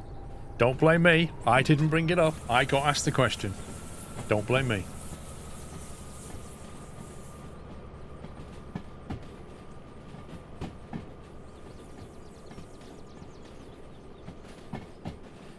Anyway, Saturday night, you're allowed to have a takeaway. You have some weird food. Dude! You must be joking. It's fantastic food. A chip shop is an institution. More of a Savoy man. I don't mind Savoy, but I honestly prefer an unbattered sausage over a Savoy. Have you ever been to Hull? I have been to Hull. I used to work with a guy who lived in Hull, and he got married in Hull. And I went to his wedding and his, how do we say it?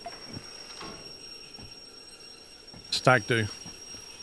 And we got absolutely hammered at the stag do in Hull. We were staying at the hotel and we stayed in the bar until 4 a.m. at night. They allowed us to carry on drinking until 4 a.m. We eventually went to bed at 4 a.m. I had no idea what I was doing. However, a week later, I think I've told you this story. A week later, the hotel emailed my friend with a bar bill for 200 quid saying, yeah, you guys were basically pulling drinks. You was pulling your own drinks.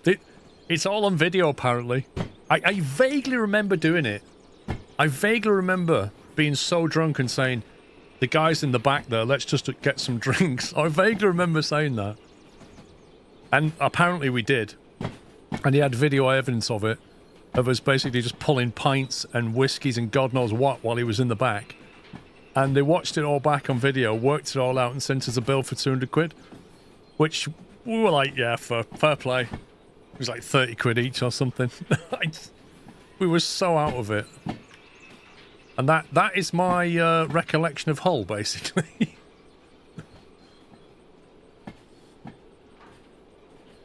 I'm not sure if I was the ringleader. I honestly can't remember.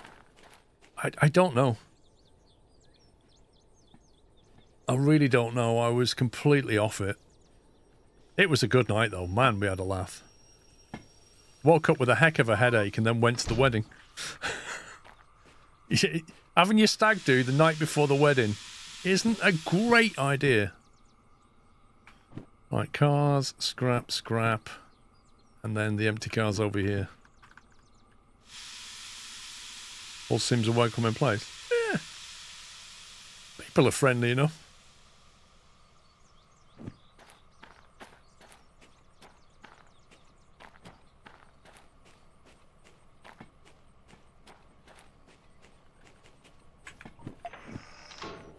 Tankers we need. It wasn't dull in Hull. I don't think there's a lot to do in Hull apart from that.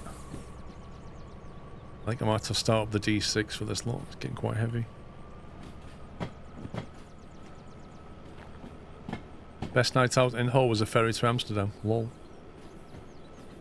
Oh, Denology. Budapest was, like 20 years ago, Budapest was the place that everybody was going for, like, stag do's and stuff. But they got fed up with it in Budapest because people were just going over there on stag do's and just misbehaving.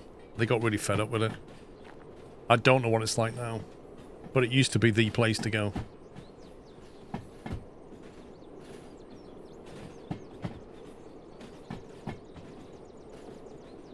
You woke up in a field. Lol.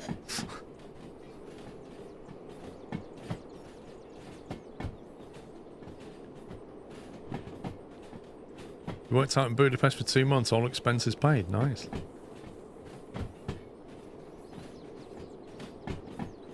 Yeah, we're picking up speed here. It's going back down the slope. I don't think it's going to push this all back.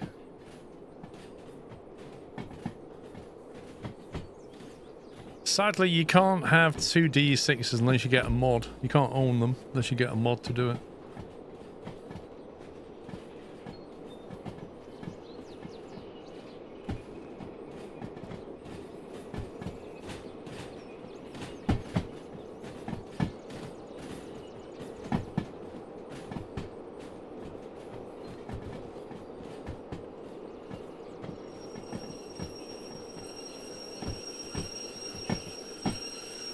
Right. Can this DH4 push this lot, or do we have to go back and start the D6?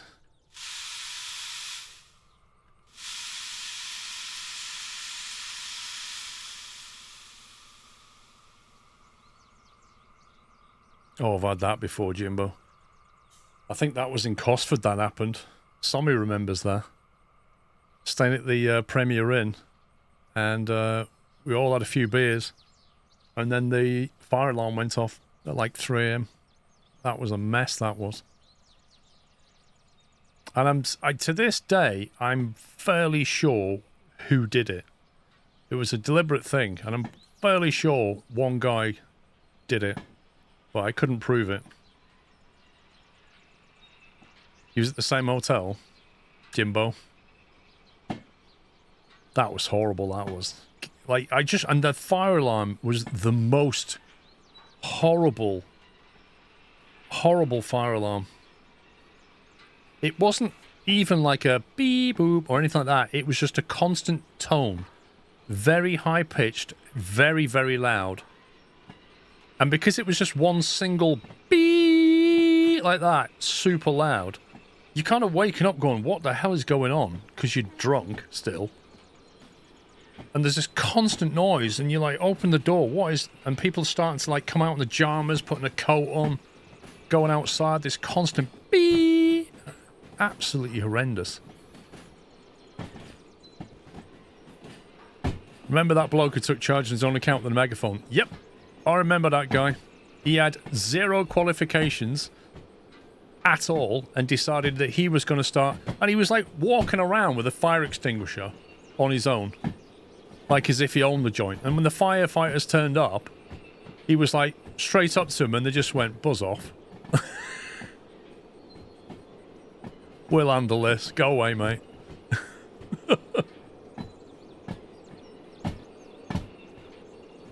It was like self-important, this guy. It was ridiculous. And he had no qualifications at all.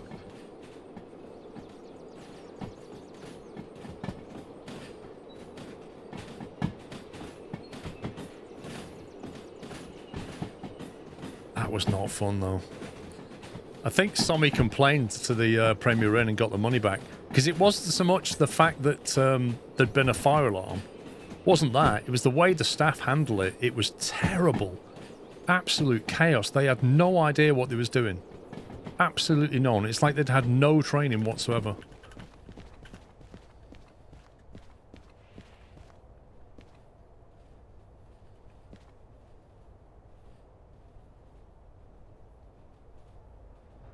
And it was cold. It was like late October and we were all outside in our pajamas with a coat on, just shivering. Waiting for 45 minutes for the people to turn up, clear the alarm, let us back in again. Not fun at all.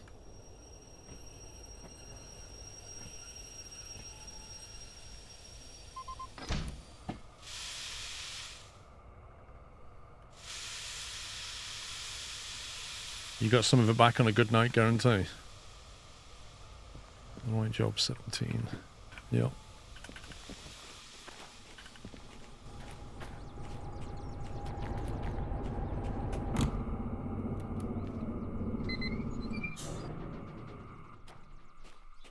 Okay, that is ready to rock and roll, but it's 8 o'clock, so I can't really start that now. However, what we can do in the morning is start that job, drop everything off, get these parts back to City South, and then come back and haul some more parts. And then we're ready to go, aren't we? So, yeah. Let's rename that. Caps lock. Lovely jubbly. Waste of fire brigade time. Totally. But, you know, people do that all the time. They deliberately set off fire alarms, prank call the police, like you name it. It's just ridiculous, but that's some people for you, I'm afraid. Right, peeps. Thank you for watching. It is 8 o'clock, so I'm going to stop there. I'll be back in the morning at 11. And we shall carry on. I think that job might make some decent money as well. I think we're closing in on having enough money for all the licenses. And at that point, I'm just going to hold some big military thing and make a ton of cash.